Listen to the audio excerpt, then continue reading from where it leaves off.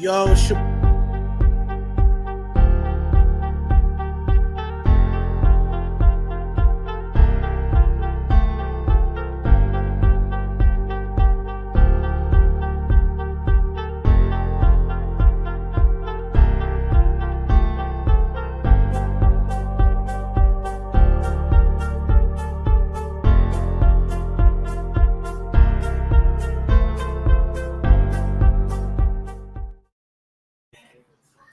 it's your boy Rush. I'm in the building, promote my side hustle.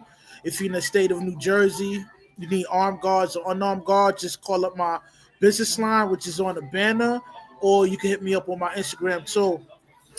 Today I got a special guest. I got a few special guests today. I got Stanley in the building, Freezy, Wale. You know what I mean? We're gonna expound on, Daniel and the Lions den, man. What's good with y'all, man? How y'all doing, man? Yo, ça passe qui j'en ai? I want to shout out to all the Haitians that I couldn't speak Creole, but I just did. Word up. Man, salute to all them Zoes out there, man. Yeah. Word is bored, man. So man. So what y'all know about Daniels and the Lions then, man? Like, what's your thoughts on that whole situation with him? As far as I can remember, up till I know he had to deal with that king, and he pretty much was able to understand the dreams that he was constantly seeing. Right. So yeah, and I guess the king got frustrated with that and threw him in the lion's den, but that wasn't gonna do nothing because God had his back on that one. So yeah. Word. Yeah, he had to deal with a few kings, man. The first king he dealt with, I think it was Nebuchadnezzar. Yeah. In the whole situation with Nebuchadnezzar, he he had a dream that nobody could interpret his dream or whatever. And back then they had like sorcerers that used to interpret dreams or whatever. But these particular people, these particular wizards or whatever, they couldn't interpret his dream or whatever. So they end up somebody end up linking up. Yo, my bad if I'm butchering the scriptures, but I'm paraphrasing. It's not verbatim. Know what I mean? But somebody end up linking up Nebuchadnezzar with Daniel, and Daniel end up interpreting his dream or whatever. Yo, Freezy, what's popping, man? Man, how y'all doing? Can y'all hear me? Yeah, I can hear you, man. Man, what's going on, Stan? How you feeling, bro? I'm doing pretty good, man. How are you? Man, it's a blessing to be here, man. It's good to see y'all, bro. It's good to see you too, Freezy, man. Yeah. You know? Yeah. But chime in, man. Let me know what's your knowledge on Daniel's getting thrown in the lion's den and all that. What's your thoughts on him? I feel like if everybody look on it's Daniel chapter 6, that's what it's set up. What's crazy about this is the fact that you had all these people after Daniel and they set him up for a downfall. And okay. You talking about that was King Darius' reign. Yes. Know what I mean? Yes. And that's Daniel in the lion dens. Yeah, his assistants end up creating a decree that didn't they with this decree that they set up, lined up Daniel to get thrown in the lion's den. Know what I mean? But the king he didn't peep that scheme till later on, because what was in the decree, right? The decree was that nobody could worship no other god but the king and his gold or something like that. And for 30 days. Fast forward, Daniel still prayed to his to his God or whatever. And with one of the wide open, look at me. Yeah, and then he snitched on him. So that the king ain't had no choice but to throw him in that lion's den, man. You know what I mean? Yeah. Yo, what up, Freezy? Yo, Freezy, chime in, man. I know you're knowledgeable with these scriptures, man. Come on, man. Well, no, I was breakdown, man. letting y'all cook. I was letting y'all cook, but now actually, the story of Daniel is is an encouraging one because Daniel was an Israelite, right? He was come from the tribe of Judah. Yep. And the kingdom he was serving in had nothing to do with his people. You know, it's basically like a foreign land, right? Same thing with Joseph. When Joseph, the dreamer, he got appointed in Egypt, right? It's kind of similar stories. But the reason why it's encouraging because it shows that a person of another race can establish a position of rulership in a foreign land, and the Most High God will cover him, right? Even if the majority is against him, because really, you know, that story is about haters. That's really what it's about. If we want to apply it to real life, it's about haters, bro. You know what I'm saying? This guy had magnificent ability as far as, you know, rulership, his discernment, his decision making. Also, you know, he was a gift with dreams and everything. So the high officials, I think King Darius appointed him along with two other men to look over the rest of the administrators and all the, you know, other high officials and everything. But Daniel was so skilled at rulership, the king appointed him ruler over the whole empire, right? And so that's when the jealousy and the envy set in. And, you know, the high officials was, you know, like, we can't have this nigga, you know, he ain't even one of us. He ain't even one of us, but he's ruling over all of us, you know what I'm saying? But King Darius took a liking to, like, he got close to Daniel. He formed like a brotherhood and a love for Daniel because of, you know, Daniel was a real good dude. He was a real loyal guy. Loyalty, and I think King Darius understood that loyalty is it's not common. You know what I'm saying? The type of loyalty that Daniel had, you know, to the king, and he did his job, and, you know, he never was the type, he wasn't shysty. But the rest of these guys were shy. They were shysty, you know, they was trying to move up, and it was like politics. But Daniel was not that type of dude. You know what I'm saying? So the king grew close to Daniel, and shout out to Sophisticated Jerry. What's going on, man? And so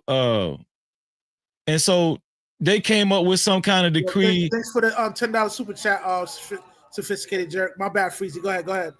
They came up with some kind of decree and went to King Darius and said, "Hey, man, this, you know," because they knew he was praying to some other god that they didn't worship. You know what I'm saying? So they told the King Darius, "Hey, man, why don't you make a decree that everybody in the land has to pray to you for 30 days?" And of course, you know, King Darius with his ego, that any man would want that. You know, any man that's not in the spirit, they would want that. You know, imagine all the hoes and all the niggas praying to you. Yeah, who wouldn't want that? You know what I'm saying? So King Darius, you know, he okayed it. He okayed it. He was like, "Yeah, I'll sign off on that." And so once it becomes signature, the king can't go back on that. And when Daniel found out about that, he went to his house and prayed 3 times that day. And they caught him praying and went back and reported to King Darius and said, "Hey, didn't you sign that nobody can pray to nobody but you?" And he was like, "Yeah, well, we caught Daniel praying to his God." And King Darius was reluctant to punish him, but he ended up having to punish him and threw him in the lion's den. But I ain't gonna keep going because I know other people want to speak. But keep cooking, man. Well, I'm saying it's just, to me, what's significant about that story is just that you can make it in a land that you wouldn't even consider yours. Like how black people talk about America. Some black people talk about America. Hey, this not our land. You know, we came here. They forced us here through slavery and all of that. You know, we'll never have it to where we can actually have absolute power in this land, right? And that might be true. You know, as far as long as white people rule. But it is possible for a person that wouldn't be considered a majority in this land to actually ascertain a high position in this land and be covered by the Most High God, to where even if people plot against you to try to destroy you, right, or slander you or whatever, if you keep enough faith, the Most High God will cover you in this land, even in politics, right? Even in politics, because let's just be honest, Daniel was in politics. He was he was in politics. So when they threw him in the lions, then, of course, they put the stone over the entrance and they sealed the entrance. King Darius did. And King Darius, he didn't even get no sleep that night because that was his homeboy.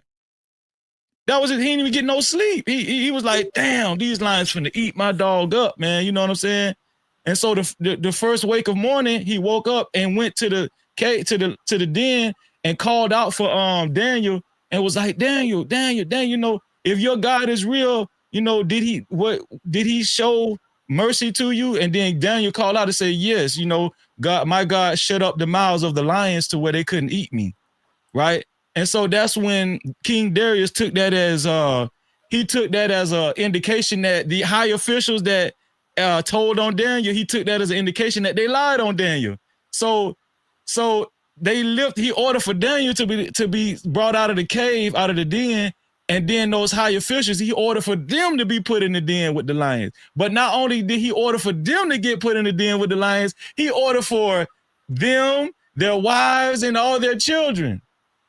And the Bible says, before they even hit the ground, the lions went to tearing their ass up and eating their ass alive. You know what I'm saying? And then after that, it said, the Bible says that Daniel ruled in that land for the duration of King Darius's rulership. But to me, it goes to show, it gives me faith in America, right? Because it lets me know, no matter what religion I claim, no matter what race I am, the Most High God will cover you no matter where you are, right? Because it's a lot of haters. Like, think about, we talk about haters, right? How many haters do y'all think is in existence just in America? Think about it.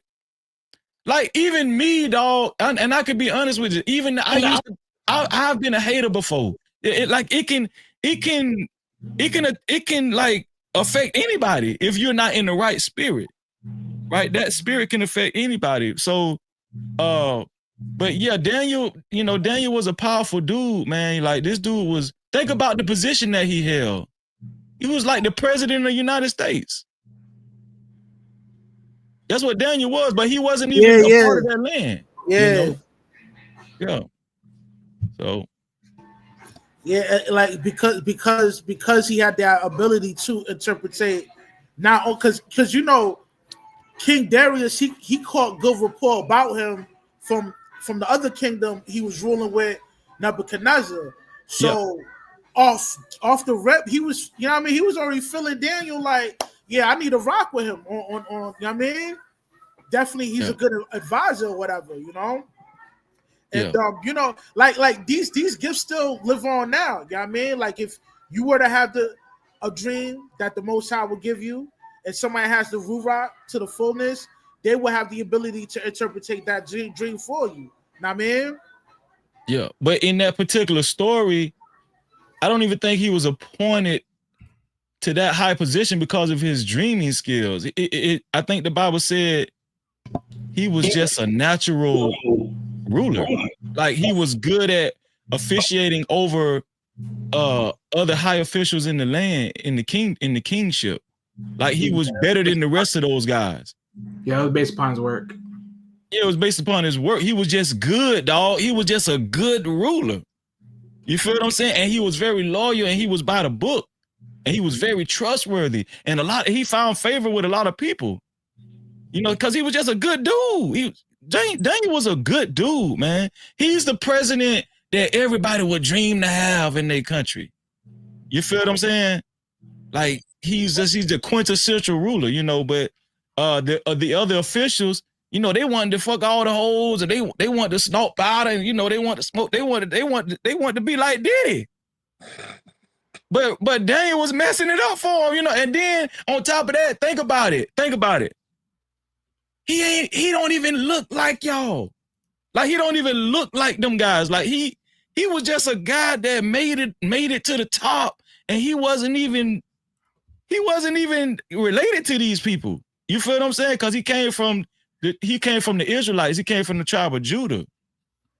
You know, these people was worshiping idol gods and all kind of, you know what I'm saying? So, you know, but how powerful Daniel was, guess what? Because of his faith, and when it spread throughout the land that he actually made it out of the lion's den, this how powerful Daniel is, dog. After that happened, the king made a new decree that everybody in the land worship the God that Daniel served.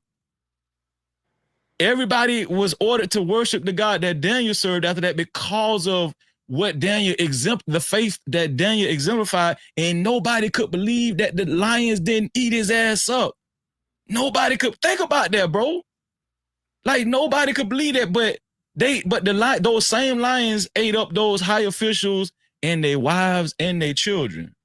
And that's brutal within itself. Think about, you know, they kids, like, okay, I lied on Daniel, throw me in the lion's den. Okay, I lied, throw me. But the king throw the wife. Imagine he throw your wife and all your kids, like he fucked up your lineage.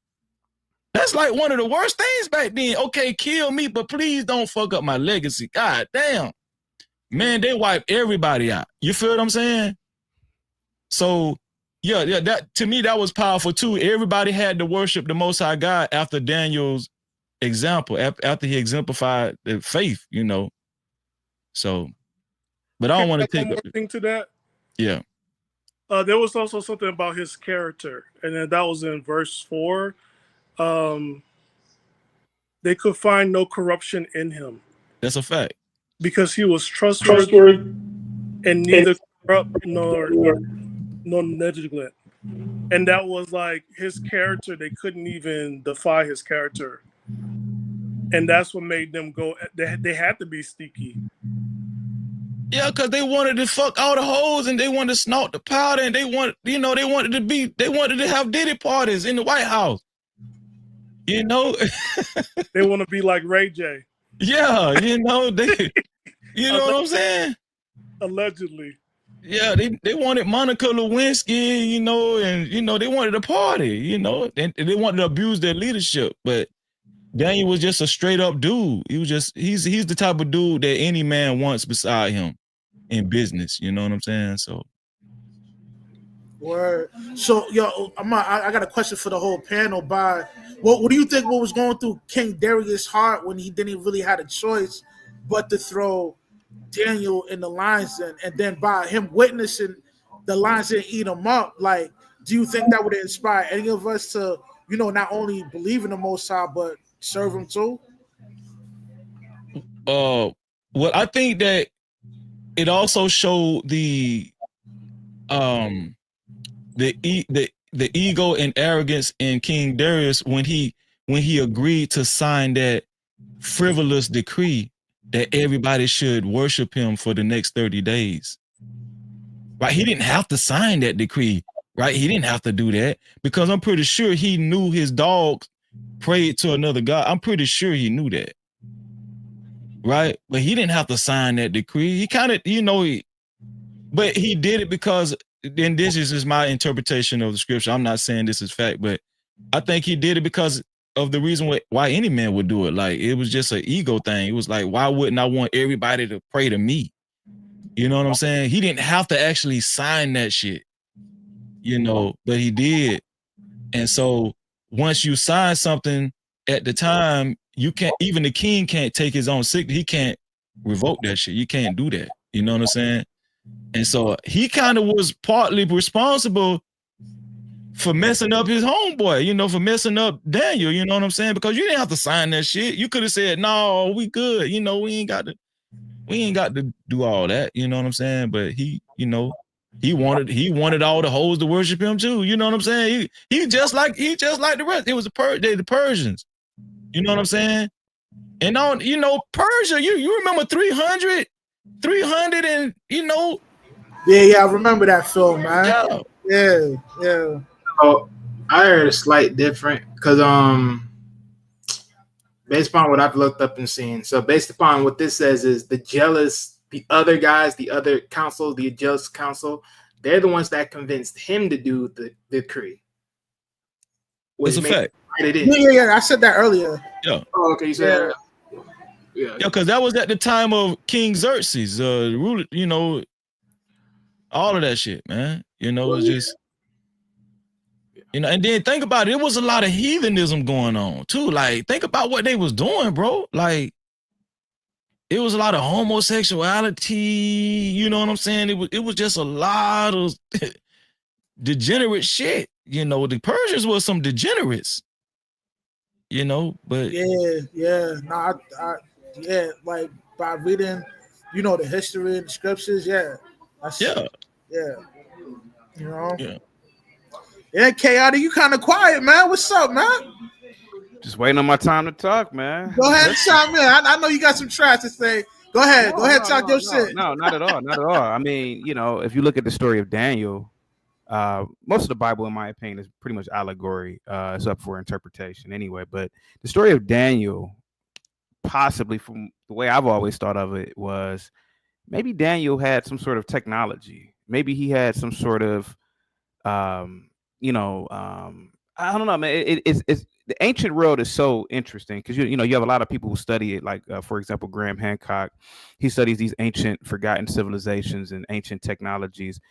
Daniel and Freezy said it best. The king, or King Darius, it was an ego problem, right? I'm the king, I'm the head, and I'm the HNIC, right?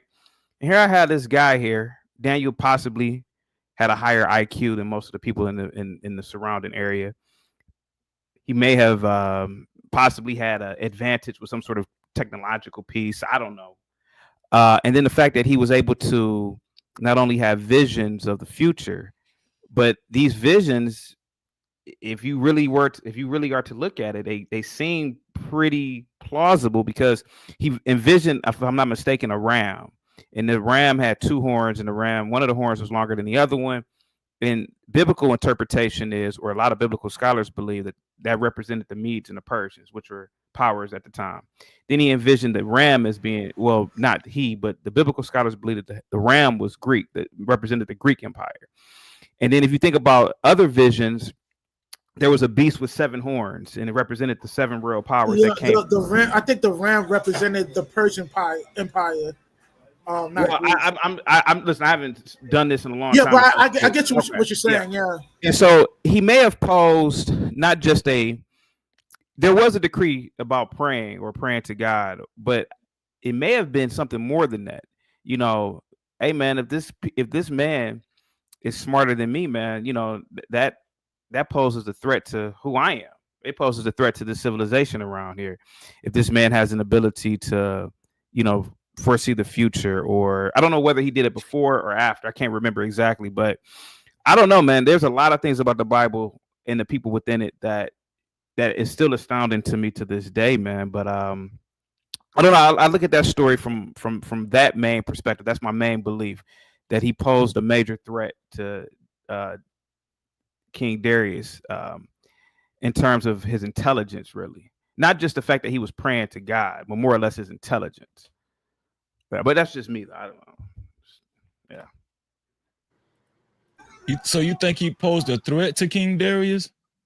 Well, you got to think about it, man. Shoot, if if I'm in charge and I got somebody who has a few IQ points higher than me, and he has the ability to speak better than me and articulate better than me and build better than me, he kind of poses a threat to me, because then it's like, damn, he kind of undermines, me, my kingdom.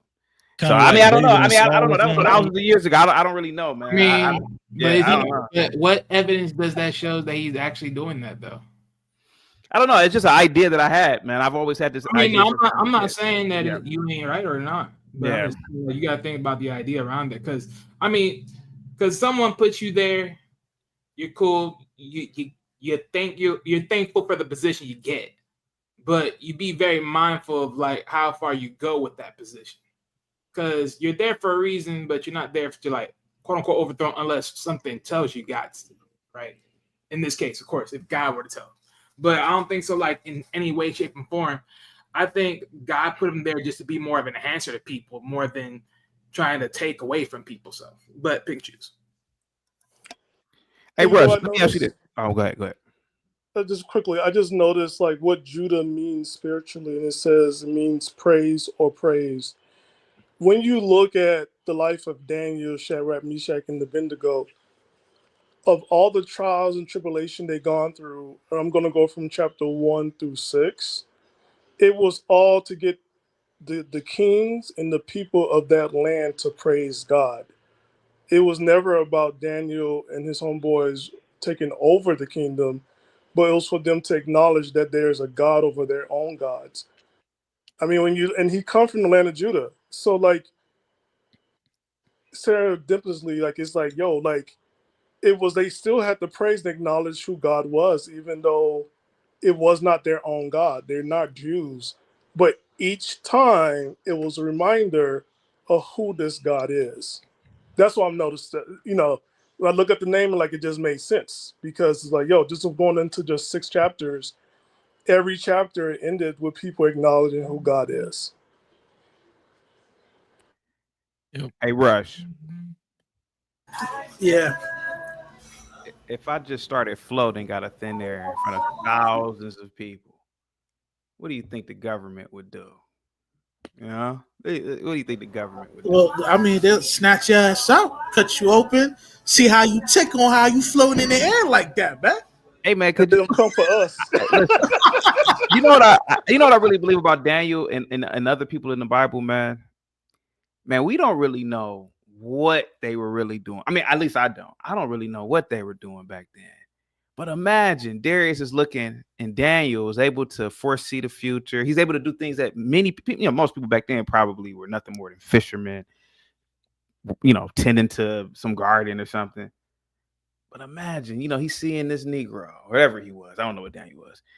He's seeing this dude, and he's like, hey, people coming to Daniel. Hey, Daniel, you're praying to God, and you're like a soothsayer or something. You're predicting the future.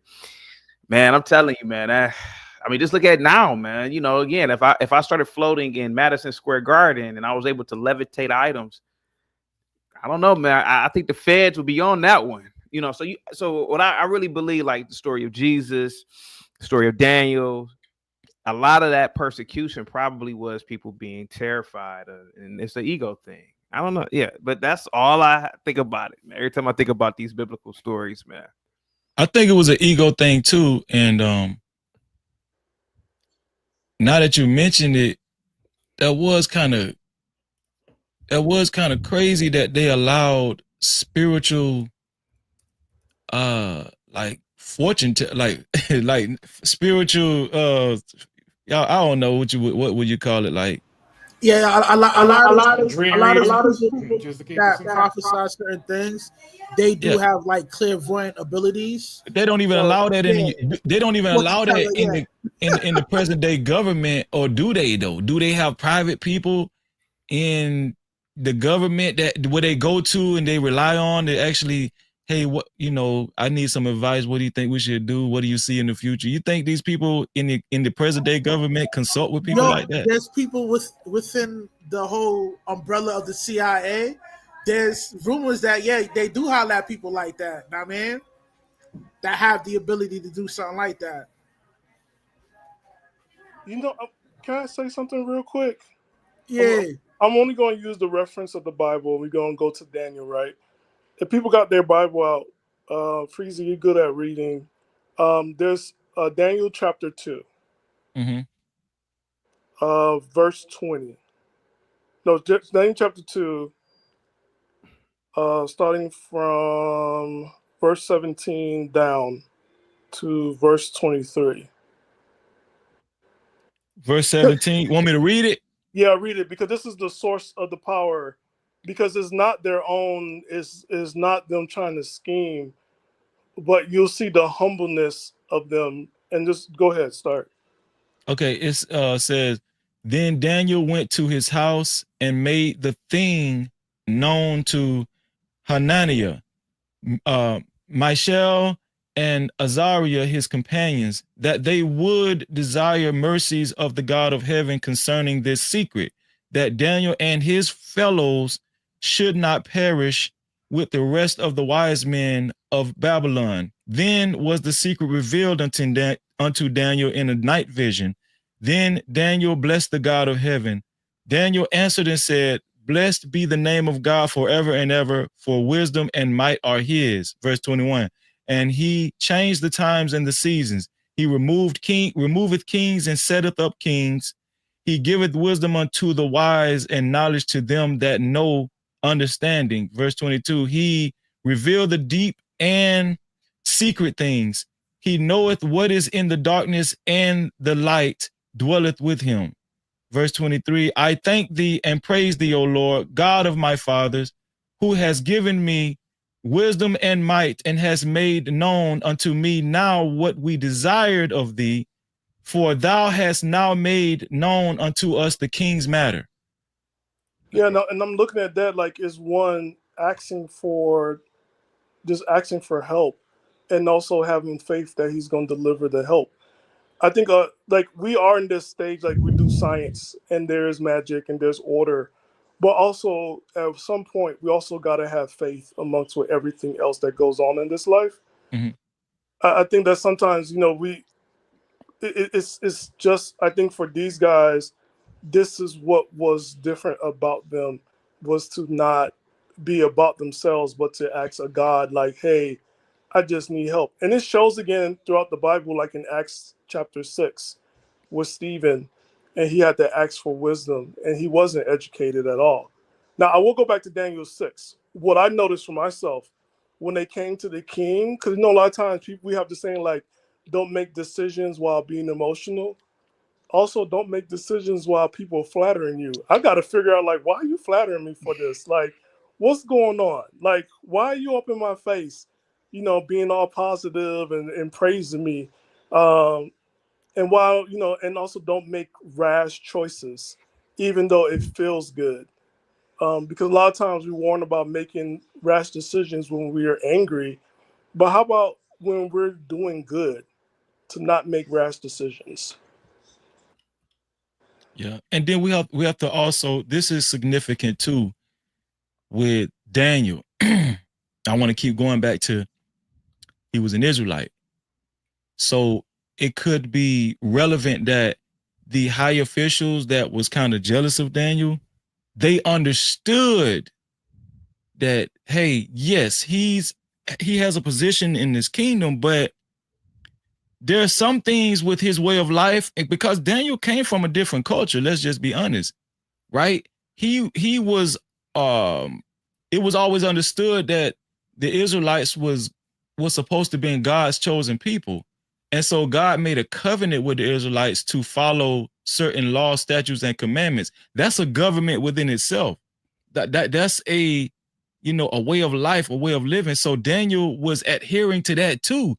So these officials was probably like, hey, some of the things that he do might contradict what we do, King Darius. I know that's your homeboy and I know you like him, but I mean, he don't eat pork, you know what I'm saying? Like he don't fuck with the hoes. You know, we might cheat on our wives. He might tell on us or something. We can't have this dude in the camp because he, you know what I'm saying? Like this dude, yeah, he's a good dude, but he follows other laws. And see, this is another thing, like the law, statutes, and commandments, people look at it as just like, oh, good conduct. No, that was actually the Israelites' government. That was supposed to have been God's, what is it called? The Constitution. That was supposed to have been their constitution. So it was almost like it was a conflict of interest because Daniel did kind of follow a different constitution other than what the king's constitution might have been at the time, right? Think about it, like, and the high officials probably was in their rights to kind of be skeptical of Daniel because, you know, they didn't live totally the same way. You know, it was, so they probably were skeptical, like, hey, listen, this guy, you know, you got this guy at this high position in our kingdom, something could be compromised. So when I take a step back, maybe the high officials was they was justified in trying to get this guy killed. You know, I'm talking about how they was living. But you know the crazy part about that, right? And reading up to chapter 6, Daniel, Shadrach, Meshach, and Abednego has saved these people's lives several times. It will behoove you to, like, you know what? I'm still gonna make some potions, but I need to respect this God because right. Because if they didn't answer a couple of dreams, all our heads would have been beheaded and everything else. You know what? Let me not follow this crowd and trying to throw these people underneath the bus, because guess what? It's not going to end well for me. It's like it's so many times that sometimes you got to stop hating and start congratulating and stay in your lane, because they don't want to be king of Persia. They want to make sure that everybody. Oh, go ahead. No, I was gonna wait for you. I was just. I was gonna say this. Like, you. Sure, there's the knowledge of God, but there wasn't forcing people to be Jews. It wasn't their land, but there was acknowledgement who did this work, but they weren't forcing everybody to become Jewish, and that was very unique. So I think at that time period, you gotta like look at it and like, yo, instead of trying to beat this man out, let's go ahead and figure what's going on. Let's gain some knowledge and then see, like, hey, how do I apply this to my life? Yeah, but then here we are. Like you said, if you want to go to the Diddy party, the common people back then, if I'm not mistaken, they followed, in the Medes and the Persians in that civilization, they followed Zoroastrianism or something. Damn, I haven't followed this stuff in a long time, man. But they follow Zoroastrianism or something. Who's to say that the angels weren't disgruntled individuals within that society? That they didn't have a voice. They couldn't say anything against the common religion at the time, which was that religion. And you see this man here, he's worshiping something different. And there's a movement. And you look at their religion as maybe, hey man, maybe this is the right one. Who's to say that the people that were taking care of because you got to take care of the lions, right? Who's to say that they didn't give them like some sort of tranquilizer or some sort of anesthesia or something, or some sort of food to make them docile or something? Because I've always, like, to me, the story of Daniel, I learned it as a kid. I thought it was like a cartoon. Like, he sent angels and the angels came down. But what if the angels were just people who really accepted this new religion, this Abrahamic religion, their religion? They probably looked at their religion as being backwards, this Zoroastrianism or whatever. They couldn't say anything, and they just slipped the lion some something in the food or something. Like, I'm telling you, man, I have a lot of theories about a lot of these stories, man. And then the lions get in there, the lions are groggy. Maybe that's why they didn't, eat Daniel. I just want to throw that in, Rush. Rush, what do you think about that? I think you got a vivid imagination, man. Keep it up. But you never know, man. Yeah, it's like, we don't want, like, they were pro Daniel. What even, let's just say, even if that was true, what you're saying hypothetically, right? We still have to give God the glory, of course, because I mean, why did that happen, right? Because they damn sure didn't give those lions that ketamine for the damn officials and stuff and their wives and children. You feel what I'm saying? So yeah, I understand what you're saying. However it happened, I don't know. However it happened, right? But I do think that that it's just funny to me that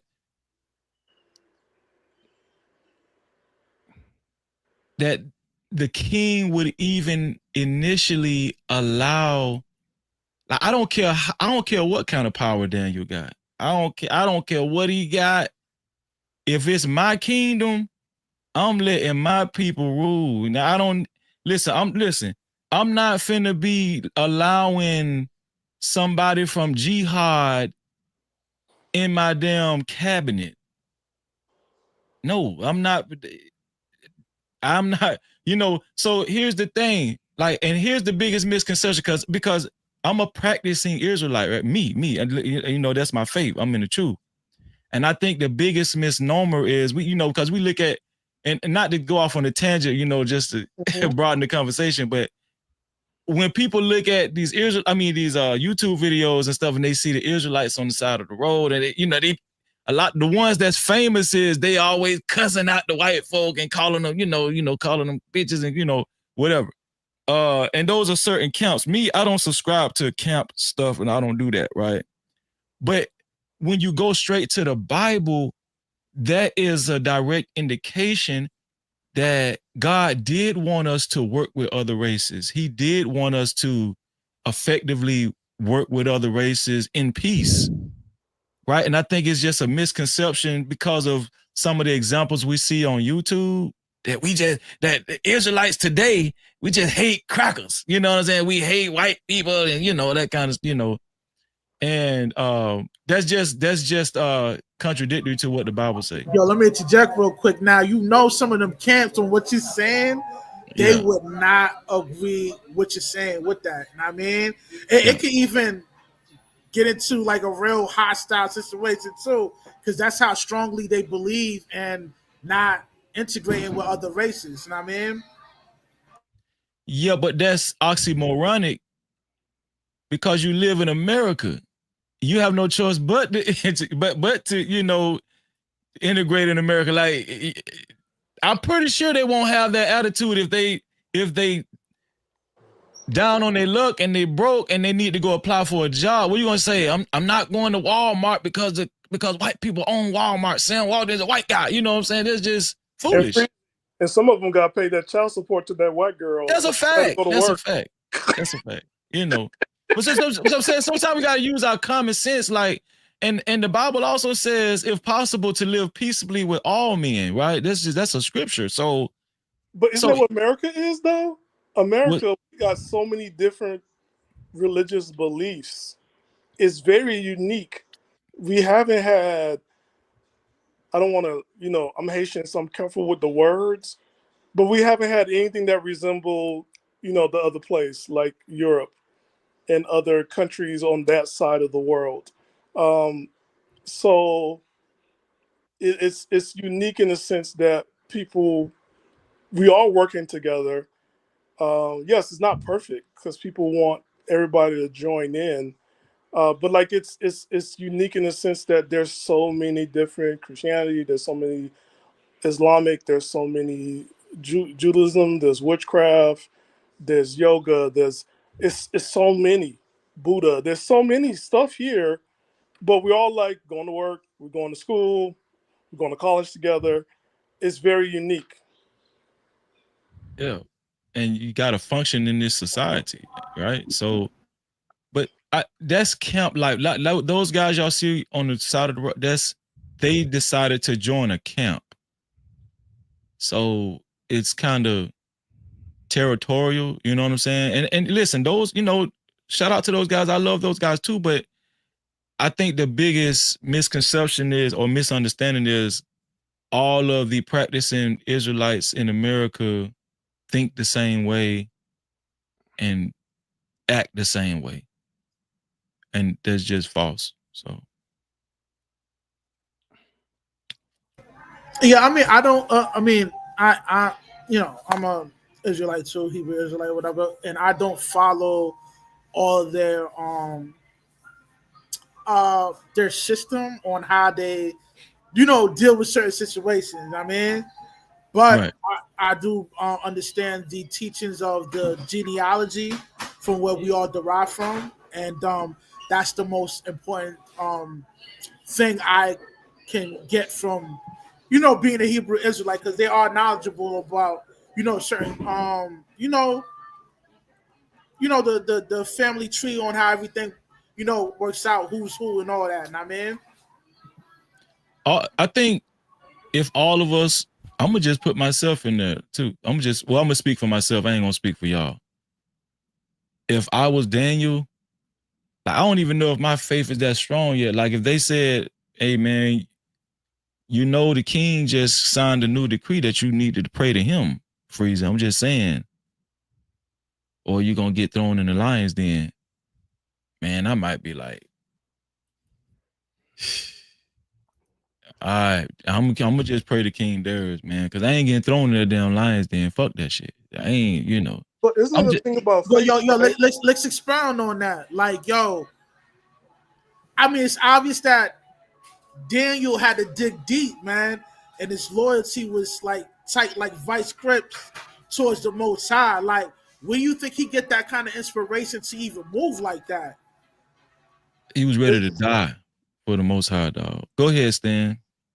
Or it's just faith. Is if I still believe in God, if I still get eaten by the lion, either way, God is not a genie. Like, he's not here to sit down and do everything I ask for. It's still going to be faith. I'm still going to believe in God. If I lose, if I win, I still have faith in God. Because a lot of times we see God either like Zeus, or we see God like a big old genie and he's going to answer and give me everything I ask for.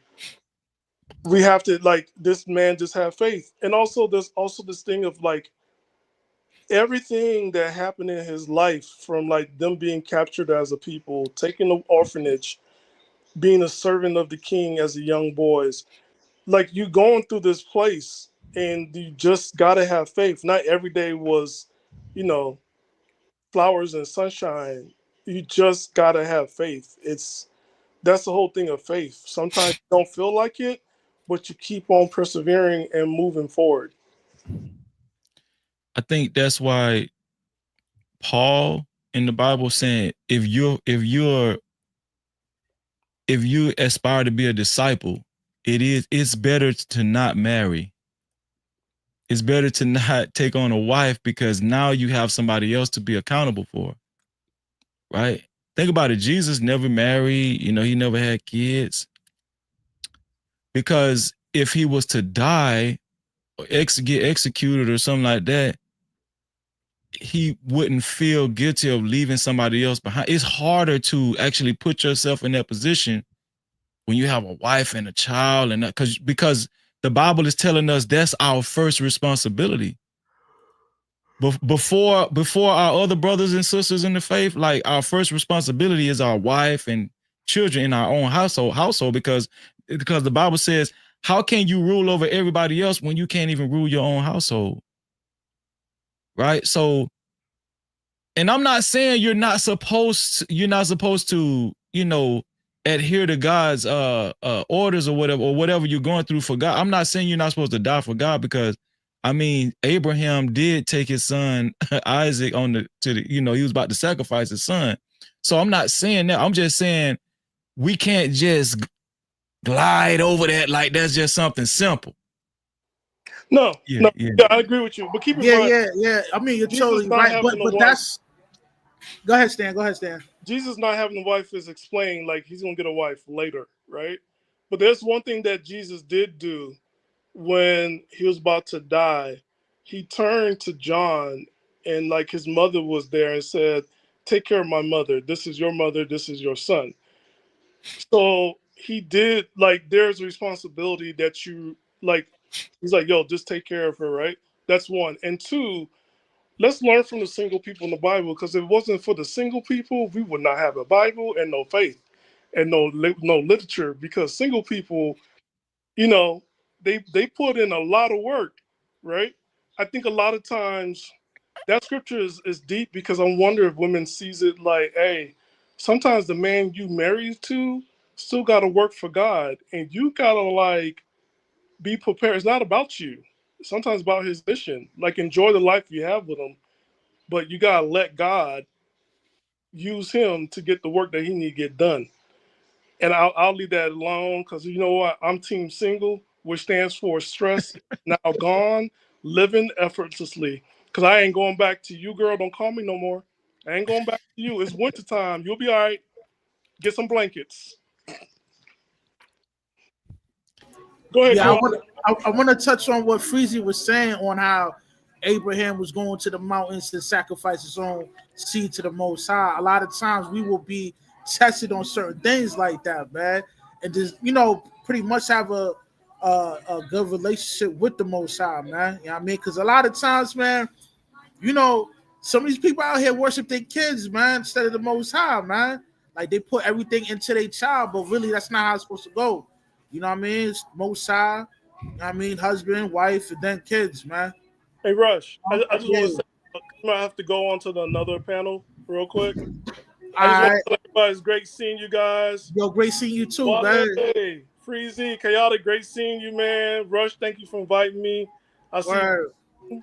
Take care. All right, All right, later. Stan. All right. Well, thank you. Have a good one, bro. See, Rush. See, that's where the problem comes. Now, remember earlier when I said I think a lot of the Bible is allegory. I believe if that really happened, it's plausible that Daniel was suffering from schizophrenia. Hear me out. Hear me out. Back in those days, you didn't really have the great hospitals that we have today. You didn't have the great research.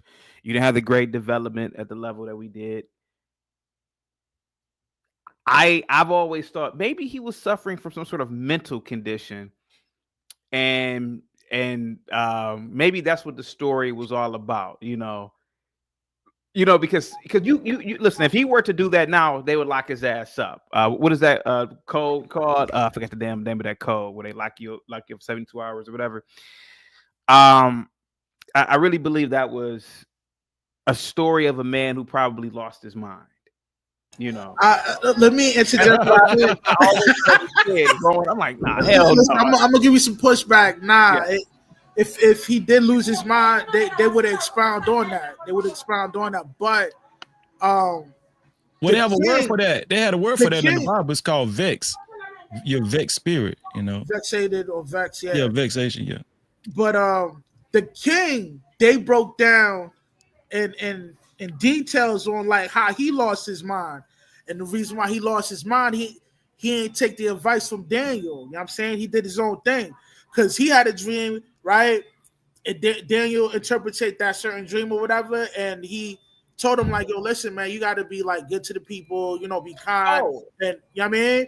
That was wrong. Wait, that was Abraham, not Daniel. Yeah, my fault. Yeah. Like, after he told him that, yo, he didn't follow those instructions. He just did his own thing. Because he did his own thing, he got punished by the Most High. He lost his mind. You know what I mean? Not only he lost his mind, but he ended up living in the wilderness for a minute and then lost his kingdom. You know what I mean? So if Daniel was crazy, they would have voted verbatim that, yo, this nigga crazy. You know what I mean? I thought it was, okay, well, I thought it was Abraham because we were talking about sacrificing the kid, right? That was Abraham, right? Yeah, that was Abraham. Yeah. Yeah. Okay. So yeah, it was Abraham. Yeah. That was okay. Yeah, dude, it's been so long since I read the Bible, man. But okay, so you don't believe that Abraham was losing his mind? Well, he was the father of many nations. Like he led millions of people. Okay. If he was crazy, all of them people was in trouble. You know, I mean, but no, I don't think he was crazy. I think that for someone to have as much faith as the Bible describes, your average everyday person would look at you like you're crazy, right? Like if you think about it, it's not normal. It's not normal. For you know, and the Bible actually, that's what the Bible is for, because it's talking about. The Bible always talks about comparing your flesh to the spirit. A lot of people live for their flesh and they live, for the world, but not too many people understand the spirit. Like the spirit, if somebody that truly lives in the spirit, you probably would think that they're schizophrenic or crazy, right? And they put that label on them, but it's just not a normal practice, right? So yeah, I mean, like, like I know what you're just saying, Freezy. Like pretty much, the more you feed your spirit, the more you're able to tap into the supernatural. Right. Know what I mean? But a lot of us we don't live that kind of consecrated lifestyle. You know what I mean? We always steadily feeding the flesh. You know what I mean? And that's one of the things that I myself need to work on. But let's look at it on a small level, right? Like my whole family, like my family on my dad's side, like they are a seafood broad family. Crabs, shrimp, lobster, oysters. Like if you don't eat seafood on my dad's side, they're gonna ask you, what's wrong with you? You okay, Freezy? Like when I stopped eating seafood, they was like, they started murmuring against, with each other behind my back. They was whispering. It was like, you heard about Freezy? Something wrong. This dude done joined the cult. Like this dude crazy. This nigga don't eat crabs. You know what I'm saying? So it's like when you separate yourself what people might consider the norm. Yeah, that's a fact though, K. That's a fact. But when you separate yourself from what might be considered the norm, you will kind of get typecast as weird. You know what I'm saying? So, but I don't know. But I understand what Chaotic's saying. Like agreeing to take your son and cut your damn son head off. That's some next level shit, right? I mean, they will lock you up today if you try some shit like that. Like they will put a straitjacket on your ass. You know what I'm saying? So I don't know, like this, and guess what, dog? This conversation can go so many ways, bro, because that's why a lot of people don't believe in God. That's why a lot of people don't believe in the Bible. Those stories have created atheists because you be like, man, come on, dog. This man to take his own son and cut his dick off.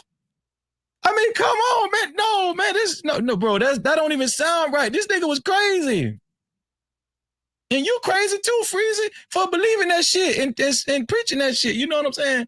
That's how they're gonna come at you, But when you think about it, and when you compare it to normal people today, it is kind of crazy, right? It is, But the whole thing about it was God was never going to allow him to kill his son, right? He just wanted to see how much faith Abraham had. And that's probably why Chaotic feels like a lot of these stories are allegory. It's just a bigger meaning, just other than actually the story being true. You know what I'm saying? Now, me and him differ. I do think those are true stories, you know what I'm saying? But to each his own. But how we got on this topic is, would Freezy take his son up the hill and with a damn chef knife? You feel what I'm saying? Like because when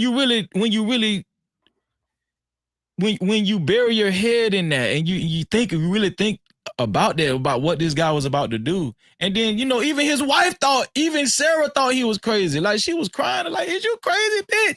Like she was like, "Are you really finna take us?" No, bro. Do you know how long it took for her to have a son? And you about to kill the only son I got. I didn't have a son till I was like, what? I think she was like 80 years old or some shit. I don't know. Yo, that's where the real test lies at, man. See if you loyal or not, man. Yeah, that's true. That's true, right? And also, I want to believe these are different times. I think that at that time they were able to live. Okay. So I'm about to take a page out of Chaotic's book. Okay, since we talking about how we can look at stuff. At that time, they ate better. It wasn't a lot of processed foods, right? GMOs and stuff like that. They ate off the land. They was living longer. And this is a scientific fact. People were living longer back then. And so think about the ability of the mind at that time. Think about the pressure. They were able to withstand way more pressure than your average present day smartphone user. Your average everyday McDonald's drive-through eater. I don't think we think about that. Like, Like they was walking 20 miles probably to go to their homeboy house. That type of shit, you know. In the hot sun, no AC, none. Yeah, I mean, yeah, they definitely lived more of a healthier lifestyle. You niggas wouldn't have been able to survive. You niggas wouldn't been able to survive back then. Look at Kayate. Kayate would have. That nigga would have. You know what I'm saying? Nigga went crazy. Look at him. He going crazy thinking about it right now. I'm telling you, it was rough. It was, you know, well, they was used to it, but I'm just saying, think of especially if you was an Israelite, right? Because think about the dietary laws. It was strict, right? And they wasn't indulging in a lot of there was no public television and programming and all that kind of stuff. The most they had was, you know, witch doctors and witches and shit. You know, that was entertainment. They had little plays and shit where people was, but you know, the most they had was whores and, you know, because, you know, prostitutes, that's the oldest profession, they say. You know what I'm saying? So they was healthier back then. It was very healthy back then. Even the non-Israelites, they was just more healthy, dog. Everybody was healthy, man. Like imagine if let me ask y'all something. If America didn't have all those big guns and stuff that they have now, like if countries didn't have nukes and stuff,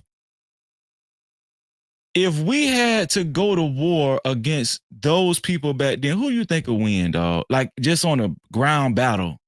Dog, they would demolish like a hand-to-hand combat? Hand-to-hand, swords and all. Dog, they would kill us, dog. You think so, man? They would fuck us up. Yeah, I agree with that. Have you ever seen them Afghanistan like wrestlers? Nah. You should check it out, man. Like, yeah. America ain't really, yeah. I mean, if we had to go hand to hand, I think we'd lose to a lot of foreigners, man. I don't know, man. I think you kind of downplaying us, man. Man. You city living people ain't ready for them Afghan wrestlers, man. Hell, you should check that stuff out, man. You gotta think, man. These people wrestle goats. I mean, these people live like it's ancient times. Anyway.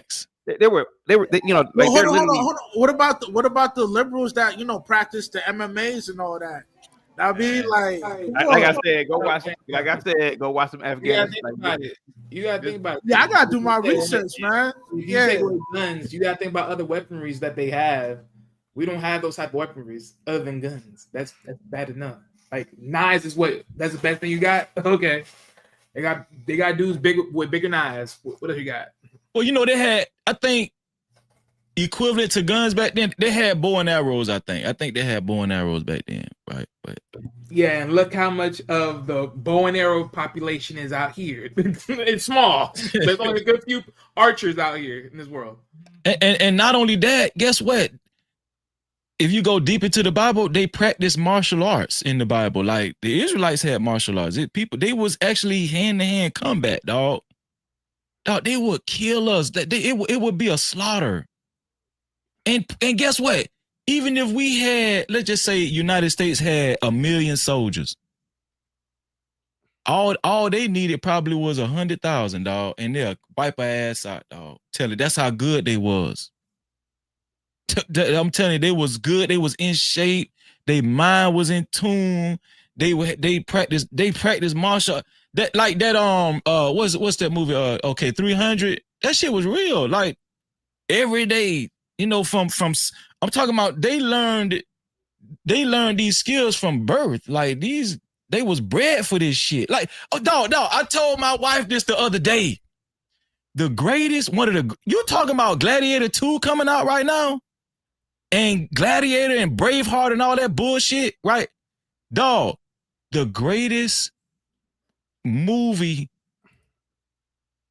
and they haven't even made it yet. You know what that movie is? The story of King David, dog.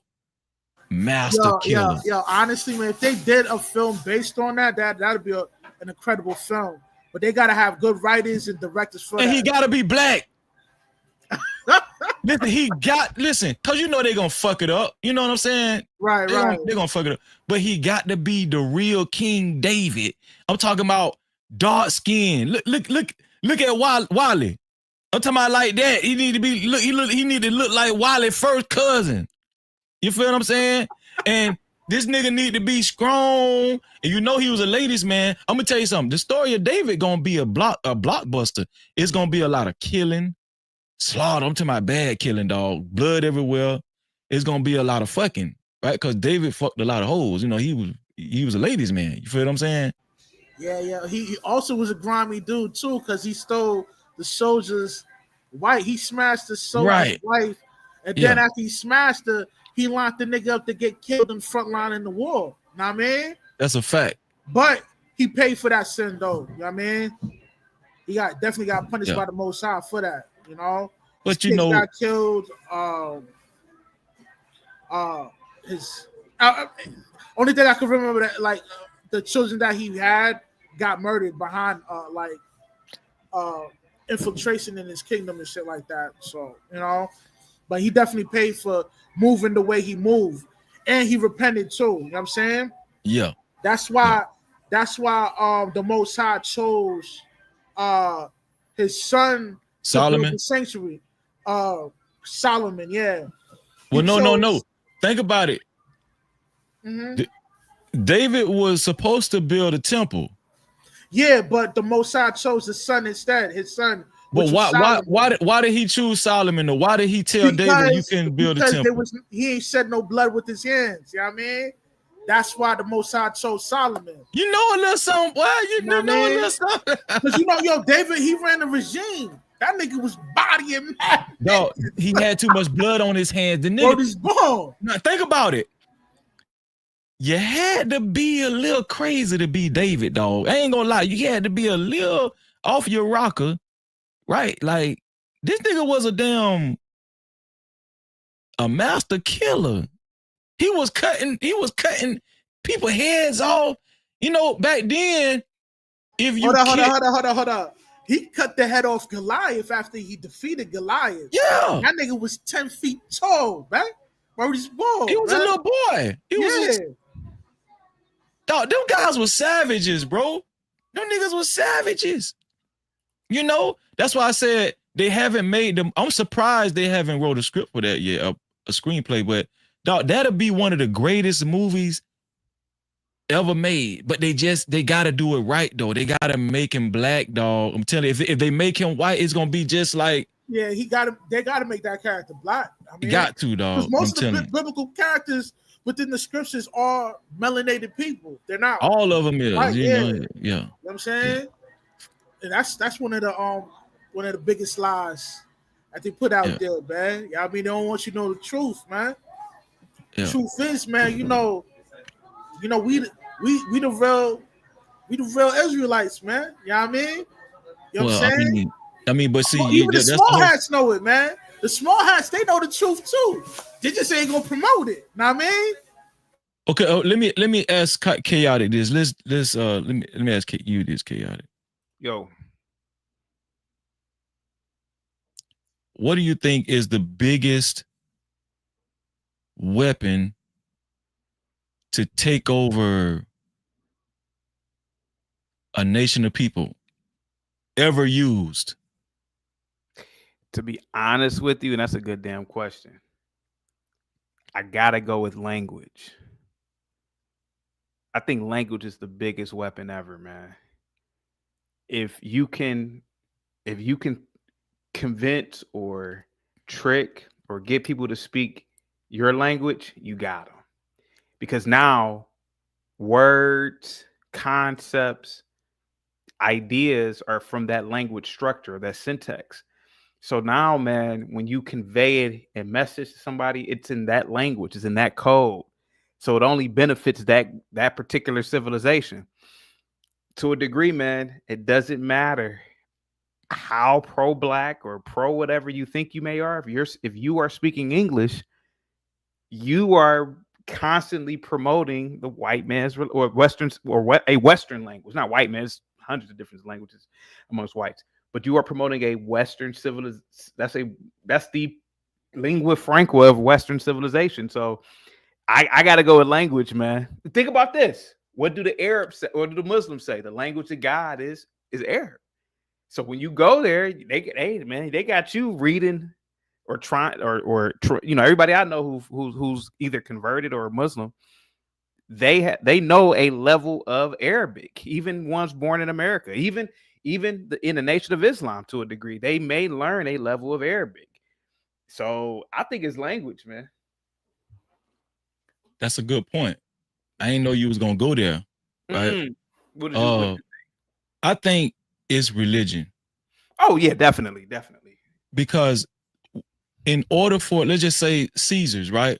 Because we know history. At one point in time, there were black Caesars. There was a black pope. There was, but I think in order for the Caucasoid Caesars that actually took over and everything, in order for them, because they was having a problem, everybody wasn't adhering to rulership and everything. That's where you got, we go back to the time of the Maccabees and all these are real wars and all that stuff, right? So, there's a book called the Maccabees. The word Maccabee means hammer, and there's a book that put the hammer on their ass.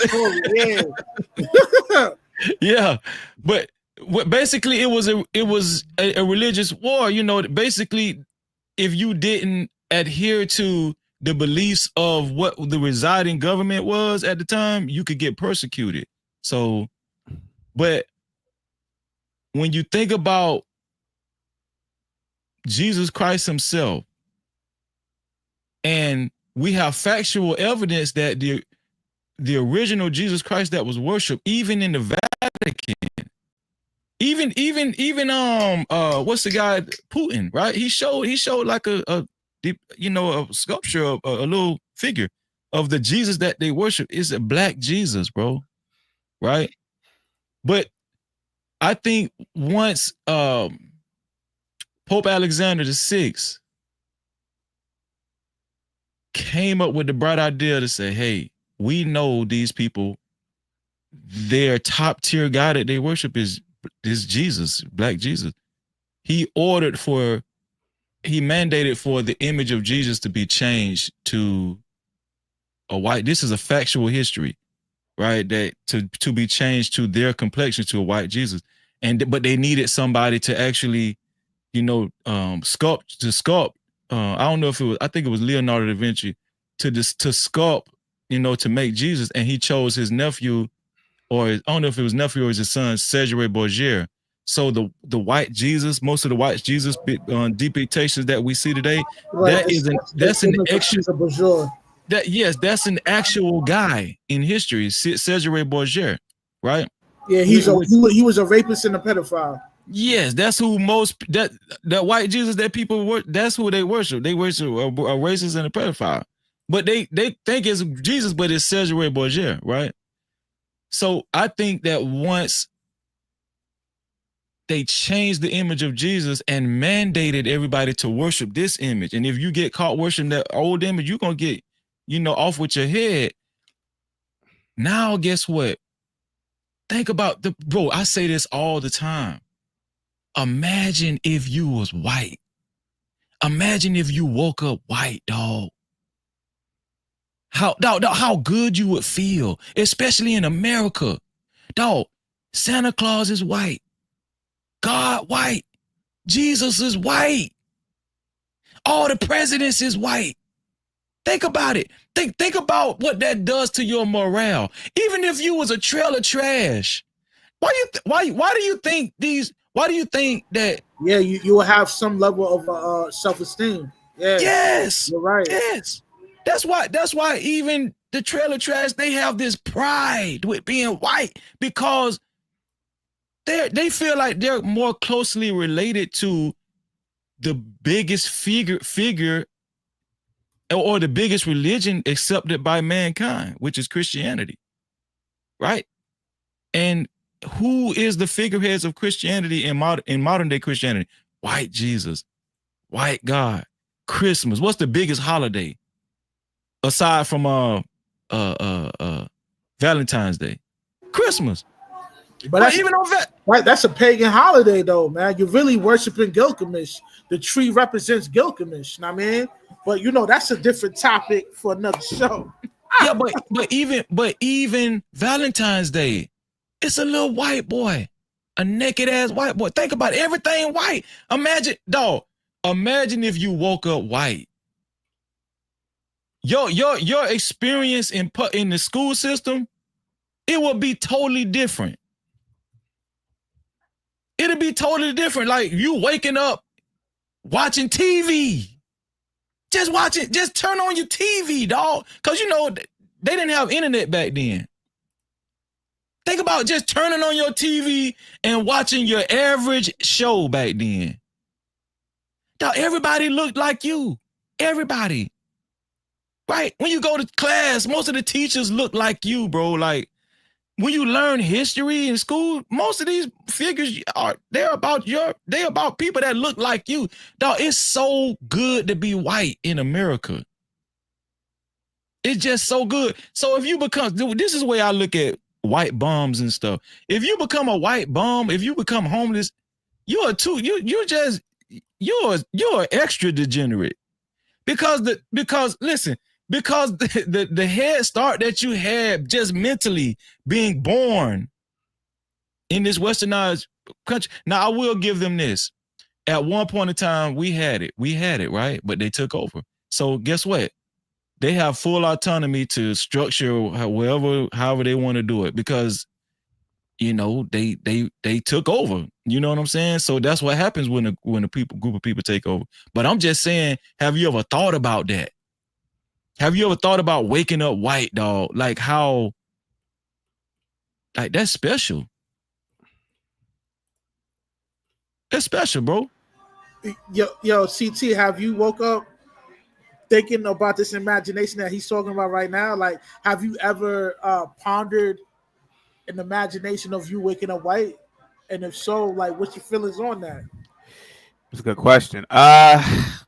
Not for me personally, but only when I really get upset with black behavior. I would say, man, I couldn't be one of these soft whites and beat around the bush. I would be.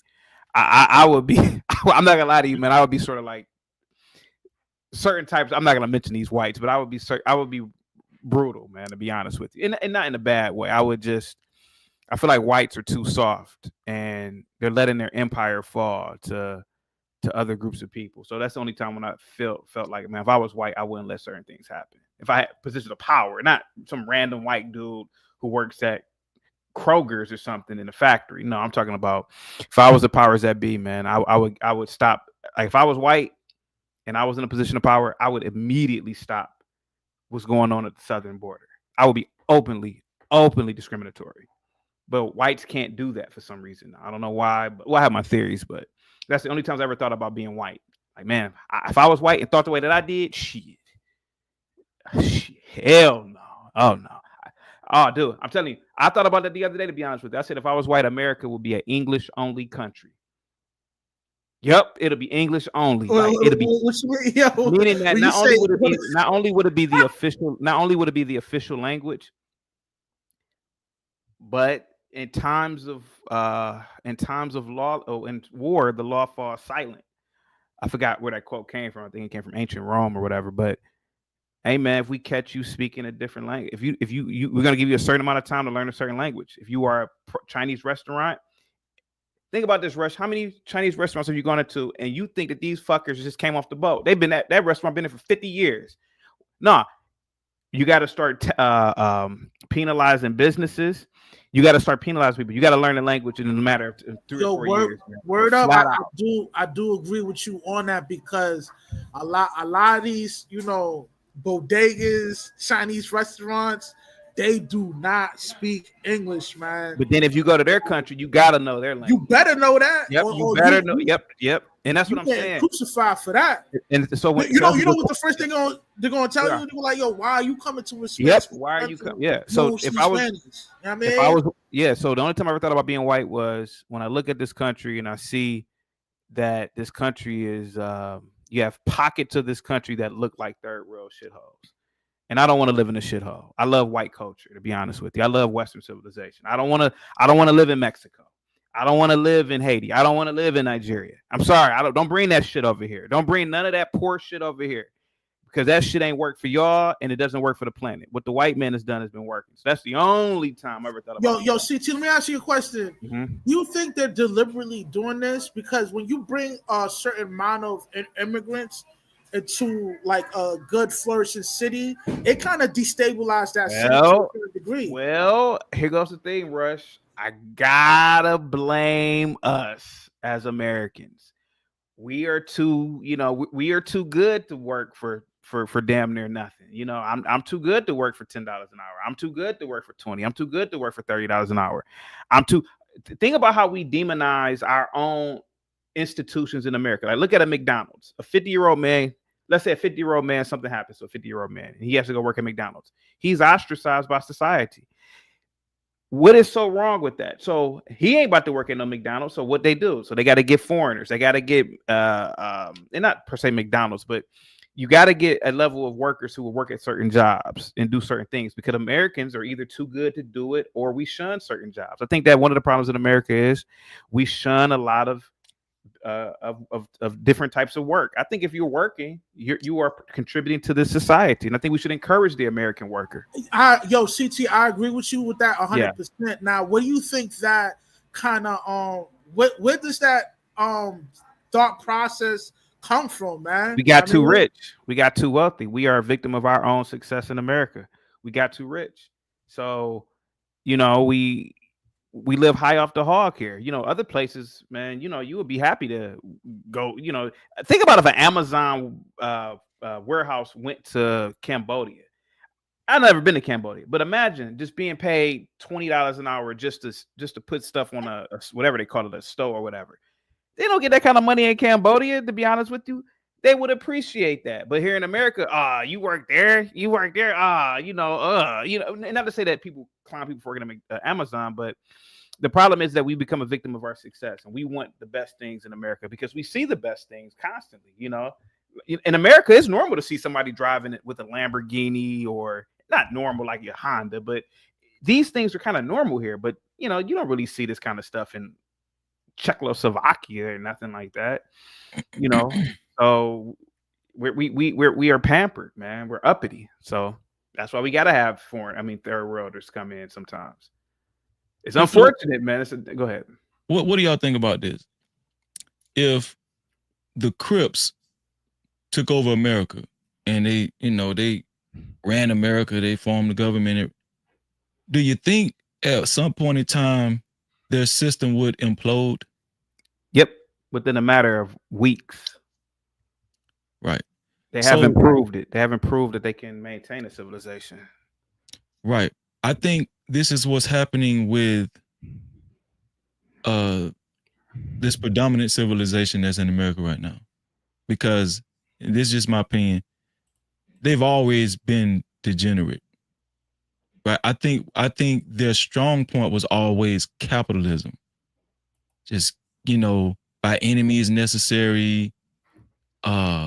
A lot of people have not been willing to do in order to take over nations, or in order to take over things. A lot of people have not been willing to do what these people have been willing to do. I mean, there's nothing that they wouldn't do to take and so this is how they came in rulership, you know, by force. You know, they don't believe in talking to your ass. Either you're gonna give it up or, you know, get down or lay down, right? That's just how. And then it's capitalism. So when you ask Chaotic, how did Americans get so complacent when it comes to taking these jobs? Not only are the elite capitalistic, follow me, but I think that even lower tier Americans are they have this capitalistic mindset as well. Like they're looking at it like, work for $20 an hour, that's peanuts, right? Right? They call it woke, but it's really like, it's just capitalism has spread across the nation. That mindset, right? Everybody's counting everybody's pockets. Like, You know what I'm saying? Like capitalism, you know, it could be, it could birth people that actually work hard to get to the top, and it could also birth entitled people too. So I think what's going on with America is just over time it's starting to implode. Like that, the system that's been set in place, the mindset, I think is just starting to implode. When you think about a lot of these other countries, like you talk about Cambodia or whatever, is that a capitalistic country? Yeah, I mean, it's probably a mixed economy. You know, there's just like America to a degree is a mixed economy. You know, obviously we are more capitalist than socialist here, but maybe Cambodia might be a little bit more socialist. I don't. That's the point I'm trying to make. Yeah, right. Mixed economy. Yeah. So I'm just saying, like America is based on greed. Yeah. I mean, let's just be honest. I know we love America, and let's just be honest. Like, I mean, you know, so why would they care about Chinese? Actually, why would they put a law in place saying, "Oh, you need to learn English when you make this restaurant"? No, all America care about is you paying these taxes, and we getting this money. That's all they care. They just want the money. Yeah, that's it.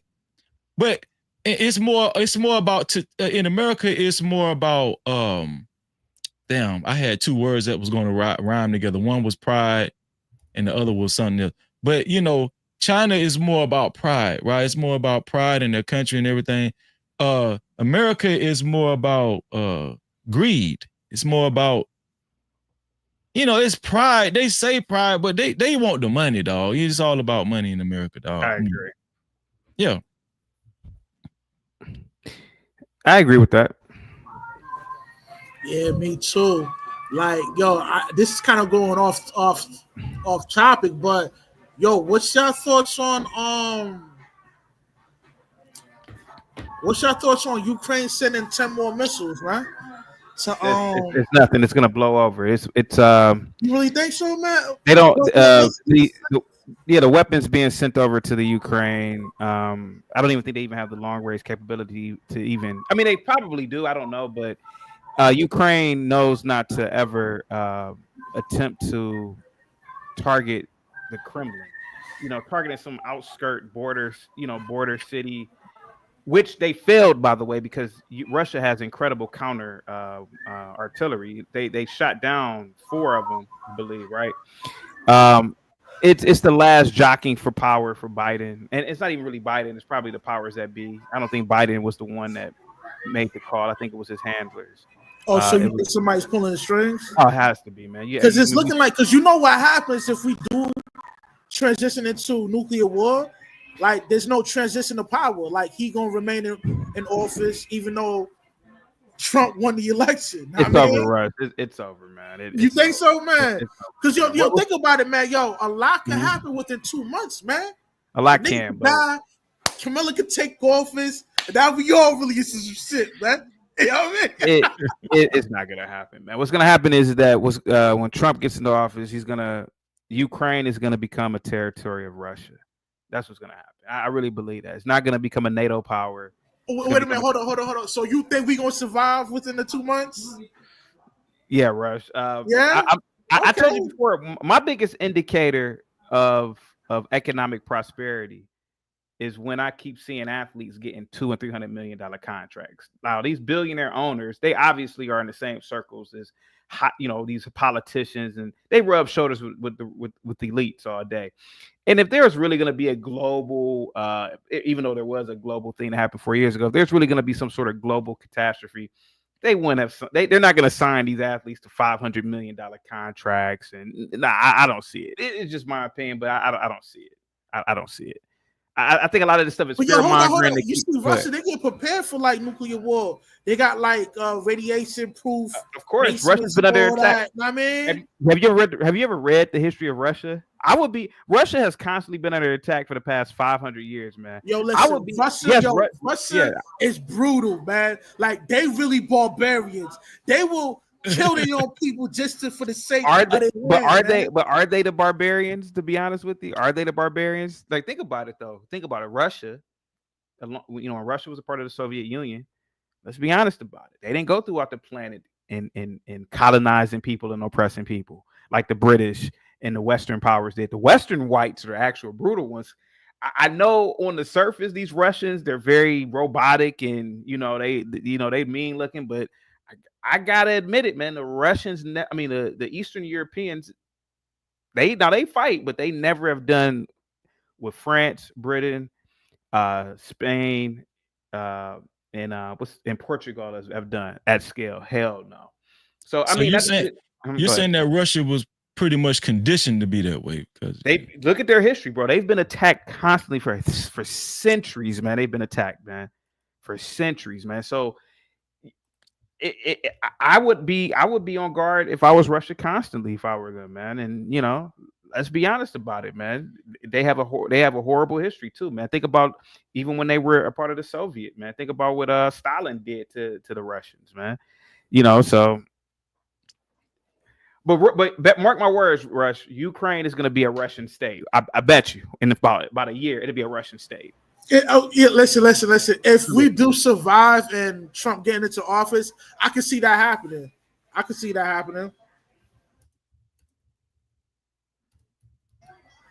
Yo, Wale, man. Yo, you've been kind of quiet, man. What's your thoughts on this whole conversation? Man, what's your thoughts on waking up white one day, man? Like from what Freezy was talking about. Like how would you be able to process your thought process on waking up white? You know what I mean? Talk to me, man. I don't think about none of that. Doesn't really matter. Hey, when you're born the way you look. How you shape everything. You're born for a reason, for whatever reason that is. You play a part and you'll play a role for whatever reason that it's acclimated for, regardless on how everyone believes the world to, how it becomes, how it's all played out, all that extra stuff. So I don't really ever think about, if I was ever white. So yeah, no. Okay, Wally, okay. What's your religion, Wally? What do you practice? Don't practice none. Oh, okay. Okay. I mean, beforehand. Well, yeah. I mean, like beforehand. I mean, I think it was mostly Christian, but I never really got into it. Reason why is because personally, maybe I don't know. It just something with me. It just never clicked with me. It just never has. I mean, maybe it's because when your people's background is from another country, is another culture. So then it's like you go to that church and it has that culture in it, and you're learning from that stem in that language. I guess that's probably why. But even then, it's like there's never nothing that ever told me get connected about the book, get connected with God, and be like, what's up? Like what is this connection between me and you? Why is this so important? Nothing reached me out to that extent. So I never looked at it as, I'm just going to fall in line and just lock in with these beliefs ultimately, because this is nothing that just tells me it is what it is. Like, don't get me wrong. I'm not saying like, I don't believe in God or this creator, because something had to be made to make this all happen out of nowhere. We can't keep saying that, humans came from gorillas, because that ain't being mass produced every single damn day, and it needs more, as far as scientists would say. So, something has to transpire, right? Something has to be, looking over us and just making things happen as they go, trying to control the scenery, the visuals, everything else. But personally, for me, I mean, just for me personally, I would look at myself more as someone in spirituality, more so than anything else. That's mainly my thing, because this life that we live is a very, how do I say this? Okay, I don't got the proper words to say, but all I'm saying is this life that we live is just very mysterious. We live in very, I would say most people have their ideas, right? and you have your ideas for whatever reason, either it's the guideline in the Bible or whatever other ideas wherever y'all get y'all from. Me personally, I just look at it as the days go by, something's happening. I'm gonna leave it right there. Where you tap in your morals from? My morals? Now I'll say this, right? Morals generally, I always say I just look at life for what it is. It's like if you told me today, all right, everyone has this overall standing, right? Everyone says, oh, you know, if you steal, you do this, you do that, it's all wrong, right? Of course, you would want to understand, well, why is that wrong? Because of this transaction. Because, of course, wherever there's a cause, there's an effect. So if you steal, you get locked up. That's why you don't want to do stealing, right? Because you're doing wrong things on that part. Or, you know, if it's just killing somebody without a plausible reason of threat of anyone trying to come for you, why would you kill? You know, here and there. But overall, those are just the main things. I mean, pretty much. We're just talking about from just a base standpoint. So you wouldn't steal because it's just against the law? Well, I wouldn't just say that. I just say like, well, I'll say it like this. Just speaking for me personally, like again, I'm not like when I say that I am morally like when you ask me about my faith, right? I'm not saying I never like took the book, read the book, or try to like see things or try to understand where it's coming from. Like I do that part, but I always look at the book and religion as different. Like they two things apart. Because my thing is a lot of people like to put it down. Oh, I'm Christian, or I'm Catholic, or I'm this, or I'm that. I'm like, what's the point of saying all this? And yet all y'all say y'all believe in the same God, because y'all keep saying the same word, and yet it's pretty much the same Jesus. The only thing is one has one particular name and the other one has one other particular name. So it's like, well, what's the difference? Why is there 4 different camps but following the same God and the same Son? Miss me. Just being honest, miss me. I just don't like that stuff for being person. But just as far as like what you asked, is like I said, me personally, I just look at things how it is. But as far as just I would say, as far as choosing, like, how do you see if something is good or bad? Again, I mean, just from a bird's eye view, you just look at it for what other people do. Because, like, again, if I've chosen to do certain things in my life, right? And I was able to see those repercussions. Like, what could it been? And I knew what that was going to be. So, of course, you eventually realize, all right, can't do this. And that's most things. Like, you have to do certain things in life just to see what would happen. And, of course, eventually you'll see that.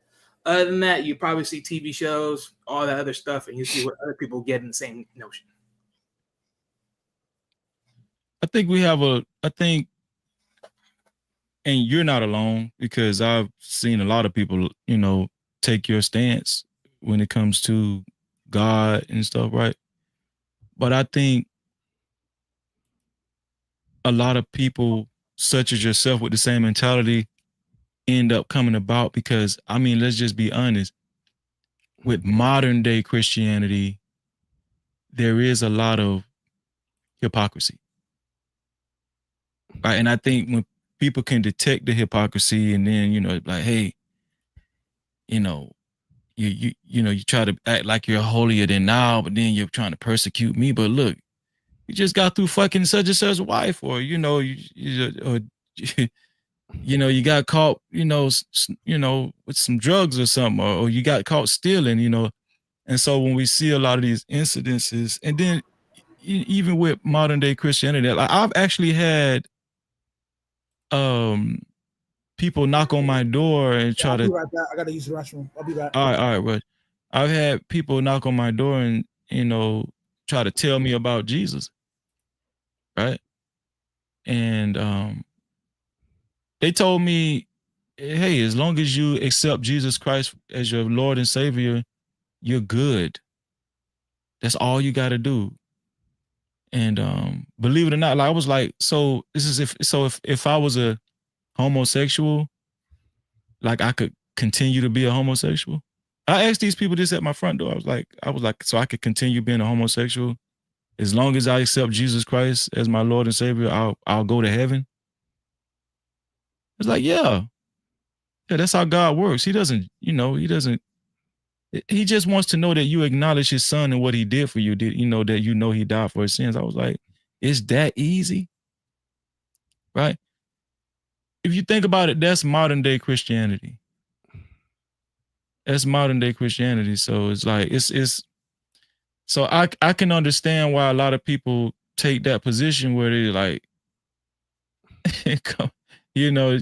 I'd rather just instead of actually taking these people serious that reside over congregations and serve as this spiritual authority figures and all that kind of stuff. Listen, I'll just take a chance at looking at God the way that's best suits me, right? That best suits me, because that's really how it's set up, because it's just a lot of hypocrisy. It really is, man. It's not really a lot of structure to modern day Christianity. You just think about it, it's really not. It's like it's probably why it's the most popular religion in the world, because it's not a lot of you feel what I'm saying? Like you could be a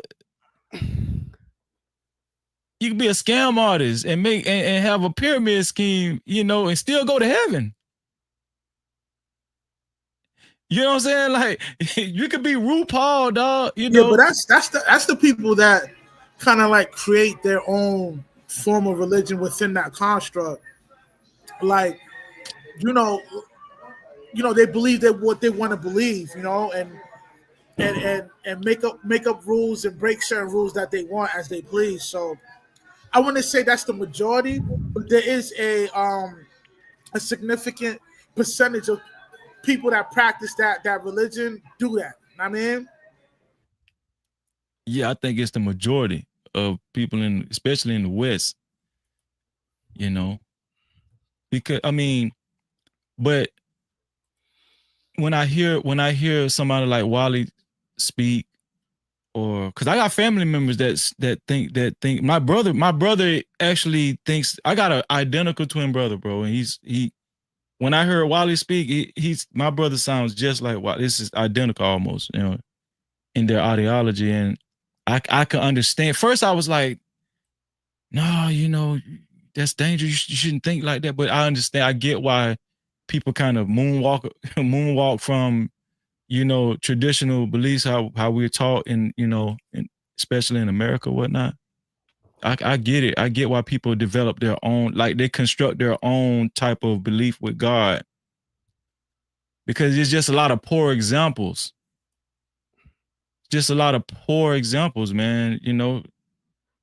I mean, TD Jakes was going to Diddy parties, man. Nigga was getting his dick sucked. You feel what I'm saying? Hold on. Like, you got okay.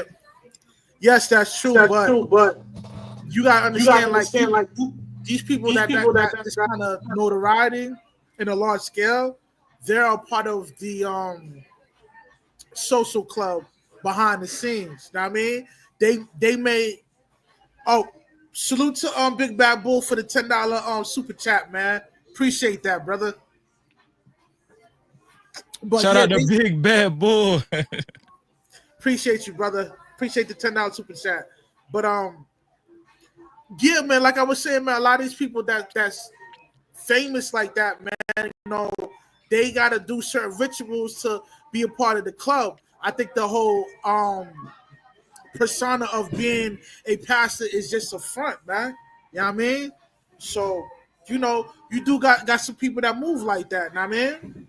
Bro, listen. Think about the people that say they're atheists. Dog, if I was an atheist, bro, I would be fucking rich. Like, I would be, dog. There's nothing could stop me. Like, these motherfuckers that say they atheists, they be bullshitting. They just be playing. You're not no real atheist.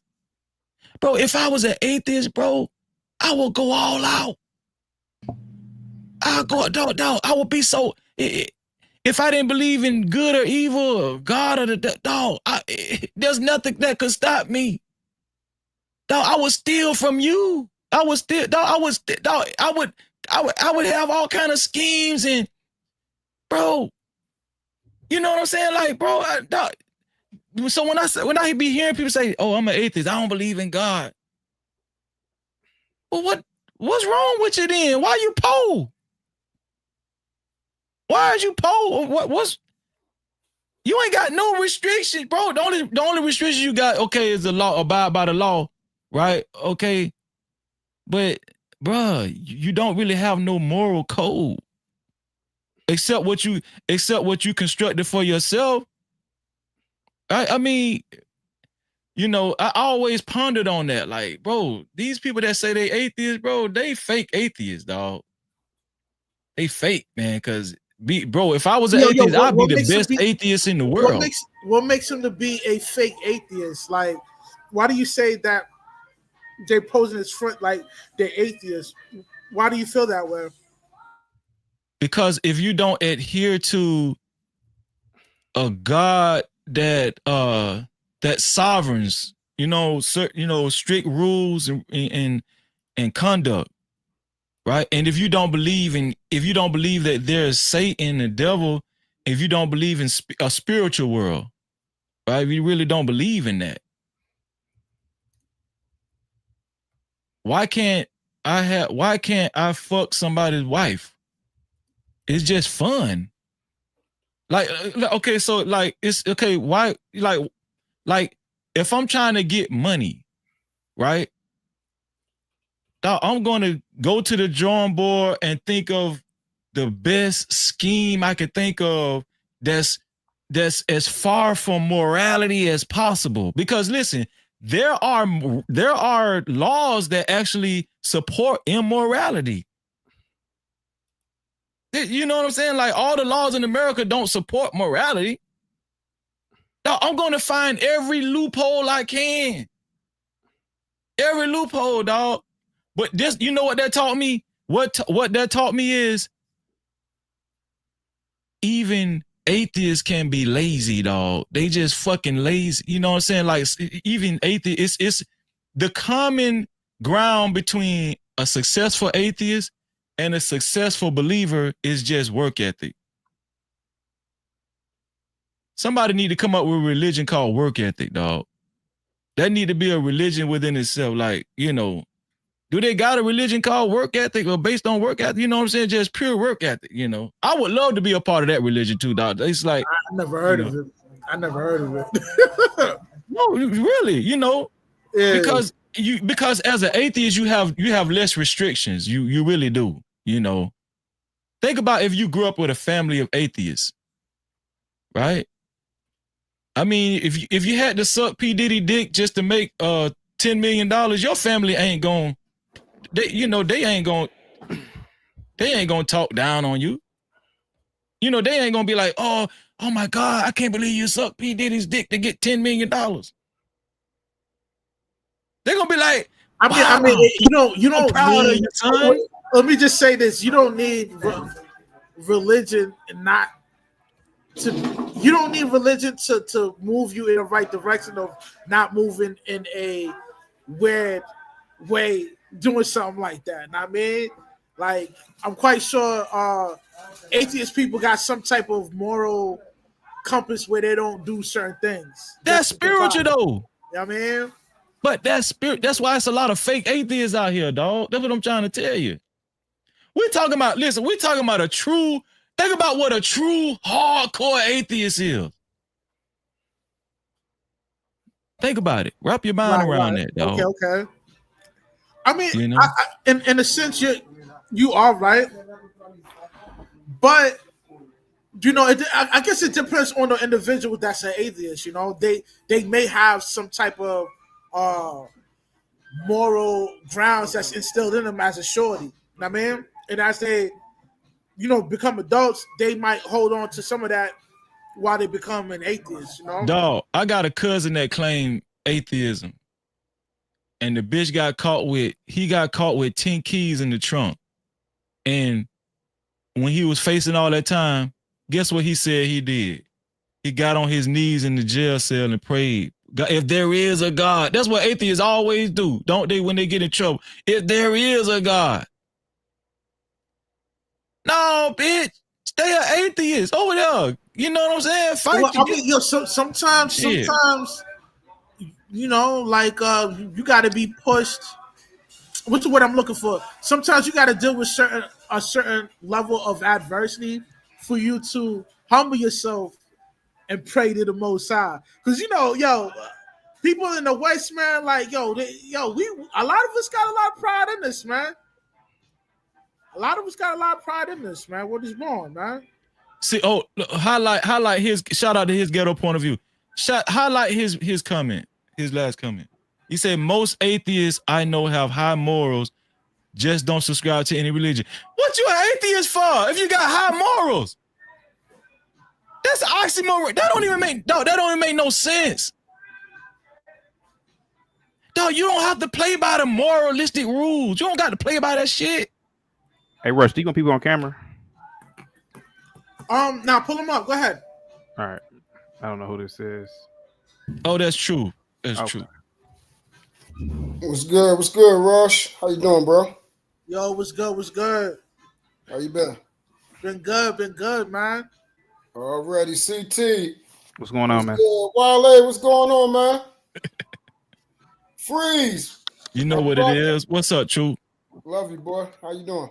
Same thing, man. Just, man, I'm actually having a great time up here with these guys, man. You know, for real. What's the word? I'm just talking about how fugazi a lot of these atheists, these moralistic atheists is. When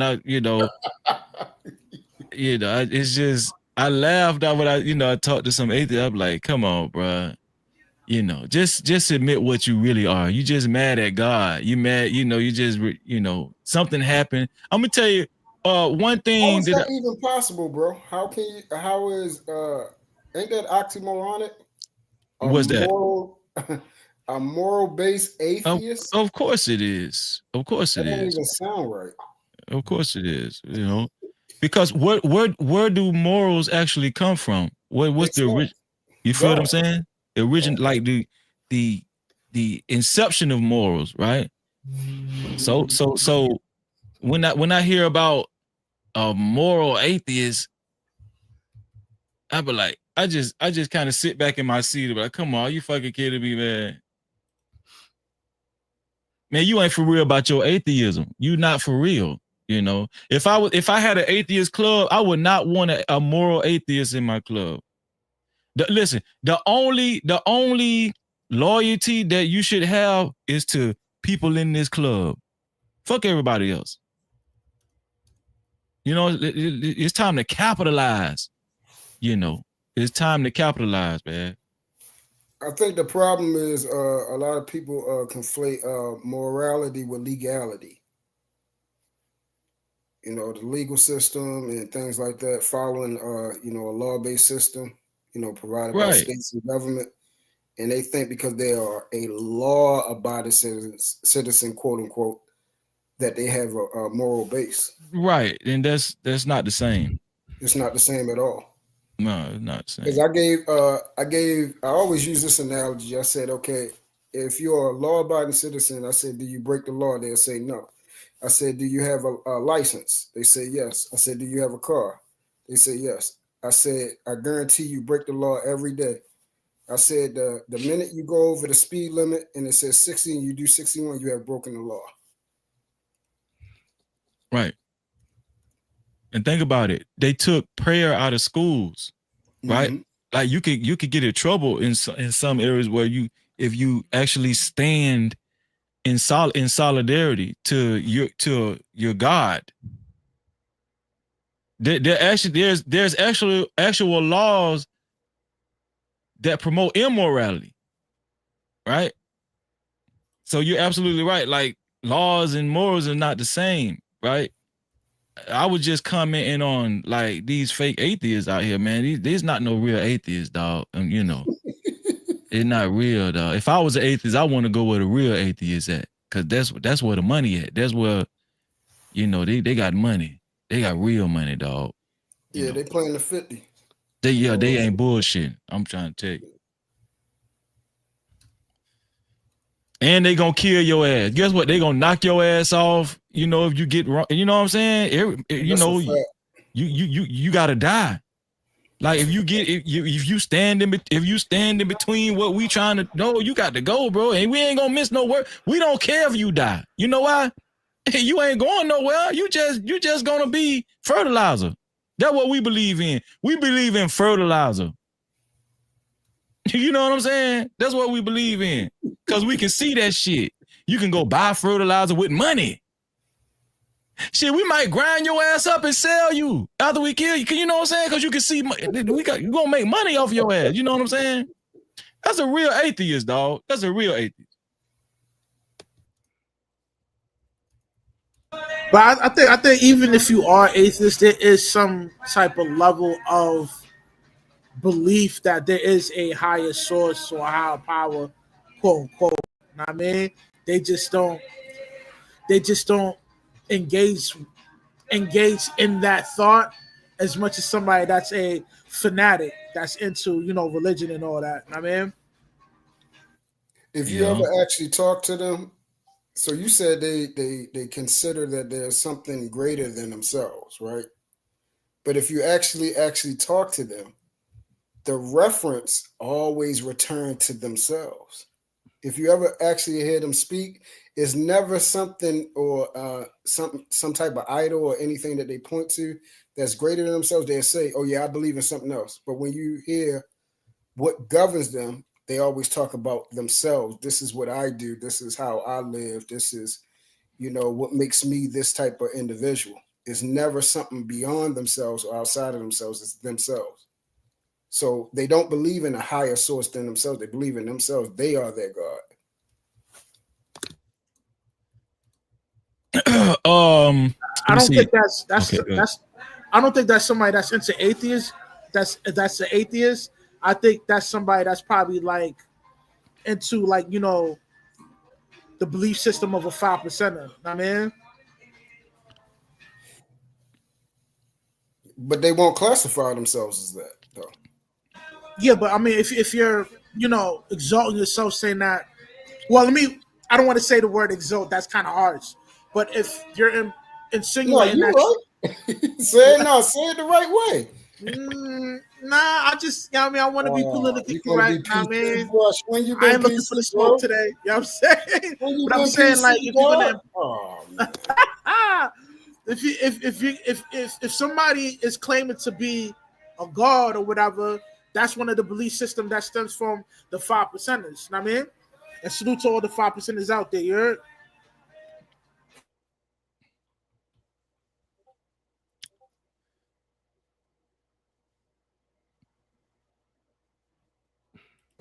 I mean, I ain't trying to kill the conversation, man. Somebody chime in. You gotta ask a question, Rush. All right, my next question for y'all would be, what's your thoughts on? Okay, what's your thoughts on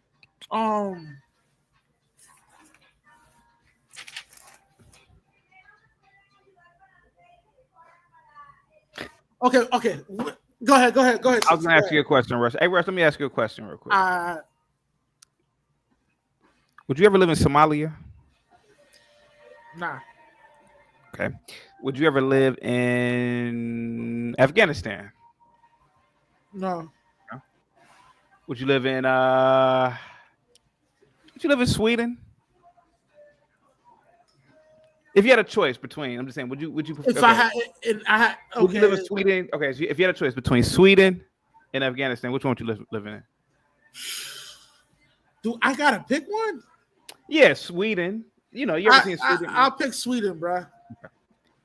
Which country do you think is the most religious between Sweden and Afghanistan? Oh man, I would say people in Afghanistan. Well, yeah. Well, Okay, well, there you have it. But I mean, like, if I had a choice, I wouldn't pick either, though. You know, Right? But what I'm saying is that the most atheistic countries are the most peaceful countries. The people with the less spirituality. I wouldn't say I wouldn't say that. I would say they might not be a fanatic, but there is a form of belief system. It's just that they not ODing it. You know what I mean? Like, they have high trust societies. That's what it is. Like Denmark, Sweden, Norway, Japan, they just have high trust societies. I do agree with the whole aspect of spirituality. I think that, I mean, there might be some metric to measure spirituality. I don't know what that is, but I'm just going to use faith. But a lot of people who are atheists, bro, I have to go with the ghetto point of view that I met in my life. They're damn near benign, to be honest. They're damn near benign people, man. They're benevolent, to be honest with you. I wouldn't trust. I mean, honest with you, man. To be honest with you, I wouldn't trust most Somalians, Nigerians, Ghanaians, Indians, as far as I could spit, bro. And these are very religious people. And talk all that Christ stuff, and I would actually trust a random person in Denmark before one of my own. Go ahead. You seem pretty adamant about that. Like, why do you feel that? Why do you feel that way towards people that have some type of belief system within their construct? Like, I think a lot of belief systems, in my opinion, are for. I'm not gonna dismiss spirituality, right? I'm not gonna dismiss that, but I believe the institution of religion, like religion, is an institution, right? The whole church, right? That's an institution. Christian church, the Catholic Church, buildings, hospitals, schools. I think a lot of people need that structure because, I've always said it, Rush, we are, in my opinion, we ain't nothing but animals. We're apes. I just think some apes are better than other apes. Could be genetics, could be a host of other factors, could be culture, but I really think that the more wait, hold on. So you okay? Hold on. Wait. Are you saying that mankind has evolved into being apes? No, it's not that we have evolved into being apes. It's that we are. Hold on. Let me revise my statement. I meant to say from ape to man. Is that no? We are apes. We are apes. Like we are. Like, for example, a gorilla and an orangutan look totally different, but they're both. They are both great apes, right? We are a part of the great ape family, according to science. Some of us even look like goddamn gorillas. But science would debunk that, and let me tell you why. Like, okay, your science debunks that. Chemistry, your body chemistry, right? Can you give me the before you do that? Can you give me the scientist that has debunked that? I'm curious. What scientist debunked that? I'm curious. Which? If you read your basic science book, it will tell you that. Really? And what science book is that? Well, let me finish. Let me finish, sir. It's all like that's a made up science book that you just made up. All right. See, your body chemistry, right? When you consume meat, which is animal DNA, that animal DNA does not remain as animal DNA within your body chemistry. It converts it into human DNA. So therefore, there's no way that will be a part of the ape family because we're not an animal. Know what I mean? And Ape, I know you for a long time. And respect. You can Google that. I've never. Hey, you don't smoke weed, do you? Right? I've never known you to smoke drugs or something. What? What? What did you say? Yo, when you consume animal DNA, it does not remain as animal DNA in your body, man. Your body chemistry converts it into human DNA. Nigga, you can Google this shit, my nigga. Your body converts to protein. Your body respectfully, your body converts to protein and other substances. Your body chemistry into energy. It uses energy. No offense. I'm trying to. Your body chemistry. When you consume animal DNA, your body chemistry converts that animal DNA into human DNA. You know what I'm saying? So if you're consuming animal DNA and it doesn't stay as animal DNA, what makes you think you're an animal itself? Makes no sense. Your genetic makeup is totally different from an ape. You know what I mean? Well, Rush, I would understand if it was sort of like, yeah. Well, hang tight, Rush. Let me. I'm not trying to undermine your show, but you know, your intestines absorbs the amino acids and fatty acids and other nutrients into your bloodstream. It goes to different parts of your body. I mean, I'm just trying to follow you on what you're saying, and a lot of it is energy storage. I'm just trying to figure out what are you saying. I'm saying that when you consume animal DNA, it's not going to stay as animal DNA in your body. Your body chemistry converts it into human DNA.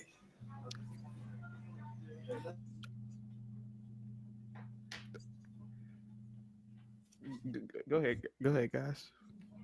And when you're talking about energy, right? Your body takes glucose, right? Converts it into no. It takes glycogen, converts it into glucose. From glucose, because this is called the pyruvic cell cycle, right? It takes that, converts it into glucose, and then from glucose it becomes the ATPs. ATP is an acronym called adenosine triphosphate. You know what I mean? Which converts it into energy. You know what I mean? But what I'm telling you, when you consume animal DNA, it's not going to stay as animal DNA in your body. You know what I mean? No, Rush. I don't know what you mean.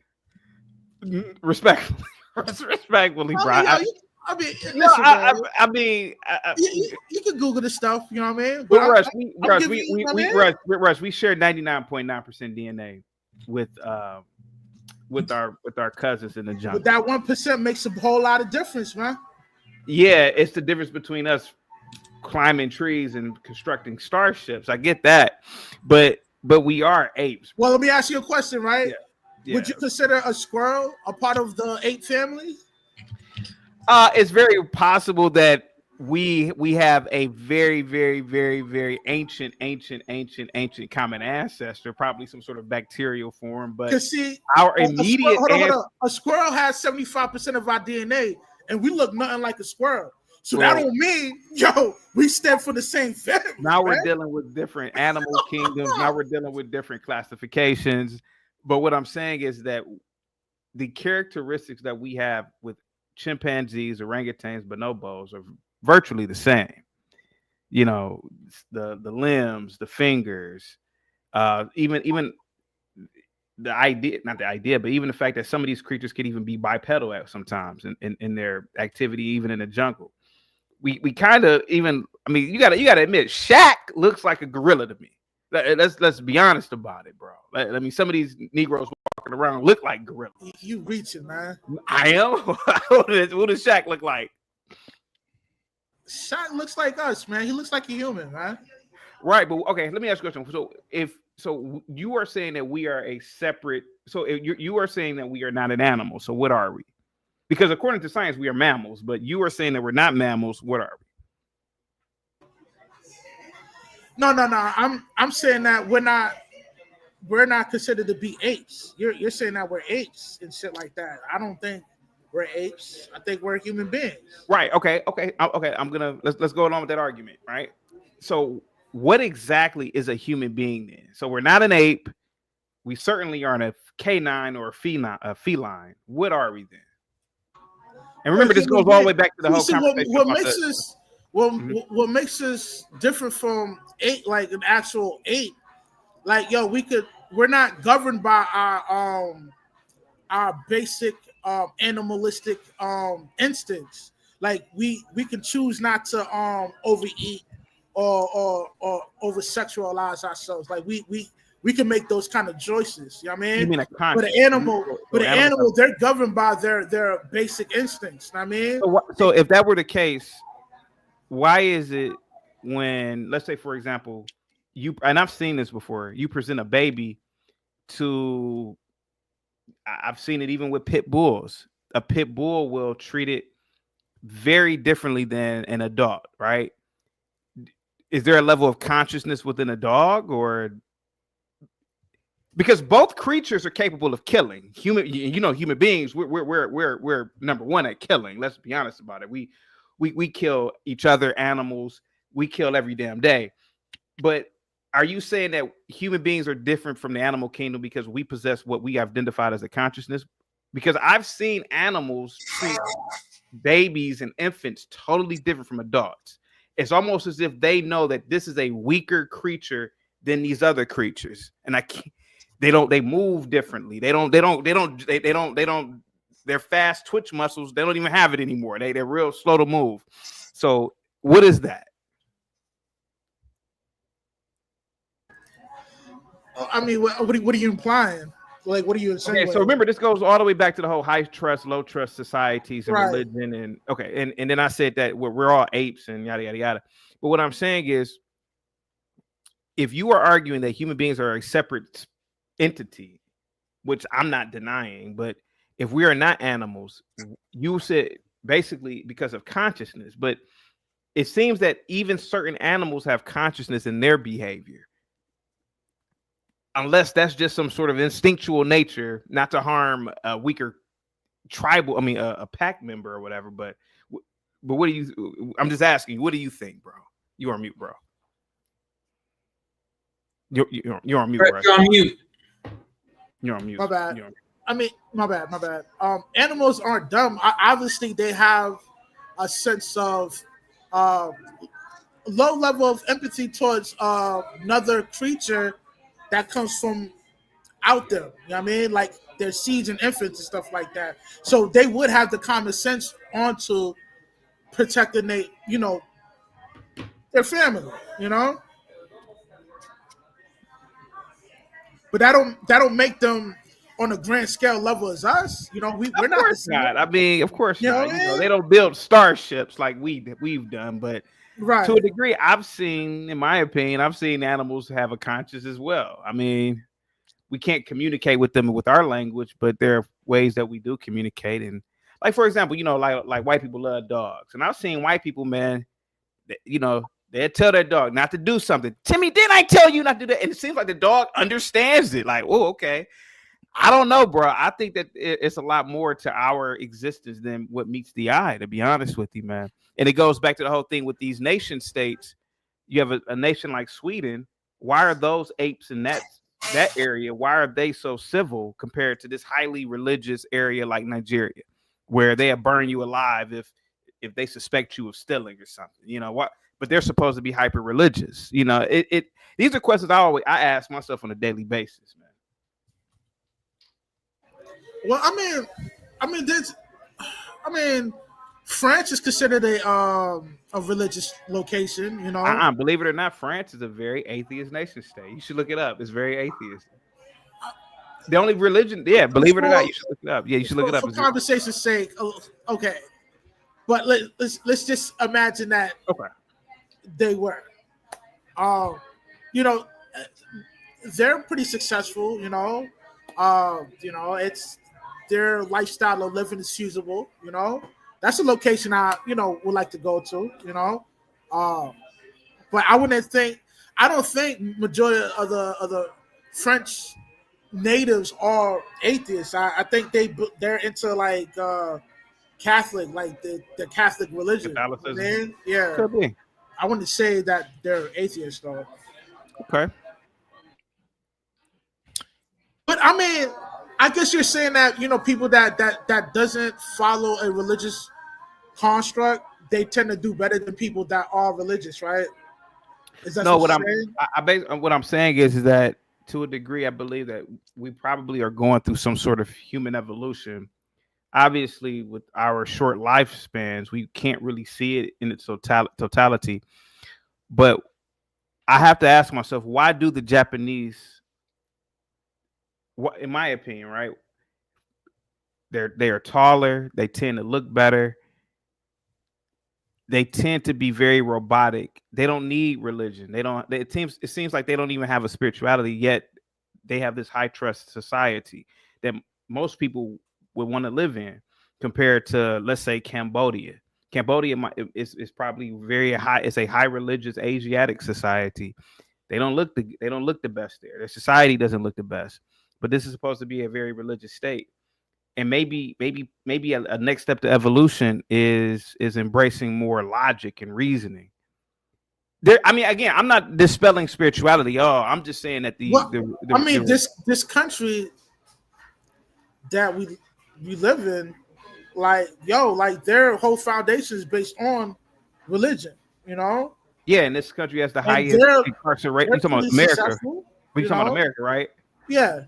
The highest incarceration rates. There are places in America you wouldn't want to walk down at 2:00 in the morning, et cetera, et cetera. With all these, but that's only certain locations. But you know, most people from different countries try to come over here to get a better lifestyle. Oh yeah, I mean, without a doubt, America's wealthy. They believe that they can transition into a higher level of a socioeconomic status. Yeah, well, I agree with over here. You know what I mean? Yeah, I agree with that in terms of economics. Yeah, but I'm not gonna lie to you. I wouldn't want to be in one of these small little hick towns with these ultra religious Bible thumping whites. I wouldn't want to be in some back alley next to some Baptist church in Chicago at 2 a.m. I'm not gonna lie to you. I would rather be in Denmark at 3:00 in the morning, walking any and everywhere with these super atheists. I gotta go and get a point of view on this one. Listen. I'm just go ahead. I guess. Yeah, I can see why you would say that, you know, but like that's just me, though, man. It seems like you're just saying like, yo, religious people are just not the best people to be around, you know. I'm not necessarily saying that. I'm saying that maybe human beings have evolved past the institution, like the brick and mortar. Once again, not dispelling the spiritual aspect of it, but I believe that the institution isn't. We've probably outgrown the institution. You know, and look, at one point. So you believe that in the next 10 years from now, people won't have a belief system no more? What I'm saying is that I believe that the institution itself breeds corruption. I believe the institution itself breeds a certain level of code or not a lack of independence. You know, I could always go to my church and ask for forgiveness. I could always call my pastor and ask for forgiveness. I can always, and I see where Freezy's coming from, right? When he says that, you know, a lot of atheists may indeed be very spiritual, but they don't need the brick and mortar. They don't need to say that I'm. They're fake atheists. Yeah, that's what I'm saying. I get where Freezy. I sort of see where Freezy's coming from. Yeah. What I'm saying is that the problem with the institution. Okay, Rush, check this out. I am a big supporter of ending therapy. I don't think that people need therapy. No, don't get me wrong. Do tragic things happen? Of course they do. But now you have all these fake ass people who have gone through all these fake traumas now in America. The best therapy is eating good, working out, eliminating negative things in your life, like social media, etc. Negativity. You don't need and what that will do is it will destroy the psychiatric industry, meaning that it will destroy certain aspects of the pharmaceutical companies. All these pills that people are taking that make them bad. Again, they're relying on the institution. They're relying on the pharmaceutical industry. They're relying on somebody they need to go talk to that they don't need to be given their information from. When indeed, all they have to do is just change their eating habits or drink a lot of water. So what I'm saying is that maybe the people in Japan are truly very spiritual. And that's what it is. Maybe they're very spiritual and they don't need a brick and mortar church. They don't need some other ape in some robe pretending that he's holier than thou, like the Pope or something, or his priest. I'm trying to like really break it down to like the best level I can, Russ. But what I'm saying is, Russ, is not. Here goes Nigeria, right? Nigeria has a goddamn church almost every block in any of these little cities, right? Like Lagos, Abuja, whatever, right? You got all these people. But the crime rate is astronomical. Same thing in a lot of other places across the planet. South America being another one. Look at any black neighborhood I know I grew up in the 90s, man. when I was a kid, it was a church in a black community. Oh, it was a church in every corner. But it was violence all the time because the people were reliant on the brick and the mortar. Oh, I can always go to church and ask for forgiveness. I can always do that. But the idea is that why don't you just be spiritual everywhere you go? You don't have to go there on Sunday to be spiritual. You mean to tell me you go to church on Sunday to be spiritual, and then 6 days out the week you're a goddamn animal? And I think that's the difference between like somebody in Singapore. Well, Singapore is a little bit different. If you do something there, they're gonna throw your ass in jail. But what it is that, man, maybe these places are just better because of the idea of dismantling, again, Rush, the brick and mortar aspect of it. That's all I was saying. Well, I think that that goes back to modern day Christianity, right? It's just a lot of hypocrisy. I mean, you know, you can do all of this wicked shit throughout the week, and then, you know, as long as you go to church on Sunday and, you know, you ask God for forgiveness and you catch the Holy Ghost and you give a little money, you know, you good for the rest of the week. It's like a reset. It's like Gatorade. It's like coming out of the game and the coach giving you some Gatorade, and, you know, you rejuvenated and you go back in the game and smash some heads. You know what I'm saying? You know, that type of stuff. But yeah, I agree with Chaotic on this one too. I don't think that these people are true atheists in the sense of they don't adhere to any type of spiritual acclimate, right? Isn't just because a true atheist, they mostly believe in what they can see. They believe everything can be proven, right? They believe in science. They believe in humans, right? So like an atheist would, if they could kill one person to save 5 people, an atheist would do that. You know what I'm saying? You know, because it makes sense to them. It just makes sense, right? So, like, I honestly believe that's why I told a story about my first cousin. He says he's an atheist. I believe most people that say they're atheists, it just sound cool. You know, I don't think there are, like, when you think about a true atheist, like, I think it's more apathy than atheism. Like apathy, like an apathist is more like a person that doesn't really care if there is a God or not. Maybe there is a God, you know what I'm saying? And hey, you know, we do have a sense of spirituality and everything, but I think apathy more so is about constructing a culture that, you know, that will be conducive to society, to our demographic, our society. Like I know Chaotic was talking about Sweden, right? If I can remember, I think even they prisons is like luxury. Like I think Sweden's like bro, if I had a choice between going to prison in Sweden and America, man, send me to prison in Sweden. You know what I'm saying? Because this shit like a damn hotel. You know what I'm saying? So it's like when you have that type of culture over there, they don't breed a lot of in Sweden, they don't breed a lot of degeneracy. Is the culture is intact, right? So that's very significant. That's very significant.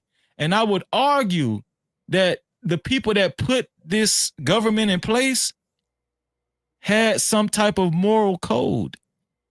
There's no way in hell just a group of pure atheists put that system in place. I guarantee it. I guarantee it's not. I guarantee it, you know. So all I was saying was, yeah, people can say they're atheists and everything, you know.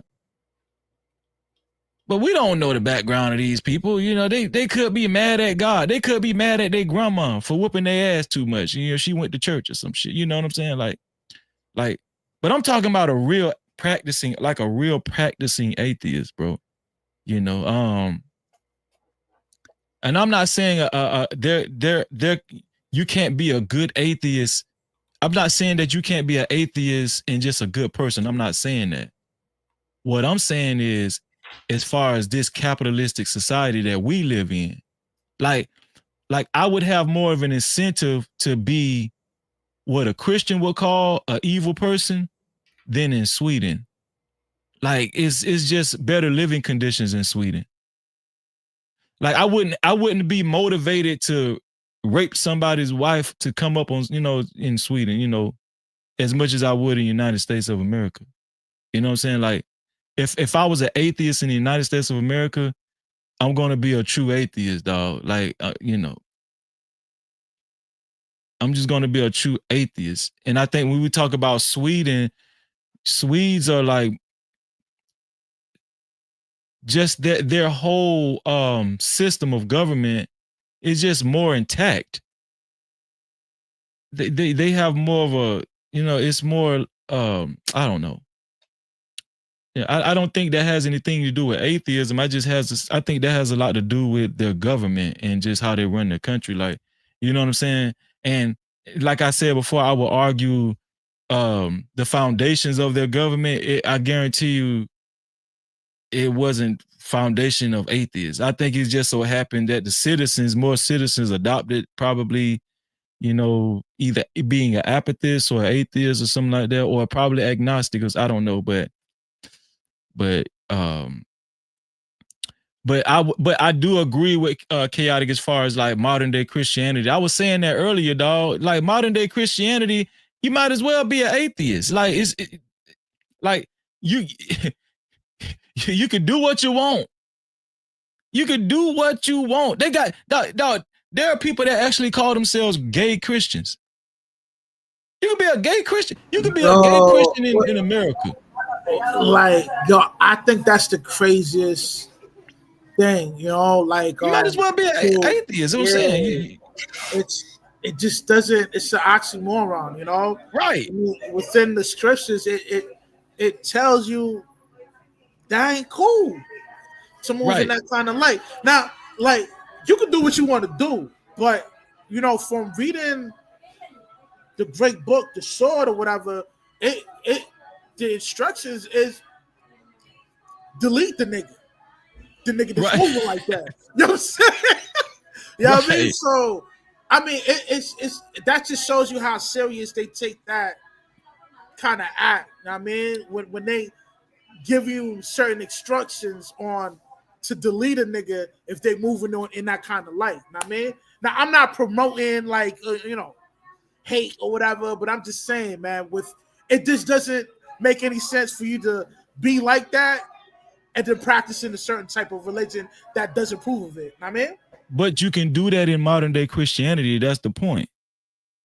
You can. Yeah, I don't agree with it. You know what I'm saying? I think it's just crazy. Makes no sense, man. Right. And guess who are the biggest contributors in modern day Christianity? Is women. Women rule modern day Christianity. Yeah, and they co-sign that behavior too. You know what I mean? Yes, exactly. So when you get down to the brass tacks, all I was saying was just the purification of the matter. When you talk about a real atheist, I ain't talking about these self-proclaimed, I ain't talking about that bullshit. I'm talking about a real person that does not believe in God. They'll laugh at you if you talk about God. They don't believe in the devil. They can watch a Rob Zombie movie and eat a steak. It won't bother them. You know what I'm saying? Those type of people, right? They really don't have because quite the contrary. Now I know some real atheists. And quite the contrary to my ghetto point of view and Chaotic, these people are depending on which direction the wind blows, that's where they're going. If it benefits them, you know what I'm saying? Like, I just think a lot of people that call themselves atheists, dog, they be bullshitting. I think they just either mad at God or they rebelled against their parents or some shit like that, or They read some history, you know, or they might be, you know, I don't know. So you're saying like, yo, the people that proclaim to be an atheist, they might have had shortcomings with the Most High, Yeah, differences with them, so they decide to be atheists just to show a sign of rebellion towards the Most High. That's what you're saying? Yeah. Because most atheists, a lot of atheists I run into, they ask these same questions. Oh, if God was real, why would there be starving Africans? You know, it's just stupid shit. You know, if God was real, why would I grow up without a father, or why would my mother abuse me? Right. So, we also must understand the term God. That's just a title. That's God. Anything can be a God. Anybody can be a God. Like God is just the word title. God means power. The actual word God means power. You know what I mean? Right. So that's what I'm saying. When people say, "Oh, do you believe in God?" Okay, my next question is, what God are you talking about? Because there's a lot of gods. There's a lot of things that's considered God. You know, I'm a God. Freezy is a God. You know what I'm saying? So, but the God that I serve, you know, I call him by his Hebrew name in the Bible. You know, Yahweh. You know what I'm saying? So here's the thing. So it's just a lot of layers. It's a lot of layers to this shit. But what I was talking about specifically was modern day Christianity. And I think this is where me and Chaotic Truth agree that most of it is just some bullshit. I mean, let's just be honest. It's bullshit. It's bullshit. I mean, bro, the person that actually benefits the most from being in modern day Christianity are preachers, ministers, or people that actually lead the congregation. Like, they coming up like a motherfucker if you do it right. You know what I'm saying? And I will argue some of them probably are real atheists. They just playing the game. Think about it. It ain't no rules to this shit. Dog, listen. That's why, see, because I've gone through the gauntlet. I went through the gauntlet when it comes to religion and all that kind of stuff. I was this close to being a damn what's that shit Malcolm X was? Fruit of Islam. You know what I'm saying? Like, because he's one of my favorite figures, and you know, it's like just his discipline, how he changed this. I just like that how he changed his life. You know, if you read his autobiography, it was pretty impressive, you know. But what made you not convert into Islam? What made me not convert to Islam is because when I read history, when you actually deep dive into history, right? I'm talking about, right. Are you implying that? Because this is what I know. Yeah. The Quran was written 200 years after the Holy Bible was put together.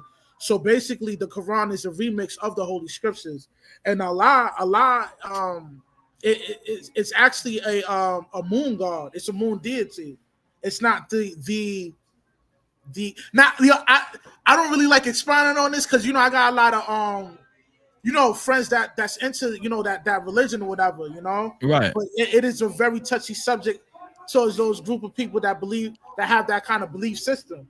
But from what I've studied, the Quran is just a remix of the Holy Scriptures, and it was written 200 years after it was put together. Know what I mean? Big facts. And this is the controversial conversation I've had with several people that's a part of Islam, right? When I actually took a deep dive into studying the history of Islam, the origins of it was not a monotheistic religion. It was not monotheistic. It was polytheistic. The origins of Islam, they actually worship several gods. It wasn't just one Allah. Allah came under the moniker of Muhammad, but Islam was in existence before Muhammad. A lot of people don't really understand that. They don't really know that, right? As a matter of fact, the the practicing Islam people actually did not like Muhammad because he adopted this monotheistic type of religion of Islam. Before that, it was polytheistic. They worship more than one God in Islam. How it got to a predominantly monotheistic ideology is because what's his name again? Muhammad actually studied with Israelites. He studied with Israelites, and specifically one of the tribes was Bantu tribe, right? The Bantu tribe. He studied with them and he learned their culture. That's when he understood not to eat pork and the law, statutes, and commandments. He learned all of that from the Israelites, a Bantu tribe to be specific. And what happened was he became a respectable figure and friend with Israelites, and he started gathering followers, right? And from that, he formed his own religion. He took from the Israelite religion and he formed his own religion called Muslim, right? And so he actually his organization got so large, he had got so many followers because there were some Israelites that kind of converted to his following.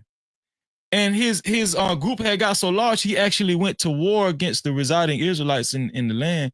And if they didn't follow him, they were to be killed. That's how powerful he got. So this is how Muhammad actually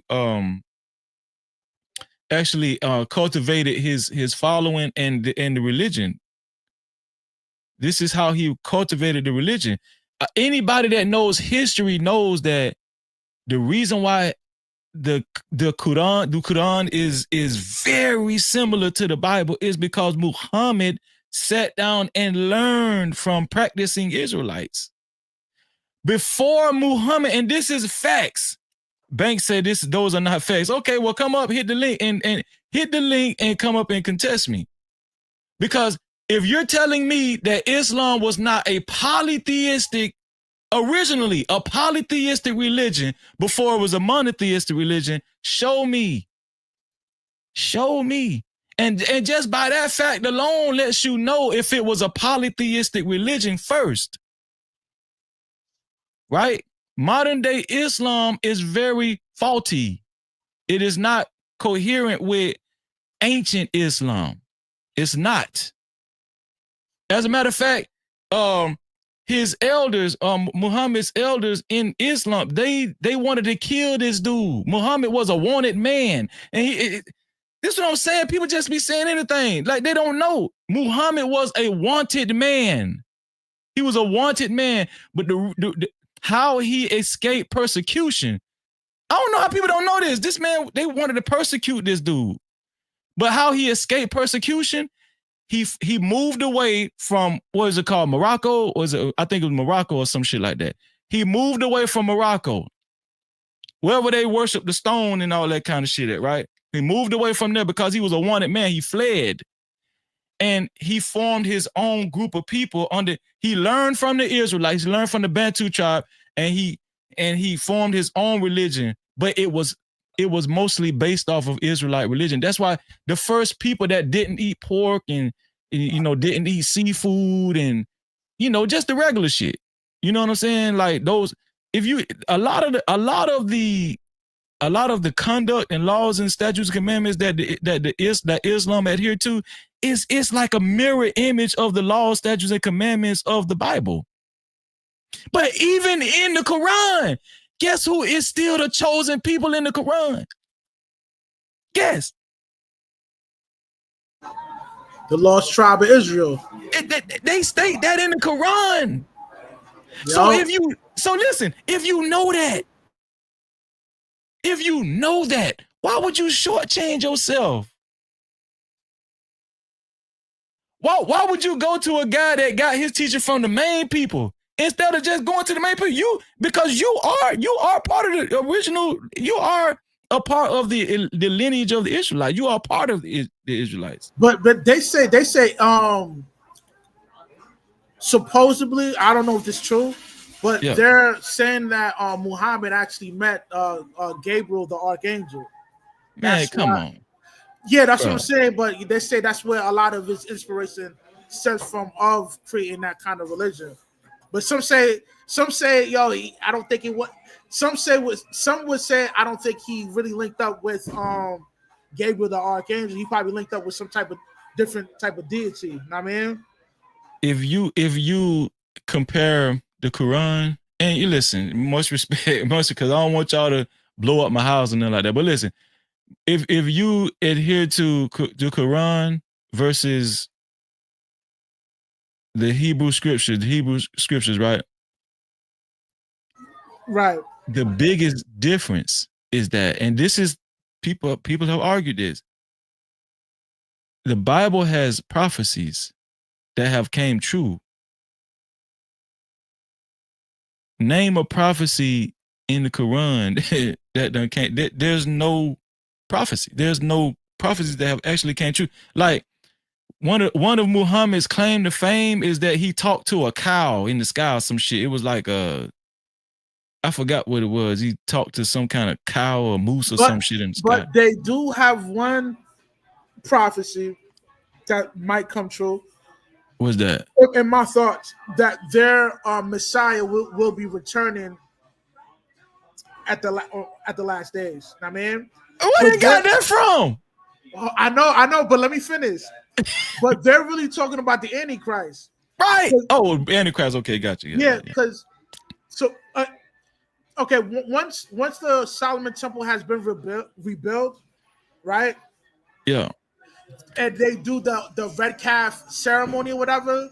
Mm-hmm. That's when the Antichrist will announce, he's God.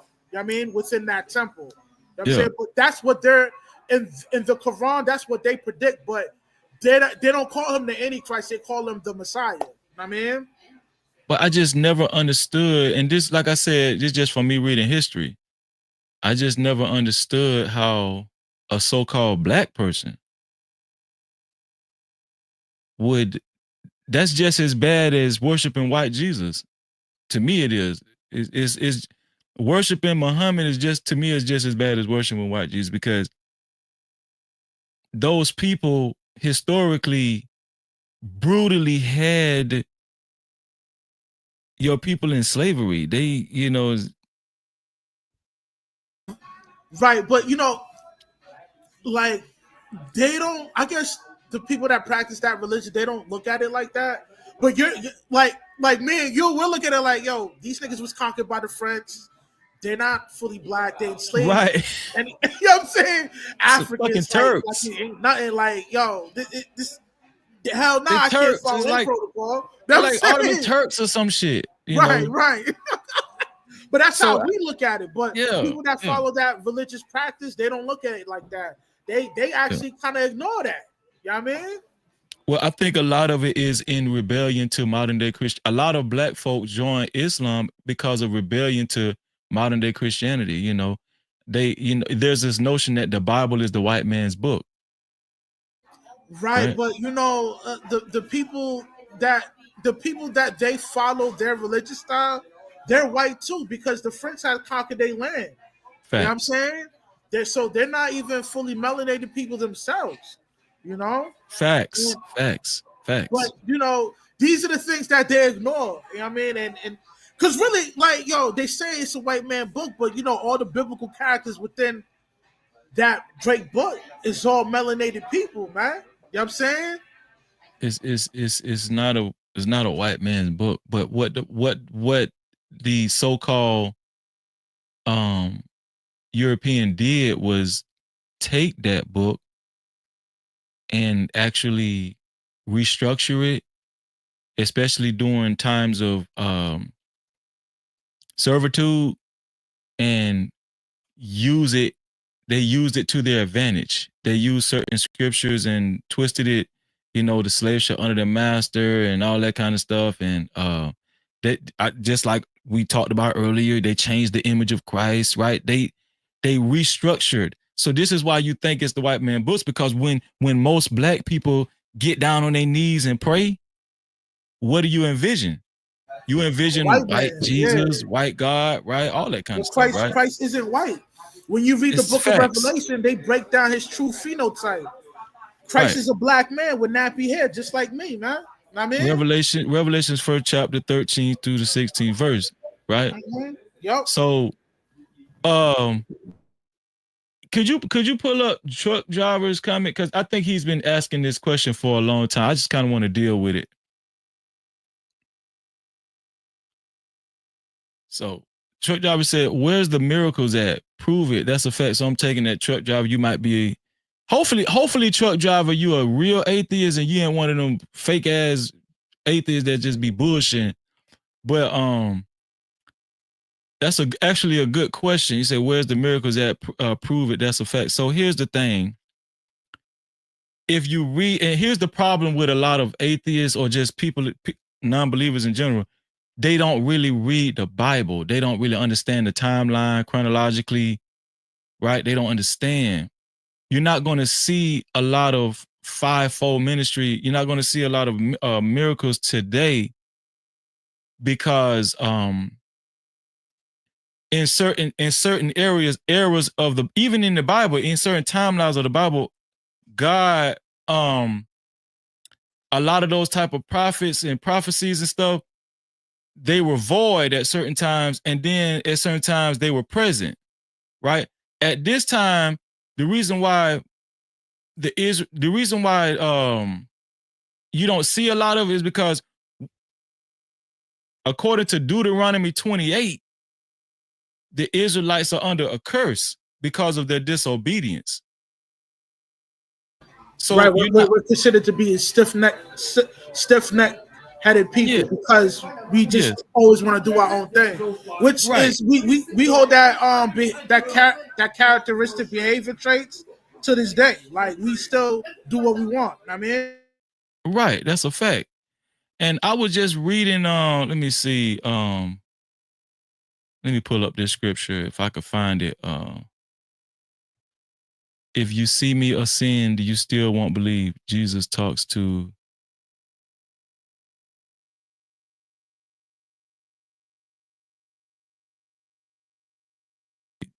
Jesus names Judas as the guy that will betray him.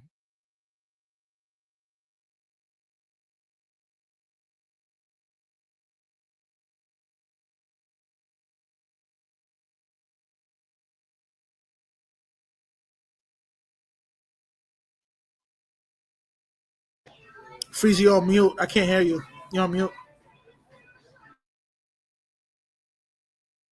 Oh, is that you? Yeah, I can hear you now.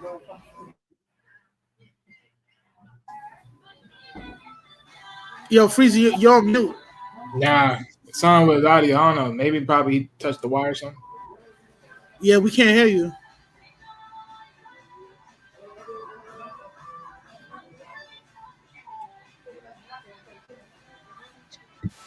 Go ahead, Rush. Yeah, no, you go ahead. You go ahead. I want to hear what you got to say. I think this is a great conversation. I definitely think that we are definitely going through some sort of social evolution on this planet, and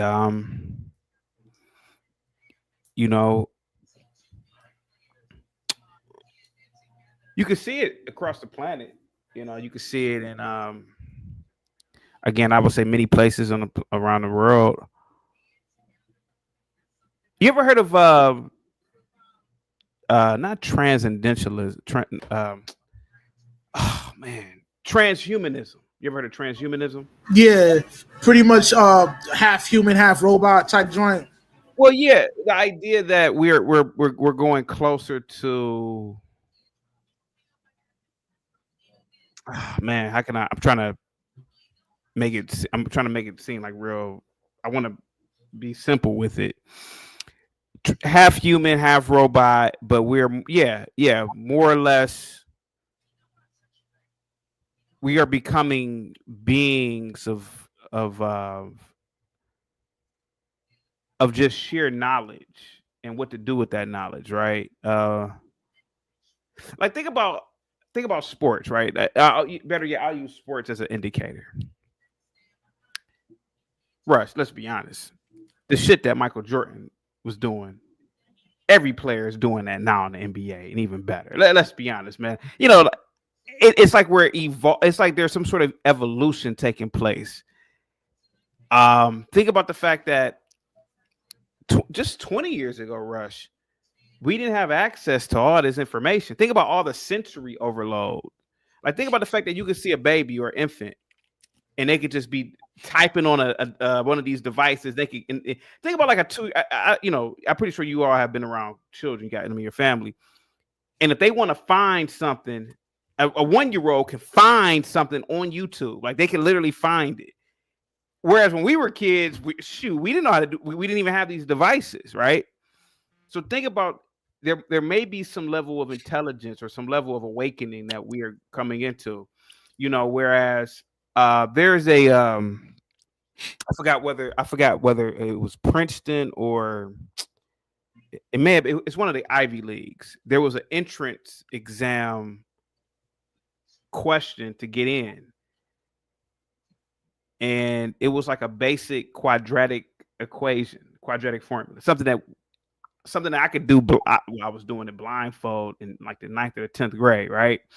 But think about 200 years ago when that was like an entrance to get into a prestigious university. So there might be a level of awakening that we're coming into, man.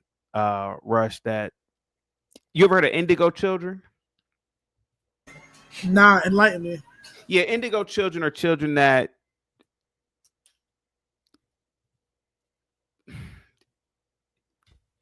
there's a lot of autism going on, right? There's a lot of autism going on. When we were kids, I don't remember it being they're autistic kids.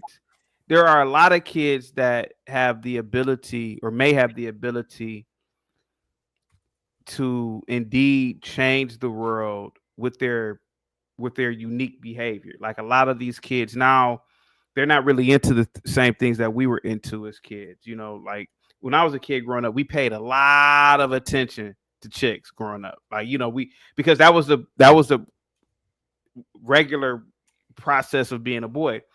But now these kids Rush, they're not really into it. And I'm not promoting it, but they're really into themselves and video games. And now you got more kids than ever making money online, more kids than ever who are more financially literate than our generation ever was. Man, let's be honest. The average kid when I was a kid didn't know about no goddamn stocks. The average kid when I was a kid, we didn't know about none of this stuff. But these kids not only know about these things at a very early age, but they're making more money doing things that, when we were kids, hey, eventually turn the game off, go outside. But now these kids it's like human beings are growing up totally different. And that may be a stepping stone to a different evolutionary path, whether it's social evolution, biological evolution, etc. Man. So this whole the topic of religion is really a good topic to open up that door to these other topics, man, of like transhumanism, etc. Man, if that makes any sense to you guys. No, it does make sense because when we was coming up, we wasn't exposed to all this technology. You know what I'm saying? No, we weren't. And this is considered to be the informational era. From what our parents come from growing up, they're more of the industrial era. You know what I mean? Which is the basic work, 40 years, 60 years, or whatever. Then you get your grossly income from the SSI. You know what I mean? Now the game is totally changed because there's so much vast information out there for us to make money. The kids are 10 times smarter than the kids than we were when we was coming up because they're exposed with so much information. You know what I mean? Yeah. No, yeah, I agree. Now, Frieza, you got this document up here. What is this? I can't even see it. So this is John, the book of John, 6th chapter. And I was going to start with the 60th verse. This was kind of trying to answer truck driver's question as far as where's the miracles Where are the miracles, man? He was talking about, I don't know, something about why don't we see miracles today or something like that. So the Bible really predominantly isn't about miracles. And I think a lot of people get caught up in the supernaturalism of it. You know, it really is not about seeing miracles, you know. Miracles are good, but miracles aren't going to save you. Miracles aren't going to get you into the kingdom of heaven, right? Which will be on earth. But so I think a lot of people get caught up in just the supernatural aspects of the Bible because it's like a right? It's like it's like superheroes and all that kind of stuff. But right here in verse 60, it says, let me see. Right here, verse 60, it says, many therefore of his disciples. So it's talking about Jesus' disciples. Many therefore of Jesus' disciples, when they had heard this, said, this is a hard saying, who can hear it? So Jesus was telling them, he was giving them some information which was hard to swallow, to the Israelites. And verse 61, it says, when Jesus knew in himself that his disciples murmured at it, he said unto them, doth this offend you? And verse 62 says, what and if ye shall see the Son of Man ascend up where he was before? So he was saying, Jesus was telling the disciples, what have you actually seen me fly? What have you actually seen me fly? Just, lift my feet off the earth, and ascend to where I was before. And then 63 says, because, in present day time, we would consider that a miracle, right? 63 says, it is the spirit that quickeneth, right? It is the spirit that maketh alive. The flesh profiteth nothing. The words that I speak unto you, they are spirit and they are life. But there are some of you that believe not, for Jesus knew from the beginning who they were that believed not and who should betray him, right? So basically what it's saying is, don't get so caught up. You can take it off the screen. Basically what it's saying is, don't get so caught up in wanting to see miracles. The Bible was never about miracles. It was about the words of God, adhering to his law, statutes, and commandments. His words are spirit.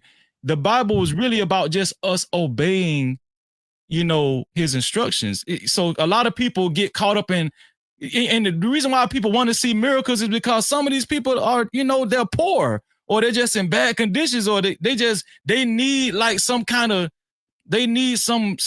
of supernatural, like they want somebody to come in their house and sprinkle some water on their ass and turn their whole situation around.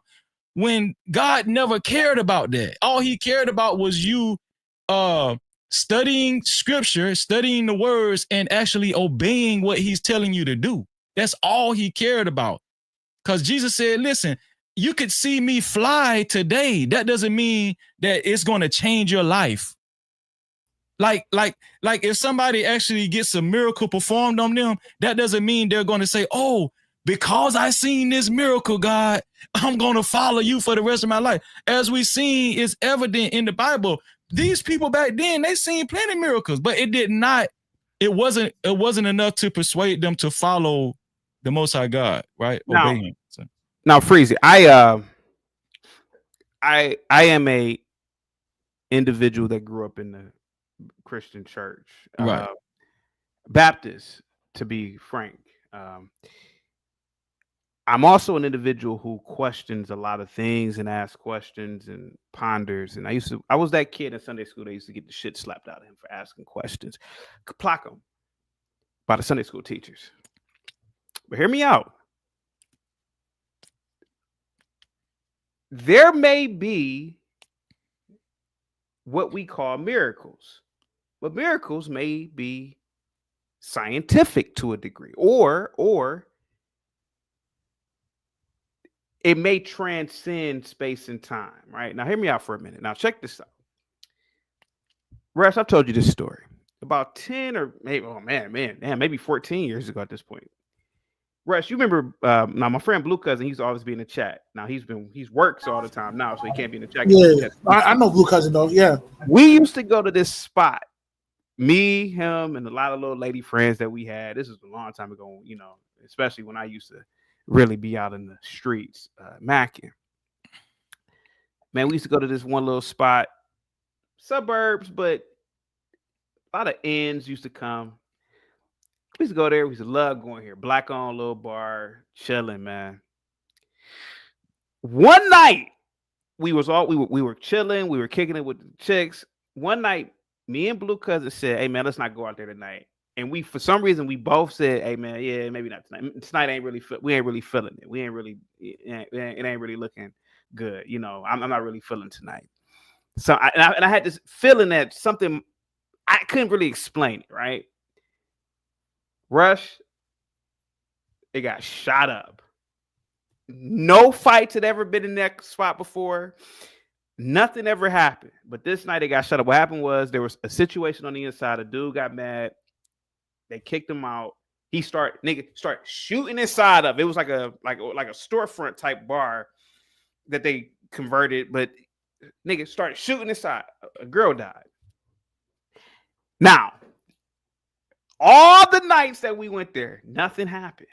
But the night that we all said, "Hey man, something might go on. I don't know what it is about tonight, but something don't feel right." Now, what I think Freezy is this: space and time, in my opinion, it's like a ball of yarn. Right now, from our perspective, space and time, or time is linear.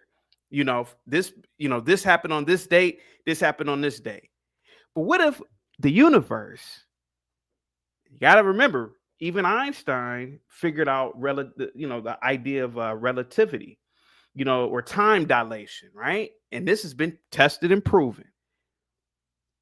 What if the universe, space and time are very complex, which more than likely it is. And what if the multiverse and all of these things are truths? And what if whatever happened that night, we did go there and something was so tragic that we were constantly sending back some sort of messages to the past. Like, I wished I would, maybe when we say we wish something didn't happen, maybe that's a message or some sort of frequency or something. I don't know, man. Maybe the thought of it is some sort of code or frequency. And maybe it was sent back through the space-time continuum. And maybe it was sent back as a message for us, and what we perceive as intuition, or what we perceive as something was saying something. What if that is God? What if intuition is really, like, to a degree, you would say that's a miracle to a degree, right? If you really looked at it from the perspective of what we are saying, we always went here. And this night, hey man, something maybe 1,000 years ago, you told people, hey man, God said don't go there. Now, was it God? Maybe not. Or maybe it was.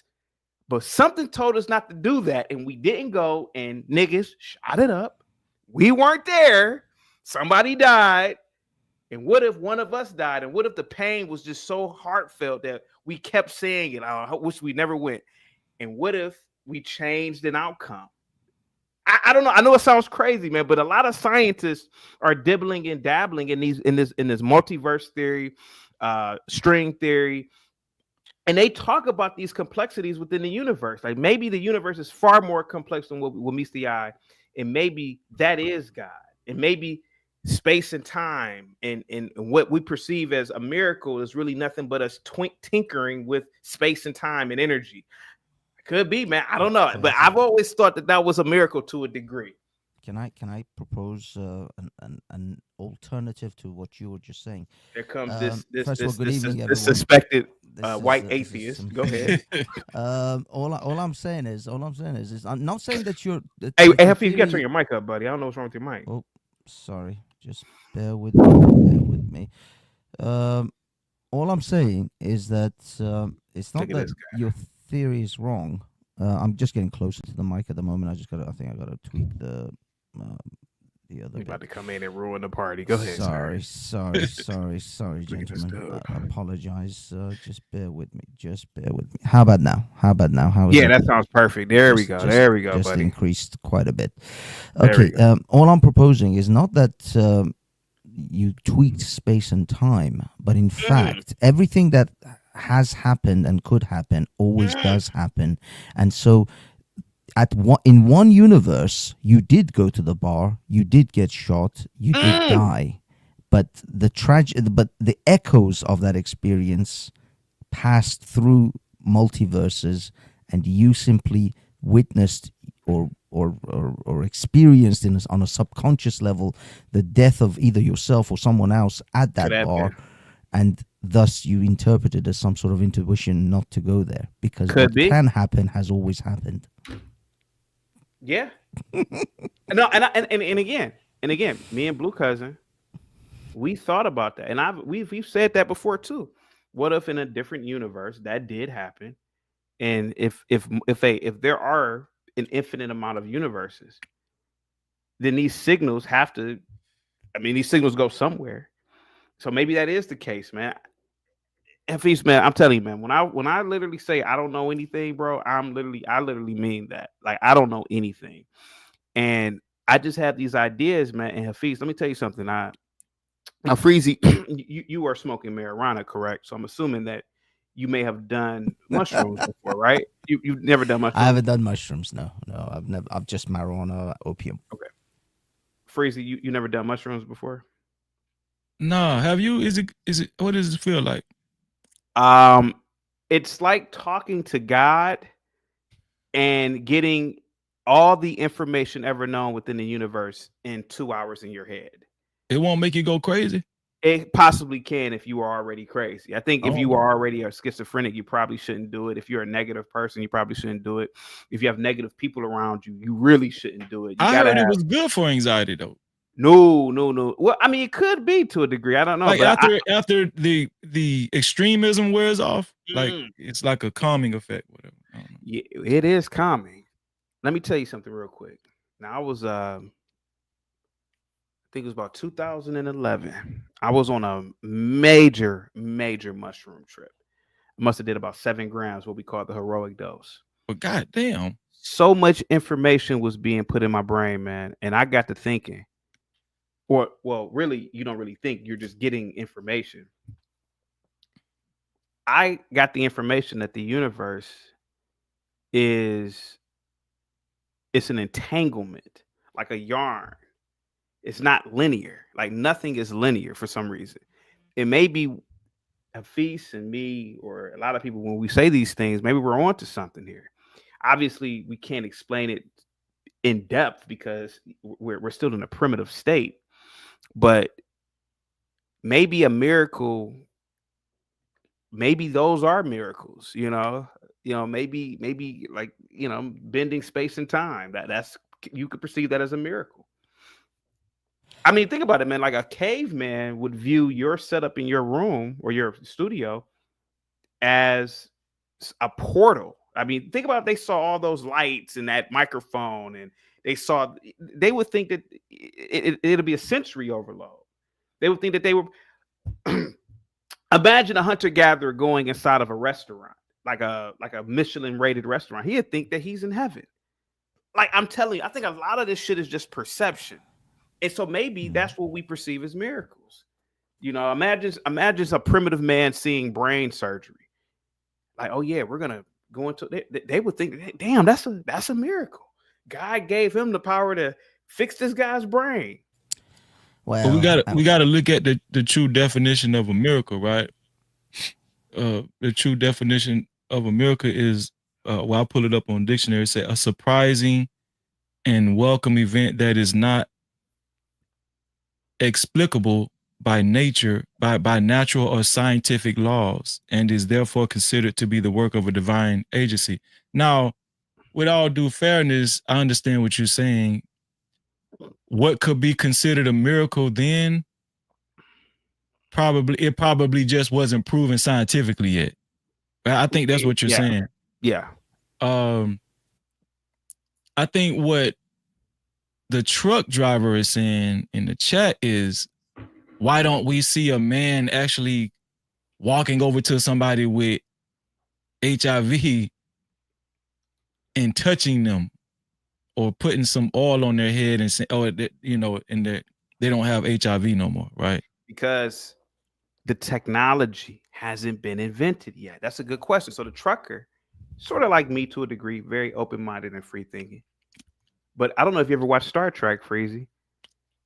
In Star Trek, they have what is called, Hafiz, you've watched Star Trek, right?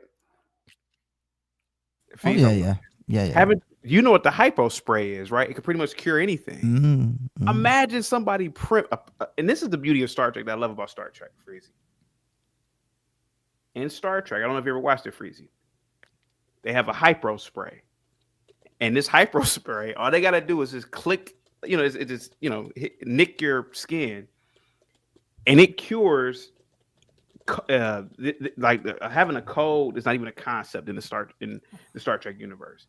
Like all the ailments that we have now, like chicken pox and all that stuff. Well, they already have polio. I mean, vaccines for that. But the ailments that we have now, like cancer and stuff, if they went to a planet and they said that they have a such and such disease here, and the doctor would say, "Oh, that's cancer from," you know, we looked at it and they have what we call cancer on Earth. Well, go get the hypo spray, kabluka, and it cures it. So maybe, I'm telling you, man, it's so much about the past that we probably don't know. Maybe they had that shit back there. Maybe they were just why we ain't got it now? Listen, why don't the Egyptians, the ancient Egyptians, rule now? Why don't the ancient Romans rule now? I think civilizations have gone and failed, come and gone. So maybe what we see now is just the tail end of a reset. Maybe we reset somewhere. Well, Arthur C. Clarke said that any technology significantly sophisticated enough would look like magic to primitive man.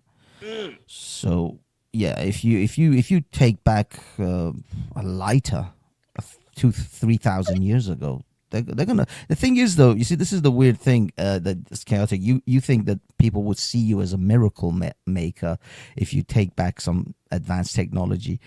Yes, that is to some extent can be true depending on the time and space, but a lot of times they'll burn you as a witch. Yeah, they'll just set you alight because they're like, this is a demon from hell. But that's what we were talking about, the story of Daniel. You know, we were talking about. Well, hold on. Well, hold on. There is rumors that they've seen UFOs coming from the depths of water, and they're saying that, you know, they possibly are from the Marine Kingdom. Let's expound on this, man. Atlantis. The what kingdom? The Marine Kingdom of Atlantis. The Marine Kingdom. The Marine Kingdom is pretty much like, you know, demons in layman terms. Oh, so you're not saying these are like Atlanteans. You're saying that these are actually demons from from a demonic dimension coming through Earth, through the water. No. When you read the book of Enoch, it breaks down on how the fallen angels copulated with the daughters of man, and they bore children called the Nephilim. Now, the women that allowed the angels to copulate with them, they got cursed to become quote unquote mermaids and been banished into the waters. And now they're considered to be the Marine Kingdom. Cause when I interviewed Marley, Dr. What did I forgot his name, but he was breaking it down on how these aliens are really disembodied spirits using meat suits as biological constructs. Talk to me, man. Well, I guess the question would be, if there are demons, right? If these creatures that are coming up to sea, supposedly, that Congress was talking about, and if they are demons, where do they originate? What are their species? I get to asking questions, man. You know, who created these creatures? What are these creatures? What do they eat? What do they? You know, I really get to asking questions when people bring up this term demons. Well, I mean, it all really depends on that point of which religious perspective you're coming from. If you're saying demons from the Christian perspective versus demons or jinns from the Islamic perspective, They are somewhat different things. In the Islamic context, they describe demons or jinns as creatures that were created by God, by Allah, same as everything else, same as angels and humans. It's just that these particular creatures were created by smokeless fire. Now, whether they eat something, you see, I think we have a very primitive understanding of what you say eat. I mean, yes, that's humans. That's what humans do. We eat in order to generate energy in our muscles, mitochondria, etc., to allow us to move forward, to move, to breathe. What would be the interpretation to a jinn, for example, isn't so much eat, but it would be to consume something that would allow it to regain energy. So it isn't eat now, isn't in the jinn way like of a human being. Evil spirit? You don't know what's up in the front. Sorry, I didn't hear that. Isn't jinn considered to be like an evil spirit? It is a different, yes. I mean, they are considered evil in the Islamic context, but they are created by God as well. They didn't yield, or they didn't bow to man when God ordered all the creatures of heaven and hell to bow to man. It still follows the biblical line, the same as how Lucifer didn't bow to man and was a fallen angel. But jinns in the Islamic context were actually created as jinns, not like the biblical context where the jinns are essentially fallen angels, or Lucifer is a fallen angel. Lucifer isn't a fallen angel in the Islamic context. He is created as the Iblis or Bilal or whatever they've got. Like shaitan is the main word that they use, but they're not just angels converted into jinns. Jinns are a race of their own. They were created as they are now. Well, hold on. Wouldn't a jinn be considered as a disembodied spirit? Because a fallen angel and a jinn is totally two different entities. You know what I mean? Exactly, yeah. They are two different things, but they're not disembodied spirits. They don't come from man. They were created before man. They were created at the same time as angels.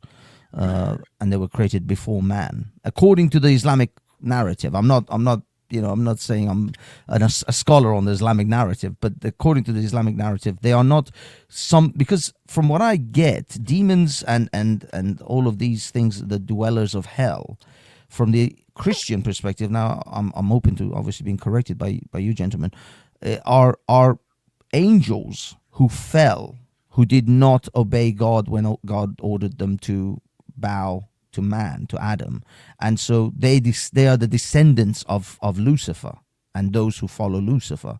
So they are a fallen form of angels, whilst jinns were created as jinns. They are not angels that disobeyed or became something else. They are created as they are, smokeless fires, and so they are in an entirely created subspecies to angels and to humans. They're their own thing. What the biggest misnomer is that that Satan is in direct rebellion to God, when Satan actually works for God to this day. But didn't Satan disobey God by not bowing to Adam? No, that's actually not in the Bible. Right. Oh. That's not in the Bible, but I know what. Hold on. I know what Hafiz is talking about. Hafiz is talking about the 200. The 200 watchmen. Well, 200 angels that was meant to watch over mankind. Now, from what he's talking about, I think he's talking about like there was a disruption because the angels did not want to serve mankind because we were considered to be a weaker vessel. Yes, it's not in biblical text, but I believe you can find this information within the lost books. You know what I mean? Right. But, that's where it kind of gets controversial. But let me can I read that what I shared too? I want to read that for what's his name again? Hafiz. Oh, no, not you. Josh Root News. It was the comment was 7:59 p.m. He said the Bible is based on miracles. I think he was talking to me. So right here in Ecclesiastes 12th chapter and the 12th and the 13th verse is telling you exactly what the Bible is based on. It says, and further by these, my son, be admonished. Of making many books, there is no end, and much study is a weariness of the flesh. So the Most High God, this is Solomon, getting his wisdom from the Most High God. The Bible actually teaches us it's not wise to just indulge in a lot of theories and just like a lot of just it basically says don't get into philosophy. A lot of philosophy, right? It's just because it could steer you away from the truth, right? And so in verse 13 says, let us hear the conclusion of the whole matter. What is the conclusion of the whole matter? It is to fear God and keep his commandments, for this is the whole duty of man. So you could take it off. So basically, that's what the Bible is really about. It's just to fear God and do his commandments. That's the whole duty of man, right? So when we get into a lot of philosophies, and I'm not saying it's bad to read books and stuff. I'm just saying, like, when you get into all this mysticism and your mind is getting tossed to and fro, I mean, there's no end. That's what the Bible says, is to no end. You know what I'm saying? But the whole duty of man is to follow his law, statutes, and commandments, right? And we can all agree if everybody followed the law, statutes, and commandments, the world would just be a better place, right? But listen, Chaotic, ride with me right here. I'm finna listen. You've been making my mind turn a little bit, right? But I'm about to implement something into the conversation, something you probably never thought about. And I had a debate with Fatty on his channel. It was atheists versus believers, and I think they tried to discredit me with this, but I think I kicked their ass with this, right? As far as to atheists, Hafiz, are you an atheist? Yes, sir. Atheist, agnostic atheist, depending on. Okay, follow me on this, right? Okay. So, do you guys believe that if something is if something was proven to be possible on a smaller level, it could actually be proven on a bigger level too? So you mean like from the micro to the macro? Yeah. So the Bible says that we are gods. We are gods too. We are God. And it says it in I think in Psalms, right? You're all gods. Right. Or Act, one of the two. I can't remember. Yeah. So a lot of atheists don't believe in actual things that they can't see, like things that can't be proven through science and stuff, right? And so this is what I always say to atheists, right? I say this: I'm going to prove to you that something that you can't see. Because listen, a lot of atheists believe in what is that? The Big Bang Theory, and well, believe it or not just atheists, but Catholics believe in the Big Bang Theory. Okay, there you go. Yeah. Go ahead. Okay, so this is my way of proving that something that you can't see. Okay, this is my way of proving that something that you can't see can create something that you can see. We do it every day. Right. So imagine in your head, Chaotic, a circle. Let's just get elementary with it. Imagine in your head a circle. Can we see that circle in your head? No. But can you manifest that circle? Can you actually manifest that circle into something we can see? Yeah. So that right there proves that something that we can't see can make something that we can see. That proves that. So if we know, let's just stop right there. If we know that to be true, we just proved that, right? We just proved that. If that's true, why can't a bigger, okay, this is our mind, right? This is how our mind works. That's how your mind works, Chaotic. That's what you call a mind. And in the Bible, the mind is synonymous with the spirit or your heart. It's just like somebody saying, are you in good spirits today? It's talking about how you're feeling, your mind and all, right? Are you in good spirits, right? So if that's true, that I couldn't see that circle in your mind, but your mind created something that I could see and it made it manifest. If that's true, walk with me. Why can't there be a greater mind that actually cultivated something in its thought pattern and created trees? Yeah. Grass. You're asking everybody this question, right? Yes, planets, humans. Yeah. May I? Well, how about this? You were asking Hafiz because Hafiz is a self-admitted atheist, right? Yeah. Yes. What I'm saying is, it's the same concept. Yeah. So, Freezy, the funny thing is, I don't actually disagree with you on that. Yeah. The point isn't about seeing. Now, when it comes to the seeing part, there are many things in the universe that I cannot see. I don't know if you know about quarks. These are quantum particles. Also, Quantum things like physics. Well, yeah, it goes into these are quantum theory. But there are also what they call what was it? Damn it! I can't remember it now. Chaotic. Do you know the things that are in the universe that they cannot actually, the scientists can't see them, but they can tell that they're there. Strings. We're talking about strings. No. They are damn it, it's gone out of my head. They've got a gravitational force, but they can't actually see them. It's black, not black holes. Like dark matter or something. Dark matter, exactly. Yeah. Now there are lots of things I can't see. Microwaves, I can't see radio waves. There are lots of things we can't see in the universe, but exist.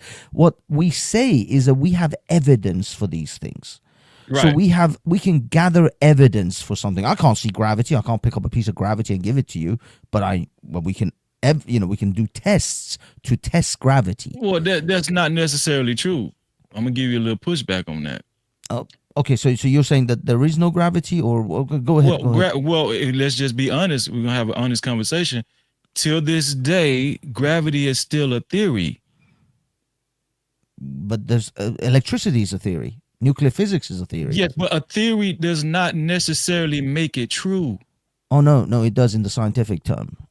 Do you understand what I'm saying? I know, but the thing is, there's a difference between the common understanding of a theory and scientific theory. Scientific theories are not in the science world. They don't call it a theory if it's a guess, or if they call it a hypothesis. I think that's where the common understanding of theory differs between the common understanding and the scientific understanding. In the scientific world, a theory is actually proven.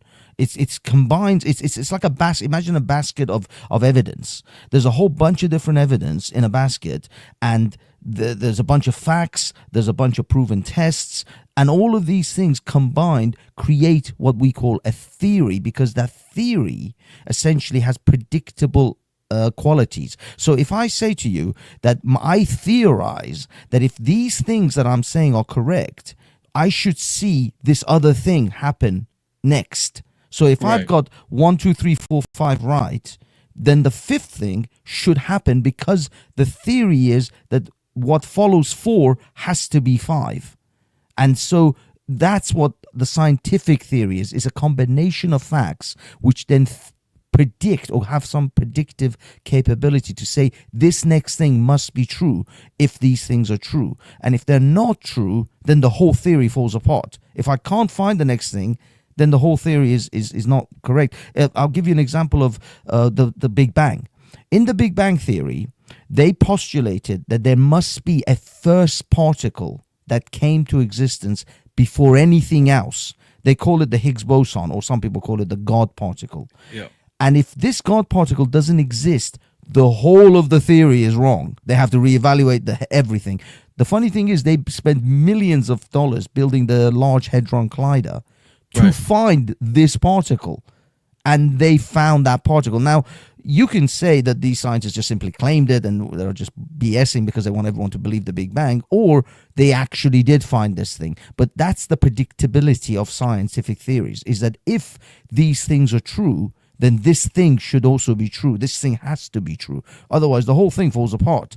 And it didn't. And most scientific theories are like that, that if these elements of this theory are true, this other thing has to come from it. And if it doesn't come from it, then you have to rethink the whole thing. But with the common theory, common man's theory, which is a hypothesis, is that if I hypothesize that there is a flying pig around the moon of Jupiter, that's my hypothesis. There is a flying pig around the moon of Jupiter. Now I have to go out and prove if I can find the flying pig around the moon of Jupiter. If I can't evidence it, if I can't give you any evidence, any signs, even signals that there's a flying pig, then that hypothesis doesn't hold water. The hypothesis falls apart. Okay, Hafiz, let me say this. If I got a Rolex watch laying around and my cousin that was in the house is known to be a kleptomaniac, and my watch is gone after my cousin left, is the most estimatable theory that my cousin stole my watch? The thing is, with that, you can say I have a hypothesis that my cousin is. But does it make sense that my cousin stole my watch if he's a klepto and my watch was in my house before when he was there? This is what I'm trying to explain, is that you have a hypothesis. You hypothesize that since my cousin is a klepto and he steals other things based on other evidence, that I can hypothesize at this point and fairly to say that he would have stolen my Rolex. Thank you. But you still have to put that hypothesis to test to actually show that he actually stole your Rolex. I just did. He's a klepto. No. You made an assumption based on previous evidence that he would, but you still have to then prove that then, because you said he stole my shoes, he stole my wallet, he stole my car. That's but not did he true. steal your watch? No, that's not true. What you're doing is right? What you're doing is giving out misnomers, because if I could prove that my cousin stole my watch, it would be a fact. Yes, but that's what scientific theories are. No, it's not. The theory. facts. Listen. Gravity is a theory. It's not a fact. It's not. It is. It's not. Oh my God. Theory is built around facts. See, this is what I'm talking about, right? Chaotic, right? We're talking about terminology, correct terminology, right? Do words mean something, Chaotic? I agree. Words mean things. Words mean something. Well, we because we give them meaning. Yes. Right. Yeah. So if gravity was a fact, that's what they would call it. Listen, it's not a fact. It's a theory, and it's considered a theory to this day for a reason. Right. Hold on, let me finish. Okay. You know why? Because y'all been talking for a minute, but I'm gonna let you finish. Well, when Hafiz was talking, guess what I did, Ja? I let him finish. Right. That's what we do. But listen, the reason why it's still considered a theory, why, Hafiz, is because there's still room for what?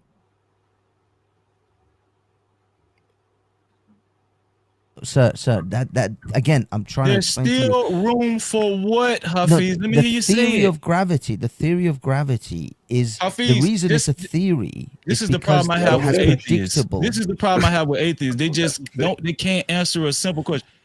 It's still considered a theory because there's still room for what? You can do it, Hafiz. No, it's not that it's still room for anything. It's the fact that it has predictable abilities. And so the theory of gravity is a theory within the scientific realm, effectively built up because of the multitudes of facts. So if I were to give you a pencil and say my theory of gravity predicts that every time you throw this pencil in the air, it will come down to the floor. What And that this mean? happens 100 out of 100 times that you do it. That's the theory of gravity, is that it has predictable outcome. So if I throw it up in the air 100 times, 1,000 times, I get repetitive results. That's the theory part that I theorize that this would happen. But the fact is that it actually does happen. Hafiz, this is the problem. I'm not disagreeing with you, but you won't answer my question. If it's still considered a theory, what does that mean? That means it's still room for what? But to be wrong. For error. Yes, but that yes. Okay, wait, just stop right there. Just stop right there. Okay. Now I understand what you're saying, right? You put a lot of faith in gravity. That is called gravity. Somebody came up with some name called gravity, and they did a whole bunch of experiments and stuff, and numbers went to lining up sort of the majority. Okay, I got you, bro. But it's a reason why they still consider it a theory, because there's still a room for a margin of error. So, but that's with everything. No. This is what I'm saying. The point that I'm trying to make is that there are some things in this world that are considered fact. Like what? Can you give us an example? Huh? That's a good question. Yeah, can you give us an example? Yeah. Okay. The fact is that if I jump out of a plane from 2,000 feet, when I hit the earth, I'm gonna die. But are you sure that you're gonna die every time? There have been people whose parachutes haven't opened and survived. So hold on. See, y'all, you getting crazy now. Okay, so you telling me it's been somebody that jumped out of a plane above the clouds. Yeah. And fell at full velocity. Yeah, the parachute failed. Yeah. Show me right. Share I'll this find shit. you. I mean, I don't know if I can find you on the video anymore, but there was a guy. Share it right now. There was a video of a guy. You were giving wet freezing. No, but there was a guy who actually jumped out of a plane. His parachute failed. He landed in some hedges and trees or bushes or whatever and survived. Okay. Now it was horrific. But he survived. What did I say? I said a man that falls to the earth with full velocity. Don't hit no branches, which I'm kind of thinking that shit was made up, what you said. But what I'm saying is, it's actually true. I said fall from a plane and hit the ground in full velocity. Name me somebody that done did that and lived.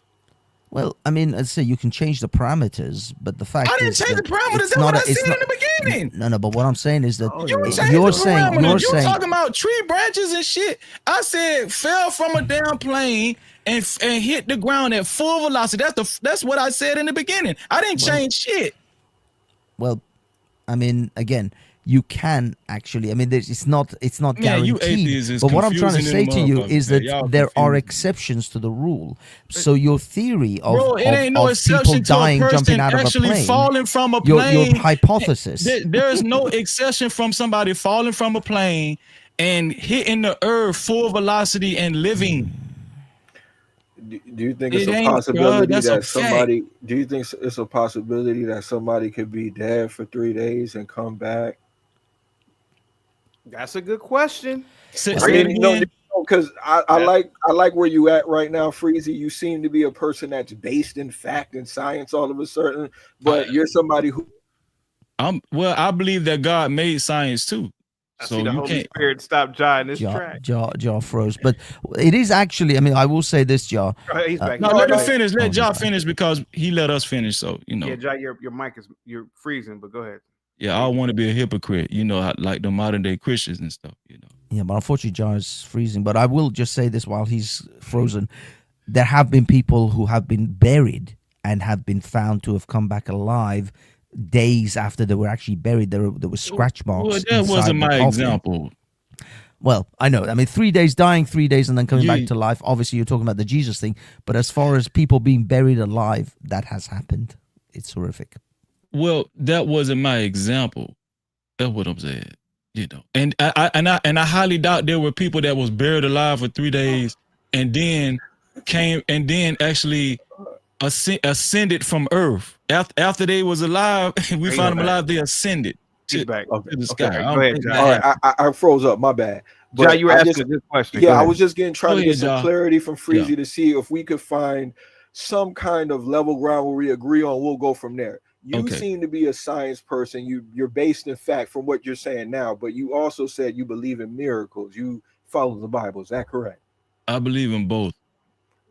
Okay, science and the Bible. That's interesting. I believe that God made science. I believe everything came from God. I believe God created everything.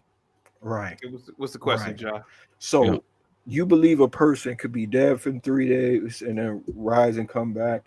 I want to know what kind of Bible believer are you? Like, are you just somebody who believes that the serpent was talking to Adam and Eve in the garden and that they were talking donkeys and that kind of thing? Is that all literal to you? Hold on. I gotta correct you. The serpent beguiled the female. All right, beguiled. I'm just talking about the Bible that has Genesis in it. Like, I don't want to get too technical, but do you believe that a serpent talked to Adam and Eve and there was a talking donkey and things like that? You believe all that literally? That's a good question. Okay. How long have you been hearing this conversation? I was here a little bit before. Maybe I tapped in like an hour ago. Okay. So did you hear when I said when people refer to God is just a title? Right. That's not the God that I serve. That's not his name. Right. Right. So a lot of things can be a God. Okay. So when we talk about serpent, right? It could be a description of somebody. A snake, like we call people snakes now. He's a snake ass nigga or a snake ass cracker or some shit. So it's a figurative thing. These are all just like. Well, here's the thing. When quite the contrary to what a lot of people believe, when Adam and Eve came in existence, a lot of people believe that they were the only people on earth at the time, and that's not true. That's not even biblical. There were other people on the earth as well. Did you know that? Enlighten me. I'm just letting you. I'm saying I'm trying. You said let's get some common ground, right? Well, if they were the first, do you believe Adam and Eve were the first people? No, I don't. The Bible doesn't even say that. Okay. Bible doesn't even say that. There were other people on the earth roaming the earth, right? Okay. So it's quite possible that there was another man or woman that communicated with Eve and beguiled her, right? When Jesus, are you familiar with the Bible a little bit? A little bit. I don't are you familiar? Everybody know this story. When Jesus got mad and went into the temple synagogue with the money changers, and these people were selling oils and all kind of stuff. And Jesus went in there. The tables, right? Or Jesus went in there. Okay. Jesus went in there and flipped over the tables. Yeah. He called them the den of vipers. Do you know what he called them? What did he call them, Hafiz? You just said it. Yeah. He called them the den of vipers because they were taking advantage of. What is a viper, Josh? I mean, I'm letting you enlighten me. Like, John, why y'all do this? What am I doing? Are you quizzing me or you telling me? Rush, I asked you one simple question. Now you're like, this shit, Rush, please. I'm asking just simple questions. Okay, let me say it. Since I got you preaching to me, you know what I'm saying? I'm just asking, do you believe that the Bible is a literal book, or is this about metaphor? A viper is a serpent. Okay, that's what it is. And Jesus called the money changers in the synagogue vipers. Okay. Yeah. So when Jesus died and came to life, you came back to life. Was that a metaphor, or was that like a miracle? Was that something that really happened? It was. Yeah, well, it was prophecy, I mean. But did it really happen? I'm just asking. Yes. Oh, you're asking me, right? Yeah, I'm asking you. Yes. Without a shadow of a doubt. Okay, so I want you to have that same scrutiny that you had with Hafiz's, when he was saying things about gravity, that was like a foreign thing to you. You were like, that's just a theory. We haven't proven that. But what proof do we have that somebody died and came back after 3 days? Like it seems like we have very what proof do we have? Okay, I'm sorry. You're right. You're absolutely right. You know what I'm saying? Like we have very sparse proof, and I want to make sure that we're agreeing on the same thing when we talk about theory, right? Yes, sir. Because I don't want us to talk past each other. When I say a scientific theory, I'm talking about a scientific theory is an explanation of an aspect of the natural world and the universe that can be repeatedly tested and corroborated in accordance with the scientific method using accepted protocols of observation and measurement and evaluation of results. Would you say that's a agreeable definition of a theory that we could go with? Why not? Why not? Okay, so I think that's a little bit more reliable. No, it's not. Than a book. No, it's not. That was written. Okay. Here's a long the thing. Time ago. Here's the thing. We don't have any physical. Wait. But you just killed your own argument. Trying to please explain to me. Listen. I'm gonna let you have the floor. You and Hafiz killed your own argument trying to kill mine. No, just explain it. Like, you just told me something I didn't even know. You told me that there have been accounts where people was buried alive for three days and it was alive. No, I'm just talking about the Jesus story. No, but you said it wasn't based on miracles. Hold on, Ja. You said the Bible wasn't based on miracles. Ja, didn't you just agree to that, to what Hafiz said? Didn't you agree to that? What did I agree to? That there have been accounts where people were buried for 3 days. I don't believe there's never been an account of that. I don't think that ever happened. No, I didn't. No, you misunderstood me. I don't believe that shit ever happened. I was asking you. Okay. Believe it. Okay, well, here's the thing. Respectfully, right? You seem to be kind of fuzzy on gravity, but you think no, I'm not fuzzy. No. Wait. I'm not fuzzy on gravity because I made an A in science. Well, listen, what I'm saying. Listen, me and Hafiz actually did not disagree. He adhered to the fact. That gravity is still considered a theory. Now, whether it's a scientific theory or whatever other kind of title theory he's called out, human theory or hypothesis, I don't know, whatever, hypothetical. But Freezy, I agree to the scientific definition of what Ja read of gravity as being yes, that's fine. But that's what I agree with. Here's the thing. I never gave y'all pushback on that. That's the thing, right? Here's the thing. I'm still saying the fact that it's still considered a theory, and Hafiz actually admitted that means it's still a room for a margin of error. And I agree with you. Okay. Oh, wait, Ja. Well, let me finish. Okay. You agree with that, right? Right. So then you reference Jesus and ask me, do I believe that Jesus was buried for 3 days and then he arose? Right? I said yes. You said how? You said okay. You said why would I give more credence to that? I'm not saying what you said is verbatim. I'm just kind of paraphrasing. Okay. So bear with me. Okay. Why would I give more credence to that than I would gravity? Right. And it's scientifically based. Right. They have like evidence, because I want to be fair. Right. I want to make sure I want your threshold for what you believe to be consistent. You know what I'm saying? Like you were like, damn. I know one thing. You can't have faith in your internet service. You can't have faith in that shit right there, go. That shit ain't right. Sorry, you froze again. You froze again. Yeah, I missed what you were saying. What you were saying?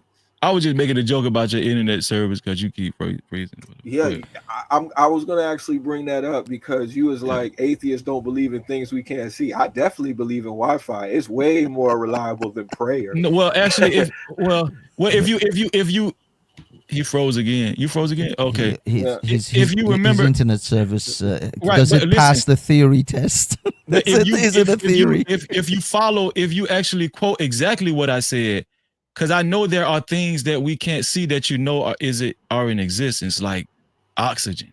You believe in oxygen. You believe in that stuff, right? What I'm saying is, what I actually said was, atheists don't believe in things they can't see that can't be scientifically proven. Okay. Yeah. That's what I said. I think that's a safe. Right. That's what I said. That's exactly I believe in things. I believe in things for which there are evidence. I feel like if there's no evidence, I don't have a good enough reason to believe it. And I want to correct you on something else. Just something else. you were like, I believe people who are atheists don't believe in God because they're mad at God. That's not verbatim, but you no, said I didn't. something But like that. I didn't. But that wasn't a blanket statement, though. Okay, It was, you know. But here's the thing. So you asked me about Jesus, right? Right. Are you a history buff? I like history. I care about history. Have you heard about? Do you believe George Washington was well, was he considered the first president of the United States, or was somebody before him? Because I know there was a black man too. A black man served, but he wasn't officially called a president. But I got George Washington down as the first president. Okay, I'm just saying, you heard about the black man. You heard about the black man that actually served. I forgot his name. I think it was damn, I forgot his name. It was a black guy.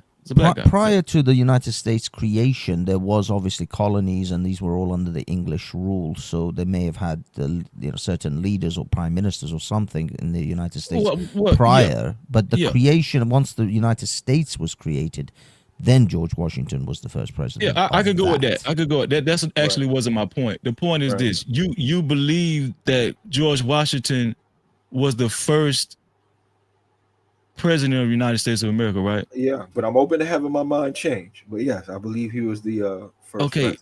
Do you know that to be fact?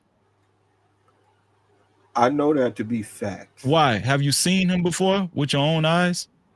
No. Or did you read about him the same way I read about Jesus? I read about him, but not the same way you read about Jesus. Oh, no? Why? Tell me. Because they didn't say that George Washington was born by a virgin. They didn't say that he died. I don't believe that. Life. I don't believe Jesus Christ was born by a virgin. Okay, neither do I. But you asked me the question, and I'm just kind of laying it out for you. Well, you just said what you said, not the same way I believe about Jesus. That doesn't true. That I don't believe that Jesus was born by a virgin. I was just correcting you. That's all. Well, even when it comes to contemporaries around that era, when it comes to people that would have been writing about Jesus, there's no evidence that this guy ever was. That's not true. I guess you might have seen some evidence, but the evidence that I found was not compelling to me. You know, I know about like there was some things that could have been plagiarized, but it was very spotty evidence to me, not very strong evidence that this was ever a person. And guess what? And I understand that. Right. Shout out to Brina. What's going on, Brina? Yeah. The point I'm trying to make is all of this stuff is a degree of faith, whether you believe it or not. What is your definition of faith? So I make sure we're saying faith is the evidence. Faith is the evidence of things not seen. Wait, faith is the things hoped for, and the evidence of faith. Faith are things hoped for, but evidence of things not seen. Oh, okay. So things that you hope to be true, but you don't have any evidence of them being true. No, let me do it again. Okay, say it again. Faith is the substance of things hoped for. Right. Substance, right? Okay. And the evidence of things not seen. So there is evidence. Well, Freezy, I will be honest. This was a very novel. This was a very novel way of describing faith. Most people's description is a belief in things that cannot be proven. That is what most people's understanding of faith is. One thing I wanted to ask you, Freezy, because when you sit down in your chair, do you sit down in your chair? Do you believe that your chair will not collapse? This is a common question. No, that's not faith. I don't sit in a chair with faith. I sit in a chair based on reasonable evidence. No, you sit down. You sit down with the belief that your chair will hold you up and it won't collapse. No, I don't have faith in my chair. I have reasonable expectations. I'll explain. The fact is that if I sit in my chair, and I've sat in my chair 1,000 times before, I only have a reasonable expectation based on the make and the physiology of that chair and the maintenance that I give in that chair, that chair is going to hold my weight and it's not going to collapse. All you got to do is collapse one time. Oh yeah. But what I mean is, I'm not sitting in it with faith. I'm sitting in it with a reasonable expectation. All it has to do is collapse one time. That's I it. know, I understand, and I, as I said, I take that into account, but No, I you have don't. a No, reasonable you don't. explanation. Of Yeah, course, I do. I because have if a I fall out the because you say you chair, don't I have won't faith trust because that chair anymore. exactly because if that chair falls apart once, that's it. That chair's out the door, and another chair comes in. Yeah, because you know what? Hold on, wait. You know why it's out the door? Because you don't believe that you can sit in it anymore. No, That's why. it's not. I don't believe, or it's not based on belief and faith. It's based on evidence. It collapsed. No. I checked the reasons why it collapsed. It can no longer function the way I want it to function. It's just reasonable expectations. Can I interject? But you check the reasons why it collapsed after it collapsed. Well, let me ask you this, Freezy. Is there you have a belief in God, right? Like the Abrahamic version of God, right? I believe in Yahweh. Yahweh as described in the Abrahamic religions, like the Bible. Yes, in the Hebrew scriptures. Okay, is there any evidence that you could even imagine in a hypothetical scenario that would cause you to doubt your belief in God, or maybe disabuse you of your belief of God? Even in a hypothetical, can you imagine any evidence that you could possibly see that would change your mind about that? No. Okay, great. I'm glad you said that. God. I'm glad that you said. I'm glad that you said that, Freezy. That to me indicates that your belief is not based on logic, reason, or evidence. You've just said to me, no matter what evidence I present, logic. You wasn't even here. But let me just finish up what I'm saying. You're right. I'm wrong. Yeah, I'm wrong. If you're telling me that you can't even imagine in a hypothetical scenario any evidence that would disapprove or disabuse you of your belief in God, then it's not based on evidence. It's not based on logic or reason. There's nothing that I'm going to offer right now that's going to be compelling to you. See, me, if I had a belief in anything, whether it be a chair, the Wi-Fi, anything, if somebody presented some pretty reliable evidence, I would throw away that belief. I would start again. If you presented some evidence that George Washington was not the first president and it came from a reliable source that I could corroborate, I'd be like, well, damn, I used to think George Washington was the first president, but I got to kind of get away from that. So that's why we're different. I don't think that we'll get too far with a conversation like this if you. But here's the thing. But here's the thing. This is okay, and I respect your train of thought, right? Mm-hmm. And this is a respectful conversation, right? Right. I respect your train of thought, but I think there's a lot of unsolid ground in the way you think. There's a lot of uncertainty, right? It's because your belief pattern is based off of what someone tells you. No, it's based off of evidence. No. See, listen to what I'm saying. I just want to correct you because that's my thought process. Listen to what I'm saying. All right. The only evidence that you have for George Washington, and if you can be honest, I mean, come on, we're having an honest conversation, right? Right. The only evidence that you have, that Jah has for George Washington is you reading history. You're reading it in a book. Right. Yeah. So you were told this. This is what you were told.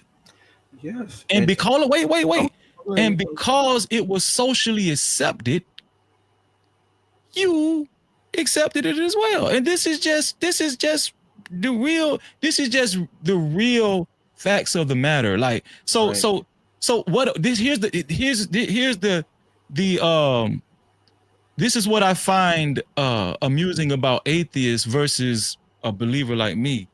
If you really think about it, when we get down to the brass tacks, there's a lot of similarities, right? Yeah. There's a lot of similarities. But we just don't adhere to the same credence.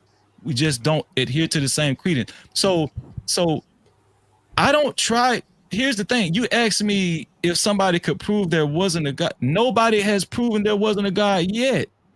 No, I didn't say prove it wasn't. Just prove that there was. I can't prove a negative.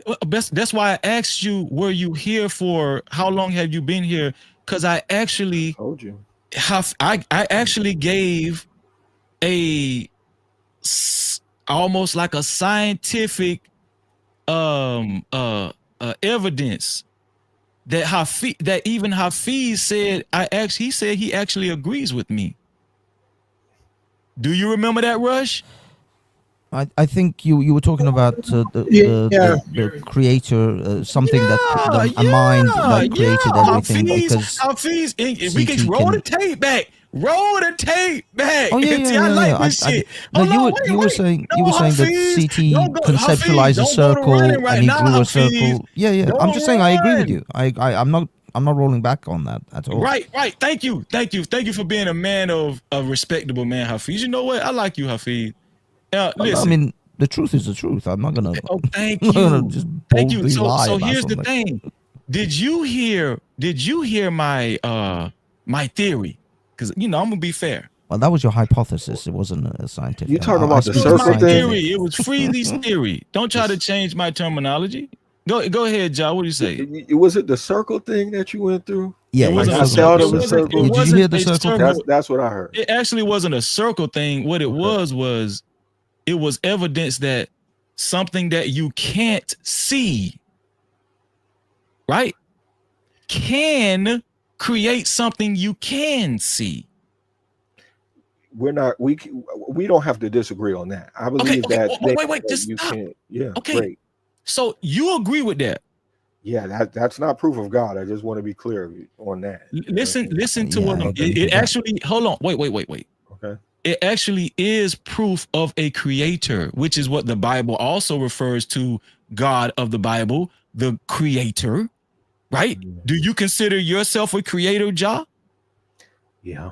Okay, guess what? The Bible considers you a God as well. So No. this term, listen, Ja, because I'm Okay. going somewhere. I'm listening. So the term creator is multifaceted. If we explore, right? The term God is multifaceted. But that's why I asked you before we got into this, are we talking about God as described in the Abrahamic Bible? You said yes. Listen to what I'm saying. Listen to what I'm saying. I'm listening. What I said earlier was I proved that, and I just used a circle and I said this earlier just to keep it elementary, just for the people in the back, right? If you thought of a circle in your mind, Ja, can I see it? Can I see that circle in your mind? No, can you we can't see the circle in my mind. Okay, no. but can you, from you thinking of a circle in your mind, can you manifest that circle? The circle that you're thinking of in your mind? Yes. So something we can't see, we can actually see it eventually when you manifest it, right? I feel like we agree on that. Okay. We can move on from that. So if that concept is real and you agree on that concept and I agree on that concept, right? Great. Why can't there be a greater mind? Because I believe you have a mind and you believe, hold on, listen, John, because I know you're on the edge of your seat. I believe you have a mind and Hafiz has a mind and Rush has a mind and I have a mind, everybody in the chat. If we have a mind and our minds work that way and function that way, why couldn't there be a greater mind that created us and the trees and the stars and the moon and the grass? Yeah, why? That's not proving anything, though. But I'm not trying to prove anything. Listen, you just said that you were going to prove listen to what it. I'm saying. Listen to what I'm saying. Okay. I proved that concept is true. No, the That's all. thing is, That's all I Freezy. proved. Oh, wait, Hafiz, because we got to land this plane. Am I right about that, Ja? Is that concept true, Ja? The same question over and over again. Ja, Like, just say it, Ja. You think it's a way better point than it actually is. I promise you, it's not. Hold on, Ja. Respectfully, is that concept true? We said yes. We give you that. Well, that's your theory. You can't see I it. rest I can my draw case, the Your circle. Honor. No, but I Freezy. rest my case, Okay, Your Honor. Freezy, can I? Ja, sorry. Can I just have 60 seconds? Take the floor. Sorry, Freezy. You proposed what you consider to be a theory just like you said about the Earth being a theory, gravity actually, that wasn't a theory. That was facts. It is. No. Actually, hold on. Let me just finish. Wait. Oh, this is good. Sorry, let me just finish. And then by all means retort. Hafiz, I gotta correct you. That was not a theory. Ja can actually think of a circle. No, that's not what I'm talking about. Manifest it on a piece of paper. That's a fact. I agree with you. No, but the fact is that not a fact? I agree. No, but the thing is, you're moving on. You're shifting. The fact is that Ja is real. Ja, I have multitudes of evidence to prove that Ja is an. Like, can you see the circle in his mind? You forgot that part. No. Hold on. Let me. You forgot that part. Let me get there. The fact is, I can prove with multitudes of tests that Ja is real, that his brain is real, that he can have thoughts, and that those thoughts he can manifest into reality. Now you have to prove to me that ultimate mind, that God is real, does exist, does have a mind, and that mind can manifest things into existence. You just simply made I would say a hypothesis, but really a layman's theory. You planted a theory. You put a theory on the table that if Ja can manifest things that he thinks about, then this other mind can also do that. It is true in theory that other mind can, but now you have to show and give evidence that mind, that greater mind, actually exists. Okay. Let me take Shelly Bean. I'm sorry for yelling. I'm not. It's not emotions. If you know Freezy, if anybody's seen Freezy, this how I am online. I'm sorry, Shelly. This is just me. Tune in to No Captivity Freezy. You'll see more of this. Right, Rush? But right. Yo, y'all make sure y'all subscribe to my man Freezy channel. He has incredible content. The man is a brilliant brother, man. Tap in, you heard? Yeah, but I'm not screaming because I'm mad or nothing. I like these guys. But the point I'm trying to make is this. With all due respect, Hafiz, I'm not trying to prove to you that God is real. All I did was prove that concept is real. Now, you can take, and you said it was true. You said that's true, Freezy. I also proved that that's a fact, that Ja can think of a circle in his mind and actually make it manifest. That's not a theory. That's a fact. That part is a fact, right? That's a fact. So I was saying, let me finish, Hafiz. All I was saying was, if I showed you a starter package, if I showed you that concept is possible and is factual, well, guess what? That means that we can also assume that could be true on a larger scale. The word assume is doing some heavy lifting. That's what I mean. Wait,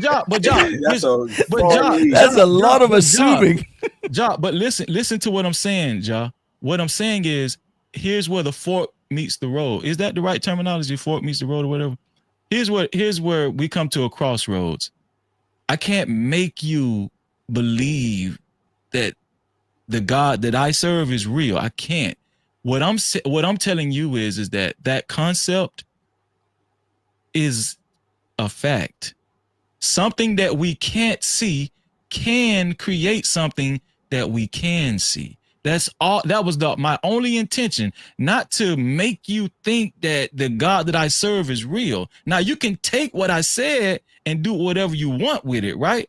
And I also want to say this. One of the greatest minds in history, by the name of Albert Einstein,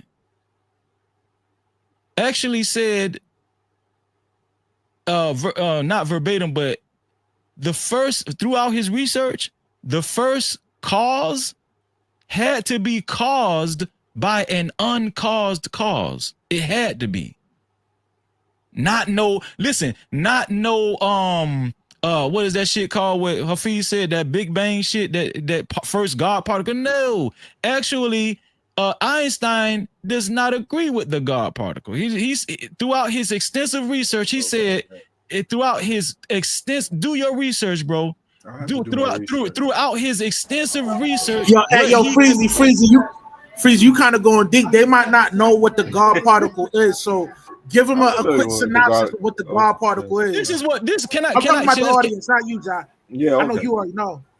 Yeah. Well, I'd rather. This is Hafiz. I mean, because I don't want to insult, real scientific based people. Because I'm gonna give you the ghetto version. You know what I'm saying? That's how I learn. Scientific people are not really that easily offended. It's more the religious people that get offended when it comes. No, here it is. Yeah, exactly. Here it is. Throughout this conversation, haven't we had a respectable? Have I been offended? Right. So no, not you. So here's the thing. But that's why I said ask you how long have you been listening, because it's a difference between me and a modern day Christian. I'm not a Christian. I'm not a modern day Christian. Right. I'm an Israelite. I'm an Israelite from the tribe of Judah. That's what I am. I believe in the Bible, the true Bible. That's what I believe in. I don't believe in Christmas and all that bullshit. I don't believe in that, right? So the point I'm trying to make is that damn, Ja, you made me forget what I was gonna say. My bad. I don't think we gotta stay talking about the God particle. Oh yeah, Hafiz, you tell us again what the God particle is, because I liked your definition, Hafiz. Go ahead. Well, this is not my definition. This is the scientific explanation. Yeah. It's basically if the Big Bang Theory is correct, then they postulated the idea that within the Big Bang Theory, believe it or not, it is that if the Big Bang Theory is a correct assumption, or a correct theory about the universe, the beginning of the universe, there must be a first particle. The particle that came before any other particle. And that's what they call the Higgs boson, which they built a Hadron Collider where they actually collided particles in order to see what comes out. And they identified what is colloquially they say the God particle. It's called the Higgs boson. And they identified it. They found it. So the theory is correct because these things followed. So they said, if this and this and this is true, then we should find this thing, which is the Higgs boson. And they did. And I just say this. Yeah. If we don't know what happened before that, we could say we don't know. We don't have to say God did it. We'll just say we don't know. The funny thing is, Job, this is where things get a little bit messed up, because there is no before when there was no time. Because before the creation of the universe, there was no that, because space-time is a manifest, it's the same thing. Space-time is a combination of the same thing. And so when there is no space, there is no time. And how can you say before when there is no time? Okay, and it becomes very messy in that point. Yeah, at that point, things become complicated. At that point, that's kind of like that's when atheists get scared. That's when y'all get scared. That's when y'all check out. That's when y'all check out, right? Yeah. I could say I don't know. I don't understand. I know. But here's the thing. So Hafiz so eloquently told us the scientific aspect of the Big Bang Theory, right? So I'm gonna just Hafiz can tell me if I'm wrong. This is my ghetto version, right? There was this small ass rock or substance or whatever in the beginning, right? Small ass rock, and some kind of way, because actually, if you break down the Big Bang Theory, it was kind of miraculous too. If you really break it down, if Hafiz can agree with me, it was kind of miraculous too, right? Because this particle, for some reason, out of the blue, it found another particle and it hit each other. And it caused this reaction. So for some reason, this other particle came out of nowhere, out of space, billions of miles. They just found each other. They just all of a sudden found each other out of nowhere. This is what scientists want us to believe. Okay, yeah. Can I give a ghetto? And they banged into each other, and then it formed dicks and pussies and all kind of shit. But Freezy, that I guess you could call it magical, but what religion will have us believe? Miracle. I get you, but what religion will have us to believe is that this God came from nowhere, no beginning, no end, created man from himself, right? Yeah. Then sent himself down to earth and then sacrificed himself, right, to himself to save us from himself. You don't have no problem believing that, but the Big Bang Theory is just way. That's why I tell you, got to know who you're talking to. I don't believe that. I asked you, do you believe in the Bible, the God of the That's Bible? not the Bible. Okay, that's not the Bible. It's right? not. So I don't believe Jesus is God. I don't. Oh, so you do believe the Bible, or you don't believe it? Which No, I one? believe in the true Bible. Okay, you have to. Okay, John. Okay, he's Hebrew Israelite, and my father was a some Hebrew of the- Israelite. My last name is Israel. They're reading the same King James version. Hold on, let me Wrong, John? Let me break it down to you. Some of us don't believe that those who was a part of organizations of Hebrew Israelites, some of them do not believe that Christ is the Son of God. They don't believe that. They just I don't believe in immaculate conception. He's a great prophet. Some of them only follow the Book of Torah. The Book of Torah is basically the first the Old Testament. Holy Scriptures, and that's what they go by, just the Old Testament. I mean, some of them don't go by. Wait, hold on. Wait, Ja. You said the Torah, right? Yeah, the Book of Torah. Yeah. But Ja, just to make a long story short. I'm sorry. All right. Just to make a long story short, no, I don't believe Jesus is God. That's a Catholic, that's what is it called? Catholicism. That was founded upon Catholicism. That was not original Hebrew text. This immaculate conception, no. So if you actually read the text and study it, like there's this wonderful young lady in the chat say, well, and you don't believe the Bible. That's not true. But this is true indoctrination. Oh, right. Okay. So who wrote Genesis? Wait, hold on. Let me finish. If I could show you a text Moses he's the one who wrote the first 5 books of the Holy Scriptures. Great. Now, not all Hebrew Israelites are going to believe that. Let me finish. Let me finish one saying what. Hold on, John. Let me finish saying what I'm saying. Let me finish saying what I'm saying.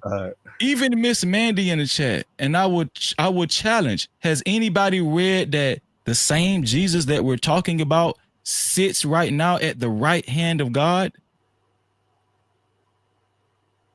Has anybody heard that before? Has anybody read that before? Because it's in the Bible several times. I've heard it before. So if Jesus sits, yo, Mandy, pull up if you want to debate. Pull up. So if Jesus sits at the right hand of God, isn't that proof that they're two different persons? It doesn't make sense to me either. I'm with you, Freezy. Thank you. You know, there's some people who conflate the two. It don't make sense. Well, hold on. I believe that Christ is the Son of God and He died for our sins. I believe. But are they the same person? That too. Yeah, I believe the same person. I don't believe that He is God. Do you believe in the triune God, as in the Trinity, That's the not Holy Spirit, biblical. the Son, the Father? That's not in the Bible, man. No, it is. It is. No. The Holy Trinity is a made man. It's a made man thing. You would not find that nowhere in the Holy Scriptures. It's not. It is. If you actually, this is the weird thing, because I actually speak to Christians a lot, and if you actually look at the different aspects of the Bible, especially the New Testament, you will find that Jesus. He said, "I speak to Christians a lot." See where we getting lost at now? Yeah, because there are Christian missionaries or preachers who come to Speaker's Corner. Well, he's not a Christian. He's an Israelite. I'm not. I'm not a. You know, I'm not saying I am. I'm one. Have you read the text for yourself, Hafiz? I've read John. I've read Matthew.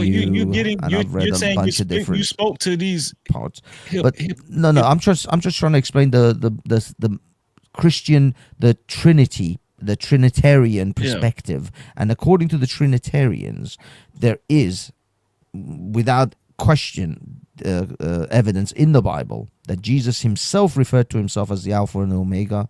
He referred to himself, and others referred to him as God, and the fact that between him, the Holy Spirit, and obviously the Father, they do comprise. It is a triune singularity. So when you say that, for example, when you said that Jesus sits at the right hand of God, does God have hands? Does the creator of the universe require arms and legs? So that is been anthropomorphized for human beings. It isn't that God actually has hands or sits actually on a throne. These things are anthropomorphic for man to understand God, not that actually exists. And the triune aspect of God, it is that singularity exists in 3 essence, which is the Son, the Father, and the Holy Ghost. So it exists in three, and yet it is all one. That's the Trinitarian perspective. I don't believe it. Obviously, I'm an atheist. I don't believe in any of this. Okay. But that's what they explain. Okay, but with all due respect, what you just told me is what some Christians told you. Right. I mean, you said all that to say what? 100%. That's their explanation as far as I understand. Thank you. Is Rush a Christian? Are you a Christian, Rush? I'm a believer that Christ died for my sins, man. He's the only ticket to get to the pearly gates. Would you say that you a Christian though? Nah, I'm more of a Hebrew Israelite because right. Yeah.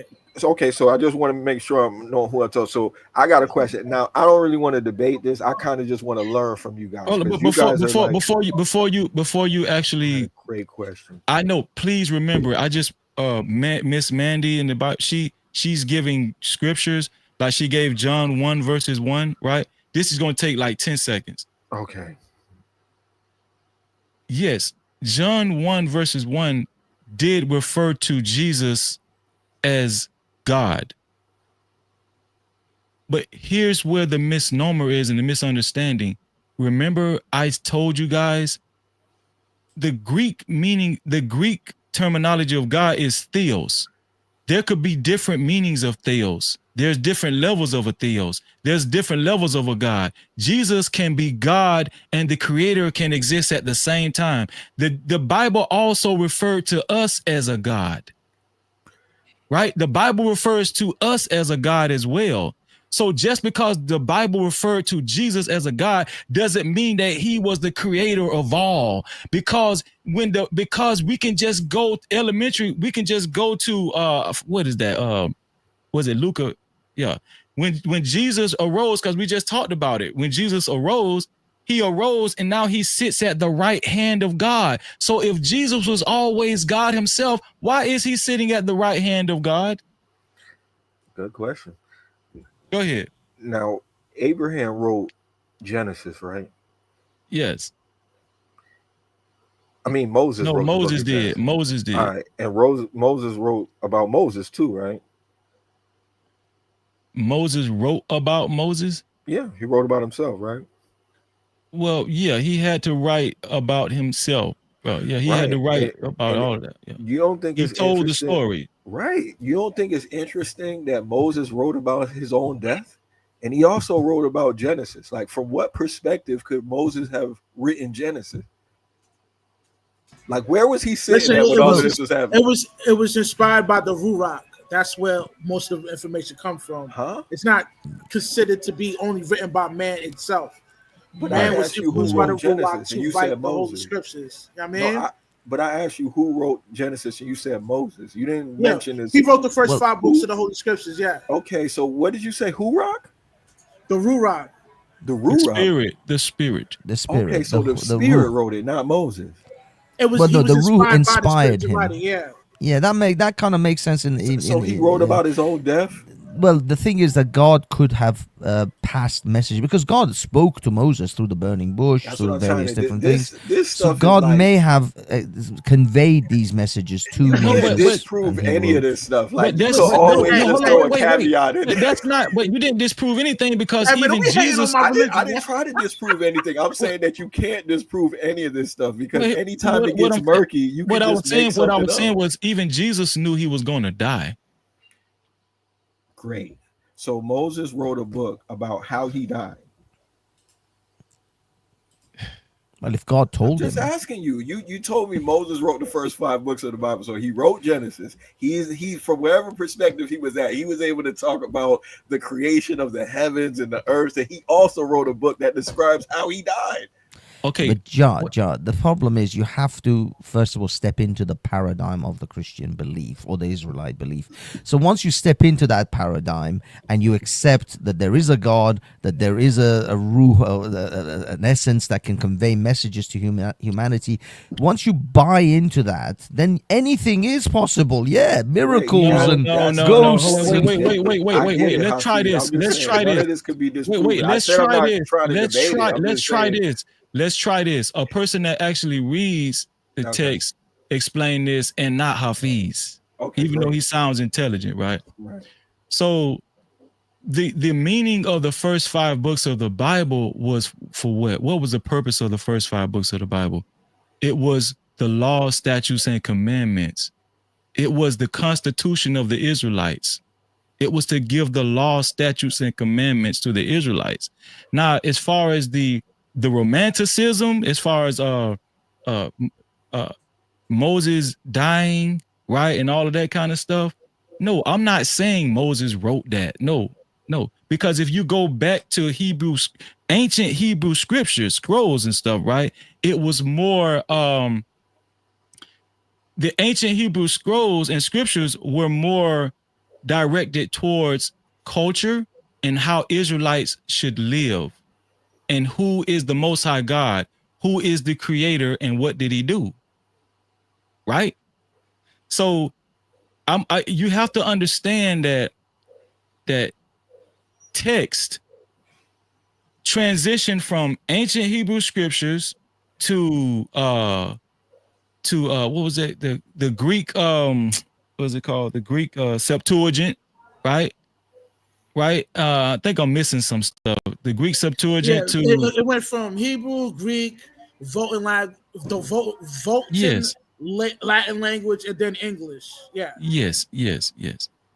So yes, I understand what you're saying, Ja, and I'm not saying that Moses. Okay, let me give you an example. Let me help you out. Okay. There was a story in the Bible where God commanded Moses to draw water from a rock. Right. And instead of, he was supposed to wave his rod over the rock, but instead no. He was supposed to speak to the rock, but instead he struck the rock with his staff, and that's why the Most High was mad at Moses. Yeah, speak to it. Yeah. Was this a literal story or is this like figurative? No, this was literal. It's okay, literal. This part's literal. So how do you guys decide which part is figurative and what part is literal? How do we decide what's literal and whatever? Because the serpent thing, when serpent spoke to Eve, that was like okay. I can show you. You asked a question, right? So the way we're supposed to read the Bible is line upon line, here a little, there a little, precept after precept, precept upon precept. Okay. So we can match up the serpent scripture, and it's consistent with other people being called serpents in the Bible. Okay. It's consistent. Right. Okay. But so this is wait. So the way you're supposed to read the Bible is precept upon precept, line upon line, here a little, there a little. Right. So we know what's symbolistic and we know what's real. So but whether you believe it or not, that's a personal issue, right? Yeah, I'm just trying to keep up. All right, but about the rock, chaotic. But no. Hold on, no, I do have a question. Seriously. Okay, so John does pose a good question. This is a question that used to get me slapped in Sunday school by my Sunday school teachers. Okay. Okay, so earlier I said that a lot of the Bible was allegory. A lot of it is for interpretation. What do you feel from the story? What do you get from the story, right? Now, it sounded like you didn't accept that, which I can understand. But tell me again, what I didn't accept? Tell me, I missed it. Well, maybe when I said earlier that the Bible was allegory, I don't think you said anything about that. Matter of fact, I don't think you said anything about that actually. But what I'm saying is that why put the serpent story in the Bible if that's not going to be taken for it? Because obviously that probably more than likely didn't happen. An animal speaking to a human being. I mean, unless he was on blotter acid. But why put that in the Bible? Why do you think the people who was the Council of Nicaea, why would they intentionally leave that in the Bible? Can I say something? I sang a song to my dog, and my dog actually has sung it, the words, my dog. I just want to say that. Crazy God. Are you? Wow. I just want to say that though. Wow. There are dogs that can actually. Can I just say, CT, your microphone isn't actually working. I think it's coming through your laptop because you're very echoey. Oh yeah. Let me fix it. I'm telling you, I got a song that says, "Smokey, you are the one. You are the joy that I have. Guess what? He say that I have. Did he ever convince you to do something? Did he ever like? I'm just being honest. I got it on video. I don't know. But go ahead, CT. I'm sorry. I gotta fix my mic. I'll be right back. I gotta correct this real quick. But no, I understand what CT is saying, right? But the point I'm trying to make is, I just answered that question. Maybe CT wasn't listening, right? You know, I mean, we're talking about serpent. We can see plainly in the Bible where other people were called serpents. It's not that obvious to everybody who reads the Bible. I got to tell you, Freezy. There's people who have told me it was literal, you know. So I don't know. Yeah, the thing is, Freezy, you can't really use that argument where other people were called serpents, because the fact is that in the Genesis, it actually says that God punishes the devil and tells the serpent and says, "You will now walk on your or you will crawl on your belly for all time." So actually, there's a much more detailed description of the serpent in Genesis. That hasn't happened yet, right? What do you mean? The serpent, it's crawling on his stomach. No, Snakes it's not. don't have legs That's a prophecy. anymore. That's prophecy. That's what I'm saying. See, if you haven't read the Bible, you shouldn't really try to intellectually talk to me about it. I mean, just tell the truth. Just say you haven't read it, right? Well, that hasn't happened yet. That's a prophecy.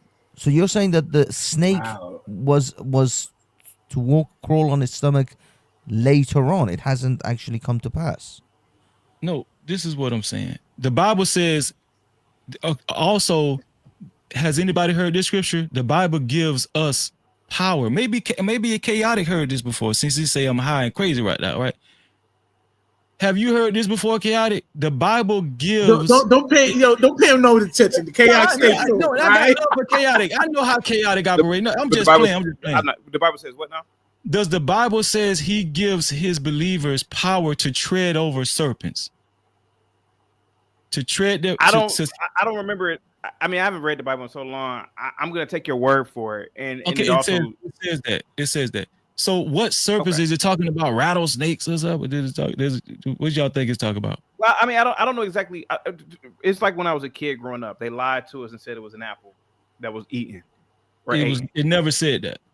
Right. Right. I said they lied to us and said. Right. That's where she get lost at. Right. And so the idea of a serpent, right? I always assume that story was sort of like what you're saying, right? It's like maybe it was just a person in your ear, allegorical. But here goes the thing: why didn't the people putting the books of the Bible together? Why didn't they just say maybe it's a good idea if we just say it was a person instead of a damn serpent, because it's going to be misinterpreted? They see, I get to asking a lot of questions about when they put the books of the Bible together, right? And your soul is on the line here. Yeah, because why wouldn't they want the message to be very clear if we're talking about something so important as your soul being on the line? Hold on. That's what I was saying. Yeah. Say it again, because I was looking for something. Go ahead. Say it again. No, I was saying I look at a lot of things in the Bible as allegory. But my thing is that why didn't the people who put the books of the Bible together, because obviously they didn't have a chief editor at the time. Right. Why didn't they just say, look, man, let's just say a human being was talking to Adam instead of saying a serpent, because we don't want people to start asking questions, or maybe like they didn't. To me, it's like, damn, they didn't think about that. Like that's something I would have thought about if I'm trying to, Well, okay, so I don't believe that the Bible was written for everybody. I believe that the Bible was only written for the 12 tribes of Israel. It actually states that all the way to Revelations. Right, it says that there's only 12 gates to heaven, right? This is Luke 10:19. It says, "Behold, I have given you authority." It's talking to the Israelites. I have given you authority to tread on serpents and scorpions and over all the power of the enemy, and nothing shall hurt you. Right. So this is plain to see that. Okay, go ahead, y'all. Take a stab at it, y'all. You really feel like you got all the power over the enemy? You don't think the weapons formed against you been prospering a little bit? Yes, I believe that. Yes. Okay, that's all I'm trying to say. Yes, I believe that, because but me and you are thinking in two different contexts, right? Mm-hmm. right? This is a respectful conversation. Right. But let's not leave this scripture, Ja. Did I actually bring some clarity to the serpent? All right. Question. Did I bring a little clarity to that with this scripture? I want to be honest with you. Don't say I want to no, be Joe. honest with Come you. on, No. Joe. No. You're killing me. I killing got to me, be man. honest with you. I don't want to just say something to be saying it. No, I think it's still very mushy. Like I don't think that really just made it so clear to anybody. Respectfully, Job, whether it's still misty or not, that's the word you just used, misty. Misty. Okay, I can respect that. Whether it's still mushy or misty or not, do you see that the word serpent could have been referring to a person? Right. I mean, from Luke, from that right there, Luke 10:19, right? Mm-hmm. So this is what I was trying to say earlier. There are the Bible is supposed to be read precept upon precept, line upon line. There are different scriptures that match up with other scriptures. You can correlate, right? You can correlate this stuff. Fair. So this is what I mean by there are a lot of people that try to speak about the Bible. They really haven't done like this is what I never understood about the Bible. Like you actually have to go to school, like to be a doctor. But any old person off the street could just say what the Bible means. Oh, the Bible means it. And that's the problem. Yep, and that's one of the problems. Well, there are theologists out there. I'm not a doctor, but I could tell you what's probably best for a cold. I mean, anybody could speak on it, but it's going to be people who is more authoritative. And there are theologians out here who have interpretations of the Bible, and it's going to be different than your preacher or your pastor that is going to be in, any church that's off the corner. So there's a lot of room for interpretation when it comes to the Bible. No, it's not. I can give you another scripture. Hold on, let me give you another scripture. This is great. Because you have a monopoly of all the knowledge on the Bible. You are the authority, right? That's not true. So you could be wrong, right? I mean, you didn't go to college for this stuff. I definitely. Did you go to like a 4-year institution? Actually, I dropped out of college, so don't use me. I'm kind of a degenerate. So Freezy, may I ask? Because earlier on I was under the impression you guys don't take the New Testament as any kind of evidence. You guys are Old Testament only. But then you mentioned Luke. Isn't Luke New Testament? So that's confusing now. That's New Testament. What is that? What do you mean? What does that mean? Well, no, because from what I hear, Rush was saying that the Hebrew Israelites only look he at goes by from what I said Torah. earlier on how some Hebrew Israelites just go by the Book of Torah, which is just the first 5 books of the Holy Scriptures. Yeah, that's you can't really mention Luke or Matthew or John because they're all New Testament stuff. That's not true, and I could prove that wrong too. But let's deal with this one thing at a time. So right here it says, when you talking about there's many interpretations, right, Ja? Yeah. Right here, 2 Peter 1:20 and through 21 says, knowing this first, that no prophecy of the scripture is of any private interpretation. That's plain to see, right? So if we notice, this is why the Bible was written for a group of people that will have one mind and one understanding, right? But what happened throughout the years, it got perverted and other cultures manipulated it. Just like Mandy, I don't know. Mandy says she went to school for 8 years. I'm guessing theology school or divinity school. I don't know no school that you could go to for 8 years, but let's just roll with it, But anyway, I'm talking about for theology. I'm just saying, well, maybe it's a doctorate. I don't know. But anyway, maybe she's a doctor. But I would argue that the school that Mandy went to and the theology that she learned, the foundations of it was Catholicism. I'm willing. I'll bet $1,000. Oh, those are big words. I will bet $1,000 that wherever Mandy went to school and she can hit the link. Why nobody hit the link for Freezy? Listen, the school she went to, I guarantee you the foundations of her theology was Catholicism. But you know what's like, and she gonna argue me down. Hold on, and she gonna argue me down. She ain't gonna pull up. She at work right now. She said she at work. This is a tough conversation to have. Even if she wasn't at work, she wouldn't pull up on Freezy. Have you ever heard of you ever heard of the term a circular logic? You ever heard of that? I think so. Refresh my memory, John.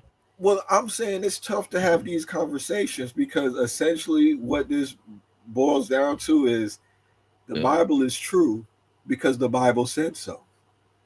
Like you keep on reciting scriptures to prove the Bible. Well, of course it's gonna be kind of going towards that way because it's in the Bible. You get what I'm trying to say? You would think the Bible is a little bit biased towards the Bible. Yeah, like that doesn't really. It's not going to be that compelling to somebody that doesn't see this as like a reliable book for. Do you know what the Bible?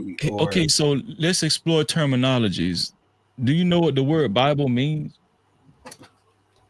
Can you enlighten me? I want to make sure we're agreeing on the same definition. It's an acronym, which means it's basically a collection of books. It's basically it means a collection of books. Okay. So anything, you can make anything a Bible. Well, when I look up the Oxford Language definition, it says the Christian scriptures consisting of the Old and New Testaments. You guys don't agree with that definition? Right, but that's not the original name of the text. What I'm saying is the word Bible is a generalized term for a collection of books.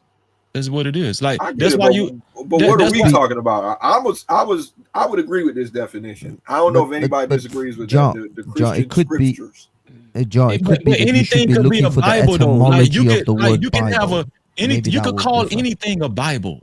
Anything, a collection of literature, you could call it a Bible. Like some people say, the NRA would say their handbook is their Bible or some shit, or they got a satanic Bible, right? They got a gay Bible. They got a bunch of Bibles. What are we referring to then? Huh? What are we referring to? We're referring to the ancient Hebrew scrolls and scriptures. Okay, then. So we're not just talking about any collection of books. We talking about. We got to be specific, though. That's what I'm saying. Right. So are we talking about Christian scriptures? No. Okay. Which scriptures are we talking about? But when you say you don't talk about Christian scriptures and yet you quote Christian scriptures, which is the New Testament, it becomes confusing for the rest of us. That sound like I got a personal vendetta towards Christians, man. No, wait. Here's the thing. This is good though. This is actually a good conversation. No, I'm not talking about Christian scripture. Actually, Christian is a modern day term. Christian is fairly. Now. In the Bible, they did call the Israelites Christian in Antioch. At Antioch, it was a sarcastic term, right? Because they followed the Messiah. But the Israelites did not refer to themselves as Christian. And what we consider Christianity today is not in alignment with the Bible. Okay. This is why I don't refer to myself as a Christian.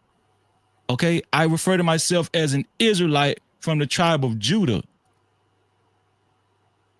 Christianity is nowhere in the Bible. Nowhere. So would you say, Freezy, maybe we can get Mandy up here to explain that a little bit more. But I'm sorry, Freezy, man. I had to do that, man. I'm sorry. Freezy, it's quite interesting how you...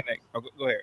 Oh, sorry. I was just going to say, it's actually very interesting, your perspective, because the Muslims kind of hold a very similar perspective to you in the sense that they believe I know they that do. They copycatted us. That's what I'm trying to tell you. Yeah, that the actual texts in the new Christian, if you like, Christianity was manipulated, especially in the Council of Nicaea and all of that, to fit this Christian worldview, whilst it isn't actually biblical in the sense that you're pointing out.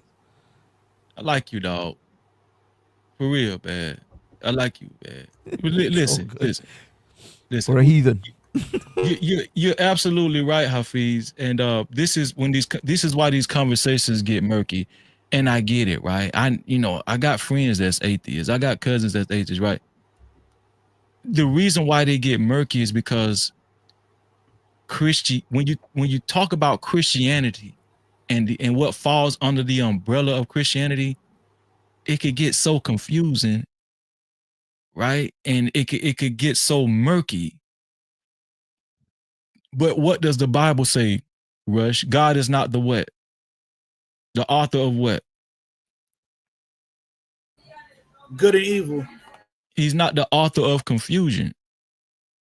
Right? God is not the author of confusion. So this is what I'm saying. And Hafiz, respectfully, like, I used to be one of those every Sunday Christians, and watch TD Jakes and Benny Hinn and Johnny Graham, whatever his name is, whatever. But it was a lot of hypocrisy and a lot of inconsistencies and chaotic. Did I not say this earlier? Though that sentiment alone has created a lot of atheists. The inconsistencies, the hypocrisy, it has created a lot of atheists. Didn't I say that, Rush, earlier? Yeah, you did. Right. So this is why when I talk to atheists, I love talking to you guys so we can get some more clarity. That's, as you see, because, there was nothing offensive said, you know what I'm saying? But I actually, to be honest with you, I actually agree. I actually understand more atheists, why people are atheists, than I do why they're Christians. I have more understanding on the atheist side, right? Because Christianity, to me, it was set up in a way to actually take advantage of people. Let's just go to the Black Christian Church, right? The Black Christian Church has done more harm than good. It has sucked all of the resources out of these vulnerable neighborhoods, right? A lot of wives got fucked, right? Think about the trillions of dollars that the Black Christian Church has sucked and vacuumed out of, and resources they have sucked out of these neighborhoods. And and guess what? You can't think of one account where the Christian Church has single-handedly revamped and built up an impoverished neighborhood and made it a damn enterprise. You can't. But as much money they have collected, this should be something we should actually be able to actually point at. But that's what let you know it was all deception, right? And this is why I had a lot of questions. Similar to you, Hafiz. Well, I don't know if you ever considered Christianity, but Ja, right? Ja said he grew up under his dad as an Israelite, right? Similar to atheists, I probably could have became an atheist, right? If I didn't actually come into the truth of the Bible, right? And actually was able to match up biblical history with actual history, like the Maccabees, right? Maccabees, that actually was a real war. And this is in the Bible. Caesars, all the Caesars and all of this stuff was real, right? So, and I get it, to each his own. You don't want to believe that Jesus was real and he walked on water. Okay, fine. To each his own. The point I'm trying to make is that when we're having these conversations, I don't liken myself to a Christian, a modern day Christian. I don't give a damn if you went to school for 8 years. I just had to throw that in there, Mandy. I'm sorry. I can't. Okay, can I just make a quick statement? The funny thing is, Freezy, I used to be one of those very, very staunched atheists, the Christopher Hitchens atheist, the anti-theist, in fact, like actively despising religion. I would like to think that I've grown and I've become wiser since then, and I'm no longer of that position, because I do believe that faith and religion serves a purpose in society. For me, it's all pragmatic. I'm not saying that I believe in the supernatural part of it. I'm just saying in a pragmatic sense, societies who are faithful have a stability to them that I think we are experiencing in modern day Europe, modern day America, that stability has gone. Essentially, those pillars have been destroyed, those fundamental pillars, and America and Europe are not doing so well with the wokeness and all of that. So that's, for me, religion serves a pragmatic purpose in society. So that's one thing. That's the reason why I'm not an anti-theist in that sense. But I also have this concept or this theory or hypothesis that if there is a divine entity that has brought this universe into existence, then it would be a incredible experience as a human being to try to connect with this divine. And maybe this divine is actually, through these machinations of religions around the world, is trying to do that. But we are we're on different wavelengths. We're misreading each other. Maybe there is an attempt by the divine to connect with us. Maybe the Jesus persona was that attempt, because I do believe that if the creator of the universe, this entity, wanted to fully communicate with us and in a direct way, our brains would melt in our own skull. We wouldn't be able to comprehend such a thing. So it has to find human means in order to so that we can comprehend its immenseness, because it is awesome on every level. This divine creature. So we can't really comprehend it in a human brain. So it has to find human means for us to communicate. And those means have either been manipulated by other men for fortune and for power and control, or those messages and those connections and those contacts that this divine has made with us has essentially been misinterpreted or misunderstood. We just didn't get it in those ancient times. Well, this is what I believe. I believe you truly won't understand anything until you actually put it in action. And this is another thing I don't like about Christians. It's a lot of hoopla. It's just a lot of like talking, right? The Bible says faith without works is dead. So you're really not going to understand anything, even if it's in the spiritual aspect. Let's just take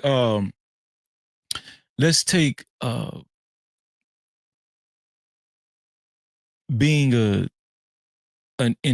mechanical engineer, right? I can go to school for mechanical engineering and pass all the tests and talk about mechanical engineering. I could talk about,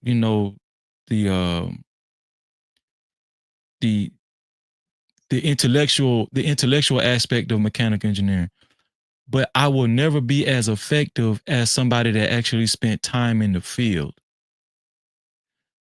I would argue the person that spent time in the field understands mechanical engineering more than me, even if I have a doctorate.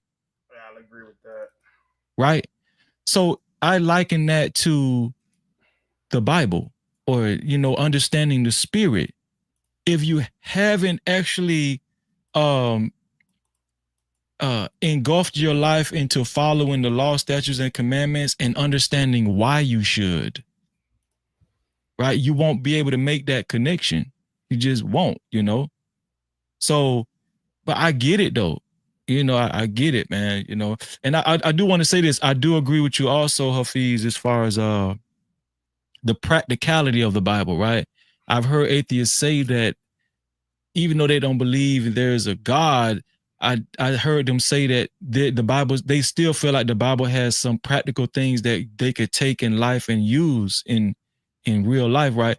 The Bible, there's a scripture in Corinthians where Paul says, if a believer marries an unbeliever, if that unbeliever agrees to still respect the culture of the believer, that marriage is still what is it called? Honorable. It's still honorable, because let's just say if I have a wife that's an atheist, but she still agrees to be submissive to me, she still agrees to not eat pork, she still agrees to such and such, such and such, such and such, whatever the conduct that I adhere to, God still deems that marriage is honorable because she's not disruptive.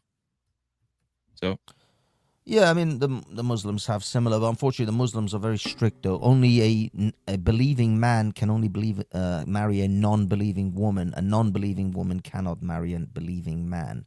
So a Muslim man can marry non-Muslim women, but not the other way around, because they consider that to be disruptive in the household, because the mother raises the children, the mother influences the children, and if she is not a Muslim, then those children will not be raised as Muslims, even with the father being a Muslim.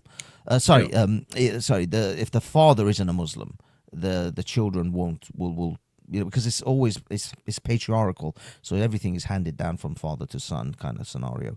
But I agree with you in this sense that look, my problem is I only have a finite amount of time and lifespan on this planet, and should I pick, let's say, Christianity, because there's a guy called Reza Aslan. He's a theologian who's written several books on the last one I remember was called Zealot, on the life and times of Jesus. He describes it this way. He says there are many languages, many ways, many paths to communicate with the divine. It is simply up to you which one you choose to go down in order to communicate with the divine. You can choose the Muslim path, you can choose the Hindu path, the Buddhist, or the Christian, or the Jew. But that's how he sees it, is that these are just simply different languages in which you wish to communicate. The number one goal should be your connection and your communication with the divine, how you wish to connect with the divine, and what rituals and ceremonies and procedures best suits you to connect with the divine. And in that sense, and this is the modern sort of a little bit of a sort of hippie sort of ideas of all roads lead to God. So all religions essentially lead to the same divine. Just depends on which road you wish to take and how you drive that road. Gotcha. Let me see. I don't agree with that, but I appreciate the gesture.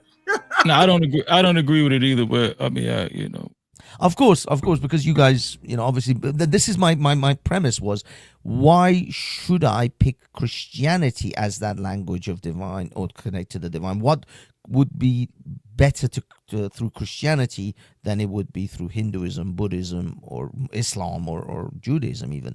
Although you guys with Judaism sort of crisscross a little bit. Well, here's the thing. We have to also look at history. Now we can apply history, right? We're talking about. Did you say Judaism? Well, yeah, I said these different religions: Judaism, Christianity, Islam, Buddhism, Hinduism, etc.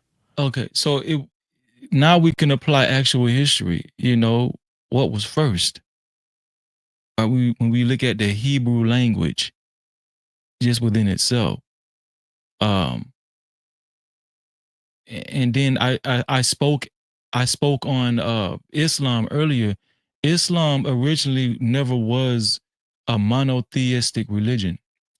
It was actually started out as a polytheistic religion. They didn't believe in one God. Actually, there's still some polytheistic Islamic believing people today. And and that's the original concept of Islam. It wasn't monotheist. It wasn't worshiping one God called Allah. Muhammad introduced that into the religion later on. So that actually kind of, throws a monkey wrench into that whole thing right there, right? But also we can just look at history. It's just plain history. We talk about when the Hebrew Scrolls was actually incepted, right? Everything can be looked up, right? Also pull up that scripture that I put. This is for Hafiz, where he was talking about the Old Testament.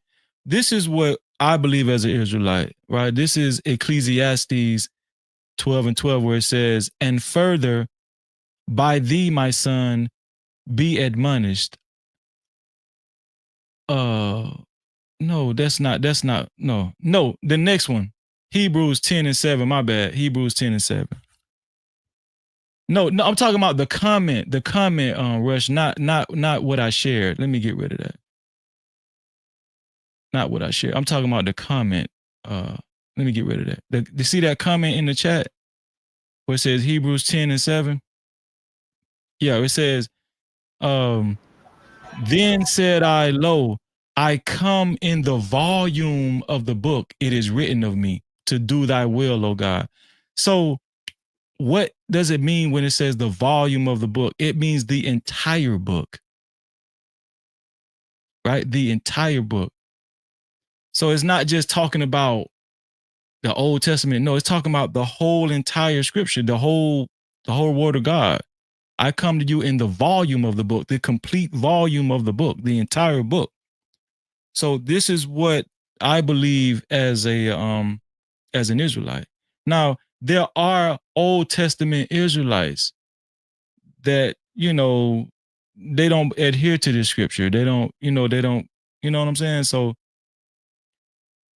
but I want to say this, even within the Israelite culture, there's still, just because you're an Israelite by blood, not by religion. Right. And that's what I usually explain to people, because it is a part of our culture, whether if you know it or not. I mean, even the islanders, some of them derive from tribe of Levi. There's many different tribes, but it's basically, tapping into your genealogy of your ancestors, man. Food for thought, I got one more thing I'm gonna show. Let me see. And it came back. Because I know y'all getting ready to wrap it up. Yeah, well, we've been streaming for about 5 hours, man. I wasn't expecting it to be this long.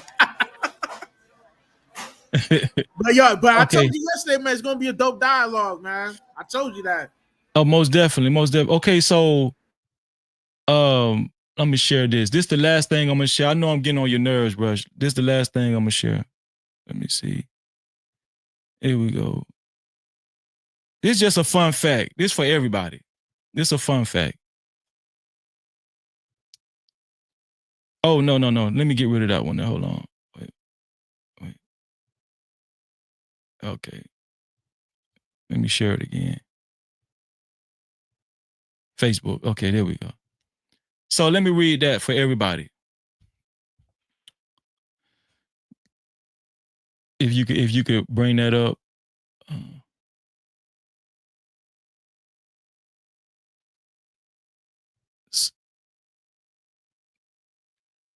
Okay. So this guy right here, he goes by the name of President Nasser. At the time, he was a president of Palestine. He said, this is his direct quote. He said, when he was asked about peace in the Middle East, the late president of Egypt, Gamal, he was the president of Egypt, the president of Egypt. The late president of Egypt, Gamal Abdel Nasser, stated, the Jews will never be able to live here in peace because they left here black but came back white. So what is that saying? This is the president of Egypt. This is documented. He said the original Jews are black people. But the people that ended up pillaging that land and moved in that land were white. Preferably Ashkenazi Russian. Ashkenazi. It was another terminology too. Yeah, Right? let's just say small hats. All right, let's not say Right. the J word. So what the Yo, point I'm Hafiz, trying to- don't laugh at me, man. Well, Hafiz, we can agree on this though, right? If these people that claim they are the small hats, President Nasir is saying no, the original small hats are black. If they are not the small hats, who are they, right? And we can just leave that as an open-ended question. Yeah, I mean, the thing is, though, there are actually Jews from Iraq and other parts of the Middle East as well. But I think if we're talking about ancient Egyptians, and this is actually something CT talks about as well, if you're talking about the time in which those pyramids were first being built, there is more than reasonable evidence that they were not the Caucasians of Egyptians that you see now. These are the Egyptians of that time were probably far more complex. You know, they looked more like sub-Saharan Africans than they would have done modern day Right. Egyptians. But Modern day Egyptians are effectively amalgamation of Arabs and Romans and a whole bunch of other sort of races. Right, but this Egyptian, this president, he wasn't talking about the Egyptians. He was talking about the Israelites. I know, but what I'm saying is, if you take the Egyptians, because the Israelites came out, if you believe the biblical story, they came out of Egypt and went into where modern day Israel is. So they would have most likely have been very similar to the Egyptians of the time. I agree because look at Moses. Moses actually dwelled with Pharaoh. He was kind of like his son. Yeah. You know, so they would have, as I said, people depict them as modern day sort of Egyptians in this Caucasian sort of features. Yeah. I think there would have been a mix, but not at that time. Before, this was long before Romans ever came to Egypt, long before Arabs had ever come to that part of the world. So they would have most likely have looked more sub-Saharan African than they would have done Caucasian features that they have now. So I think there's been. Yeah, I think there has been some misunderstanding, misreading of what Israelites would look like. I would certainly say that I don't think the original Israel, the tribes of Israel would have looked ginger and like some dude from Scotland, because there's a lot of Jews that I know that are ginger, that are literally like as white as, because to me, ginger is the whitest of whites. These are the pinnacle of whiteness. You can't get more white than a ginger. Yeah. Hafiz, they're the top level white. Did you enjoy the conversation tonight, Hafiz? Yeah, it's been great. It's been awesome, guys. Yeah, thank you. I thought you were great too. And shout out to Ja too, man. He was pretty good. Yeah, very good. Have a great night, everyone. It's been awesome. I'm out. You too, man. It's your boy Rush. Signing out with my man Freezy, man. Y'all make sure y'all tap into my boy's YouTube channel, man. It's official like tissue, dope content, man. Make sure y'all tap into No Captivity Freezy, man, on YouTube, you heard? And he on TikTok too, you know what I mean? So my man bubbling all over these platforms, you heard? And before I get up out of here, Rush, I just want to say thank you, bro. Thank you for inviting me on your platform. Actually, this was one of the best discussions I've had a long time, you know, other than my own platform, you know. Right. Nah, I thank you for coming through, man. I thank you for blessing me with your presence out here, man. Yo, like I said earlier, man, we got to do once a month of these, man. You know what I mean? Talking about scriptures and different biblical characters and stuff like that. And I didn't know that's what you identify. I didn't know you identified as an Israelite. I didn't know that, man. Yeah, man. I'm from the tribe of Levi, man. My peoples are straight descendants of Moses himself, man. So it's always good to know thyself, you heard? You know what I mean? And if you a melanated brother, man, tap into your roots, man. You know what I mean? There's a reason why they don't want you to know your own roots, man. You know what I mean? Yo, it's your boy Rush getting ready to sign out. Seek wisdom, practice humility, and always remain sucker free, you heard? Yo, Freezy, man, I'll catch you in the flip. Thank you again for coming through. Most definitely. One.